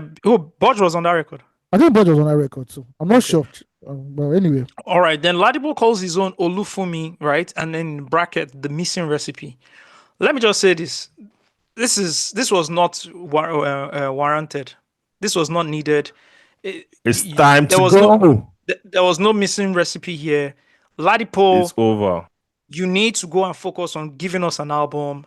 Like, how can you be an upcoming artist for the last decade? I'm tired of this sick shit he does. You know why? I actually like him as a rapper. I first heard this guy rapping in 2012 on the first Clone Wars, right? And you've been in this loop state. I don't know if it's signed to a label that doesn't give a fuck about rappers, but you can't be in this constant loop state of being an upcoming artist forever. Like, what kind of lazy ass work is this? And why are you a lazy ass rapper? Like, go and give us records. You only have 2 projects. The first project and the second project. Second project was flat and underwhelming. And then you've now been dropping, like, it's almost like you're chasing a hit that you got with the first 2 records you got. And then you've been chasing that hit forever. Let me tell you something. That shit is like crack. You never get that hit again. You never get that high again until you put in work. Give us an album. Like, fam, are you going to do this for the rest of your life? Like, how old are you? You're going to keep doing this every 3 months to give us a new record. He did a record at Adekunle Gold. That record was so bad. They shot a whole video for it. Record came and went faster than... I'm looking for a horrible Arsenal player that didn't play long for Arsenal. give me Steve. Give me an Arsenal player's career that didn't do well in Arsenal. Came and went very fast. Came and went as fast as Henry Mkhitaryan's career at Arsenal. Okay, I need like, and again, if you see these guys are weird, they can cut this and use it. Oh, I listen to this and feel the inspiration, and now prove the haters. For context, man, if you're gonna do that, fuck off. But just listen to this. You're a lazy ass rapper. You have 2 projects in the span of over a decade. I'm tired of you going to meet Styl-Plus and doing the missing. Who told you that he missed them? Who told you that he met them now? They came to meet him for me. You say what the fuck is for a classic record. What the fuck is the missing recipe? What are you trying to say? That Imagine it wasn't his idea. They told him to come and feature now. No, he's the one that is driving it. He did this himself. Do you understand? Oh, the missing recipe. The last one that didn't do it well. So I went to the original Styl-Plus to do it for you, and I gave you a 16-bar verse. Nigga, shut the fuck up and give me rap records. Or give me whatever. Just give me a project. Give me something. Do you understand? Like, I like this guy. If I didn't like him, I don't care. Guys, I don't talk about people I don't like. This is me. This is Osagie talking about this now. For archiving and historical purposes, we like Ladipoe. We've interviewed him, the first version. Go and look for him. He's been on the podcast. The first version of the podcast. Get this right, guys. So this is not used for agenda. Yes. We've had Ladipoe was on Loose Talk. I respect him. I don't think Steve was on an episode. I think I traveled. Steve was on the episode. Yeah. Can't be on that. I'm not on an episode. I can't remember. We will never have people on the podcast we don't like. I fuck with this guy. He's brilliant. Even in the rap, you hear what he said now. Something about travel SME. He gave some nice, but guy, this is not what like. That's the color sucks. Give us raps, man. This is not even a Don Jazzy thing. This is the boy. Like, give us raps, man. What's all this bullshit you do every 3 months? Drop one new song. It's still a moving artist. There's one. It's still a moving artist now, right? Yeah, there's one other one he did, and I was like, what the fuck is this guy up to? I know be God. Yes, thank you. Let me play the record. What the fuck is that? I know be God. Sit down. Yeah, he starts doing all these things lately. The pillar. I say our future is bright, that you confuse me with the OG that said let there be light. My shoulders. Man, get the fuck out of here and give me raps, man. What is all this you're doing? Give me a project. You're fucking lazy, and that's the main thing. Give me a project of love songs. I'm fine. Give me a project of love songs. I'm fine. Give me a project. You're a rapper. Rappers don't drop singles every 3 months. Where do you want? Like, see, I need you to understand. There's a reason why in the Tribesmen we call LD first, we call Freestyle before we call KB. It's not that KB was not a good MC. It's not that KB wasn't a tight You MC. know, KB does not have solo one work. project to KB no himself. show walk-ins. Do you understand? You go explain. This thing you are doing in years to come, you're going to rank It will solo. show. It will show. And you will not Do you become understand? this thing. Yeah. You went to meet Styl-Plus to do a Olufumni, chummy. Who's your fan base? Then he goes to a fucking rooftop and starts rapping his old verses. Do you know how pathetic you look and sound? That's what he does. Steve, Go to his Instagram page. He goes Wow. on the rooftop and raps his verse from Chardonnay that was dropped almost 10 years ago. Steve, I dropped something for you in the WhatsApp group so that don't be like everybody has a throwback picture, Steve, including you. So don't say you're not on that episode. There's a pic. He was actually on the episode. Steve, look at your life. Just look at your life. If you try to run for politics, I get your picture. So no, You know the funny thing, he's even wearing a Pulse t-shirt. That's the funny. So you can't even deny, I wasn't at Pulse then or something, right? Anyways, that's it.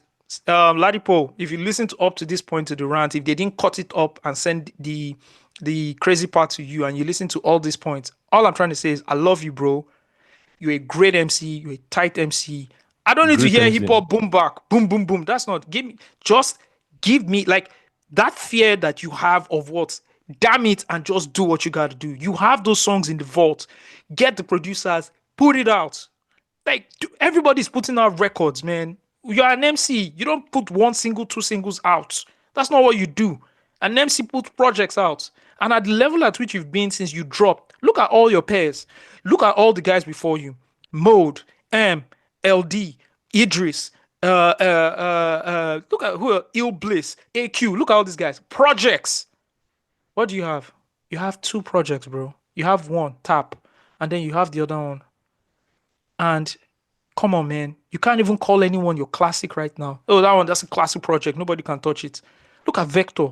Give me projects, bro. That is when I will see you as a non-lazy rapper who's ready. And I don't need all this I'm the king of rap. I'm just saying for you.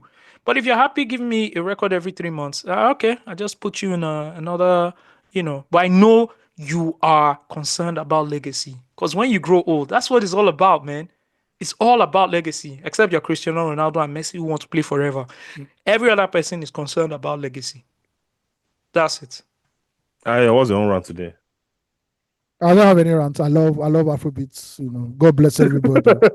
No, I'm going to trigger him for the Burna Boy rant. But I want to give a shout out to Llona. Shout out to Llona, who's gone on a 26 city tour. He's gone on a 26 city tour in Nigeria. A 26 city tour in Nigeria. I don't think this has been done in a very long time. Yeah. 26 city tour in Nigeria. Shout out to everybody going on tours right now. Yeah.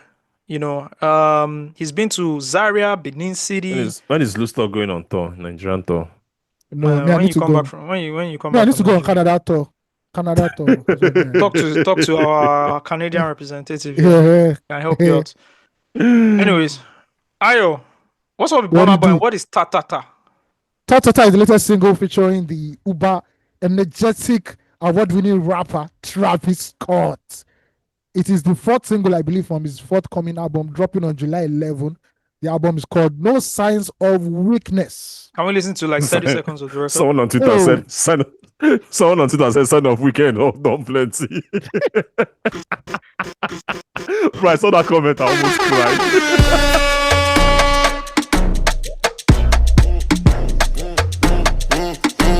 I'm dancing to it, you guys.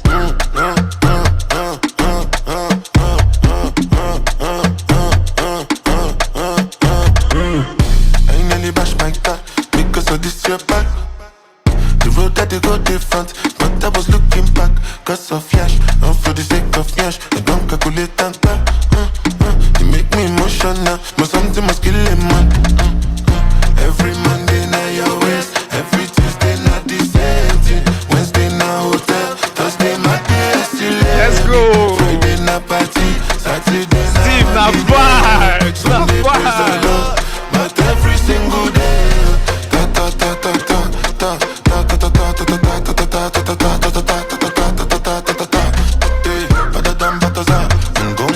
Magnificent, performance, I perform. On top your woman, she go confirm.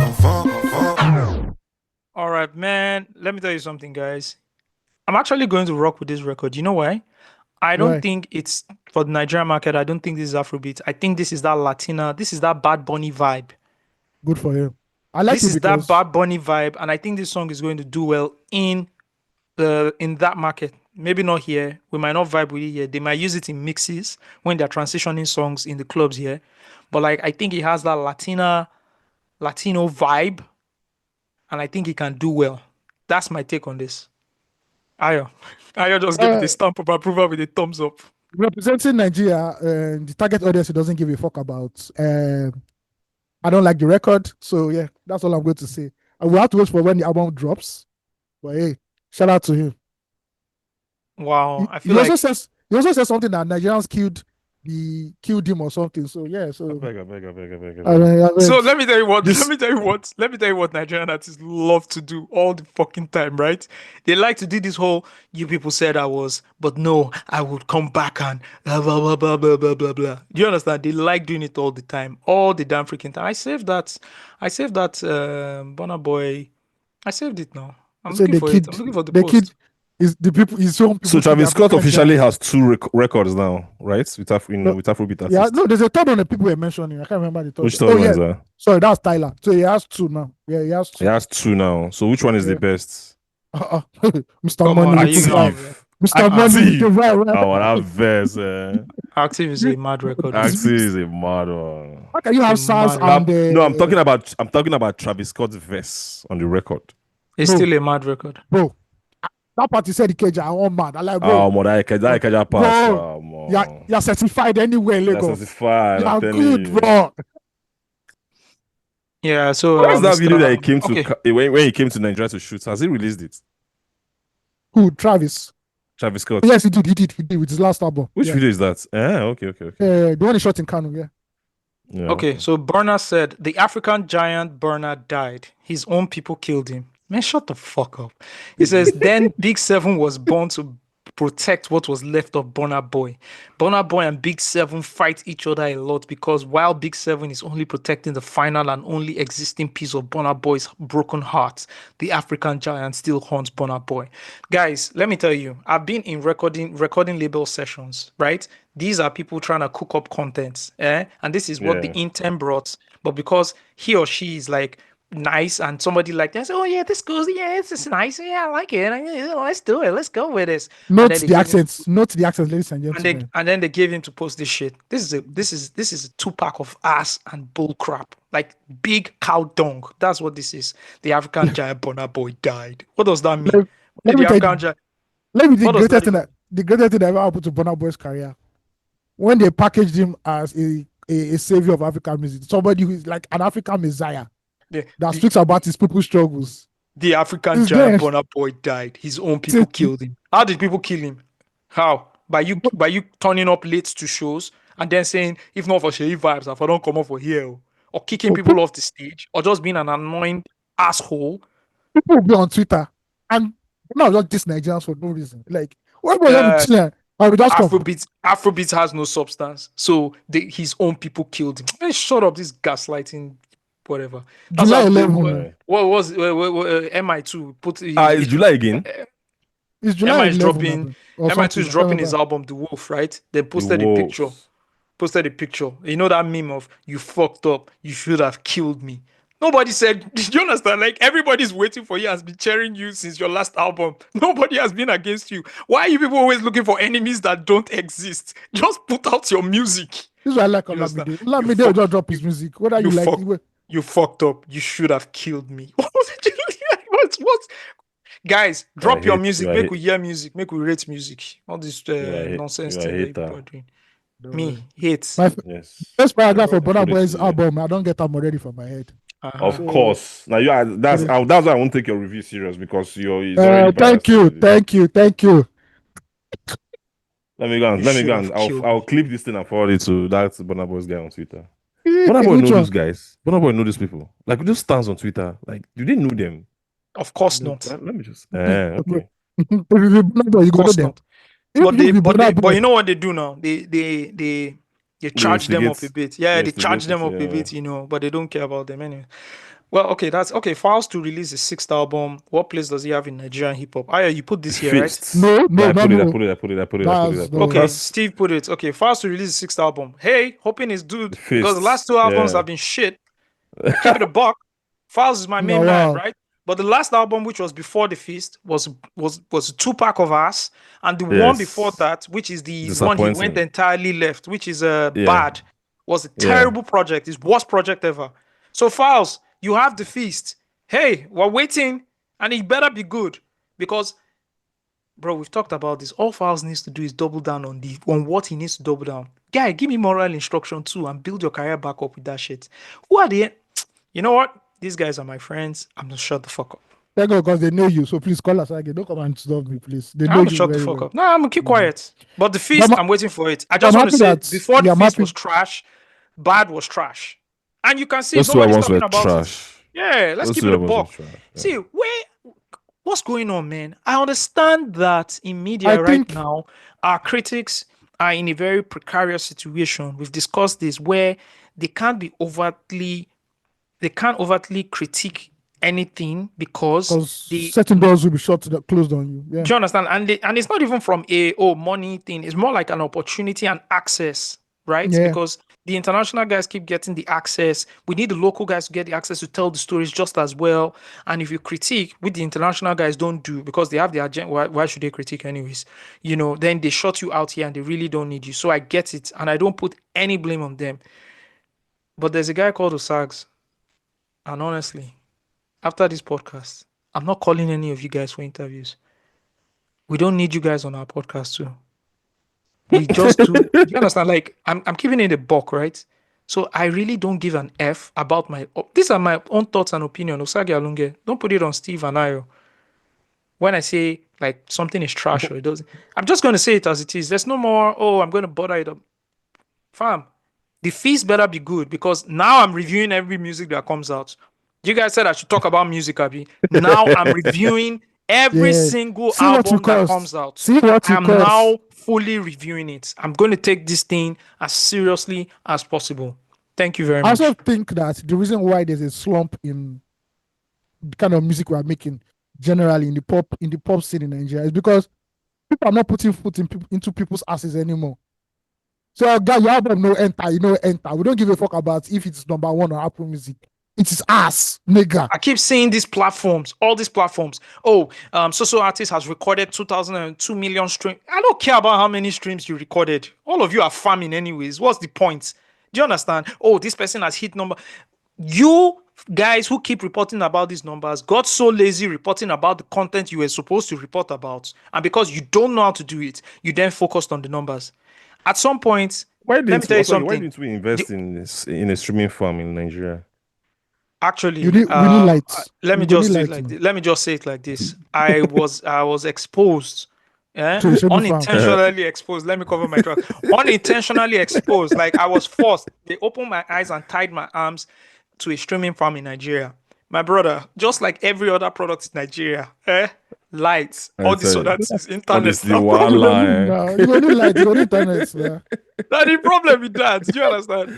That's the problem. I think go Samson Village now. Go pick all the boys there. Put them for one factory. You want open streaming farm again? Light problem. Say internet problem. Streaming farm. You don't feel open again. Not the way you do for this country. The day when artists go release that, the day when the artists go release the album, the DSP way they use will not work. So you will not be able to deliver the first day stream. You can't. Payments no go work. They've collected payments for. You understand? Payment no go. Your card no go work. No problem on the other. Anyways, so I mean that's basically you. It's almost impossible to open a streaming farm here because of the cost. It's the cost. I know. The cost. So that they are sourced to Indonesia and India and all those things. And Vietnam and all those places. And Vietnam, yeah.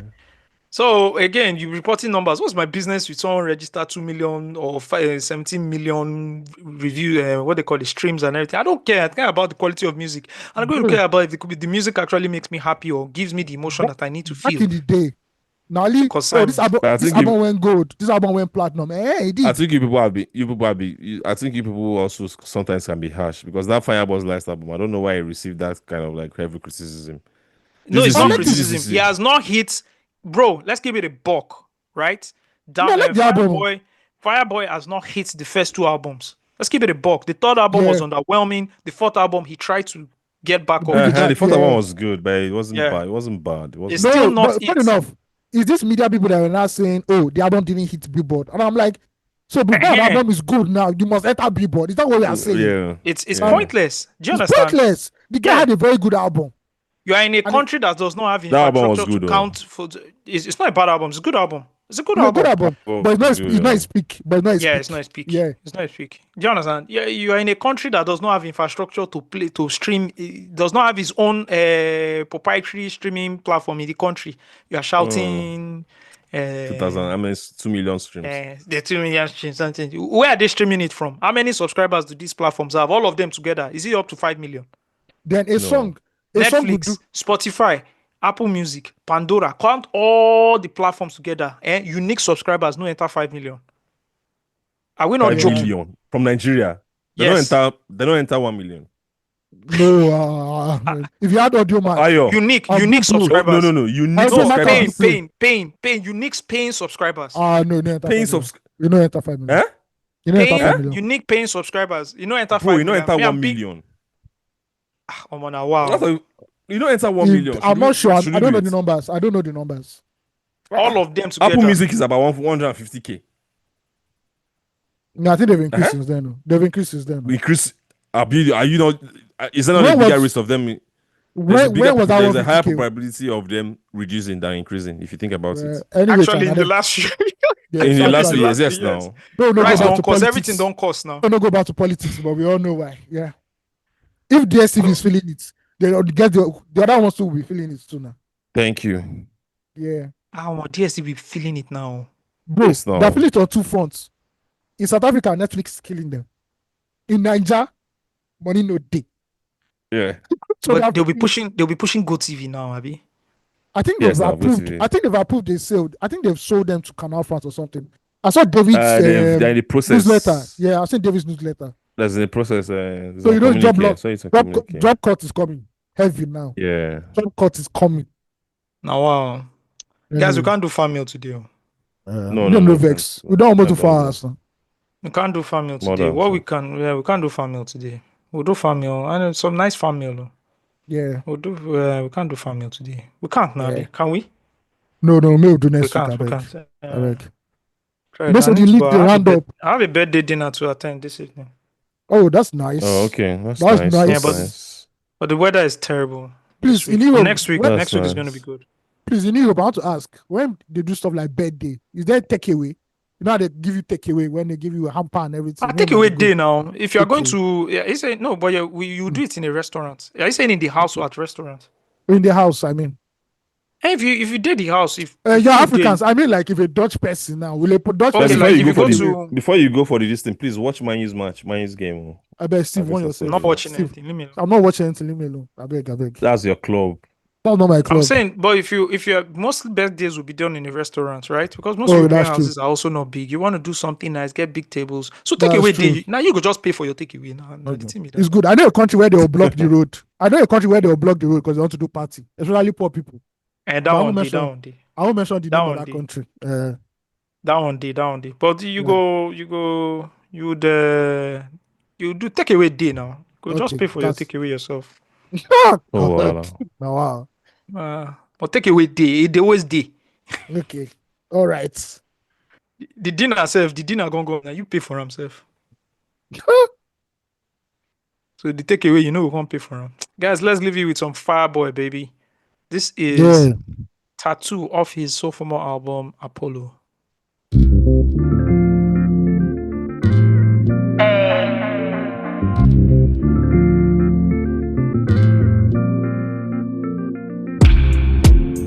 Make I be like tattoo for your body.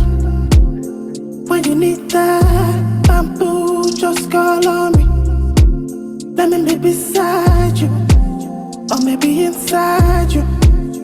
Make I put time for your body, darling. I'm calling you, you're falling. Well, I'm falling too. Oh, darling. I'm calling you, you're falling, and I'm falling too, yeah. I just see the pure desire, Make you no go try deny am, yeah, yeah. Water no go quench the fire, oh. Nothing make go keep the fire, yeah, yeah. I just see the pure desire, oh. Make you no go try deny am, yeah, yeah. Water no go quench the fire, oh. Nothing make go keep the fire, yeah, yeah. Oh. Make I dey follow you go wherever you dey go. You been running through my mind, you be using both. My fingertips on your hips, finna make you say, baby, yeah. Darling, I'm calling you, you're falling. Well, I'm falling too, darling. I'm calling you, you're falling. I'm falling too. I can see the pure desire. Make you no go try deny am, yeah, yeah. Water no go quench the fire. Nothing make go keep the fire, yeah, yeah. I can see the pure desire. Make you no go try deny am, yeah, yeah. Water no go quench the fire. Nothing make go keep the fire, yeah, yeah. Make I be like tattoo for your body. When you need that bamboo, just call on me. Let me be beside you, or maybe inside you. Make I put time for your body.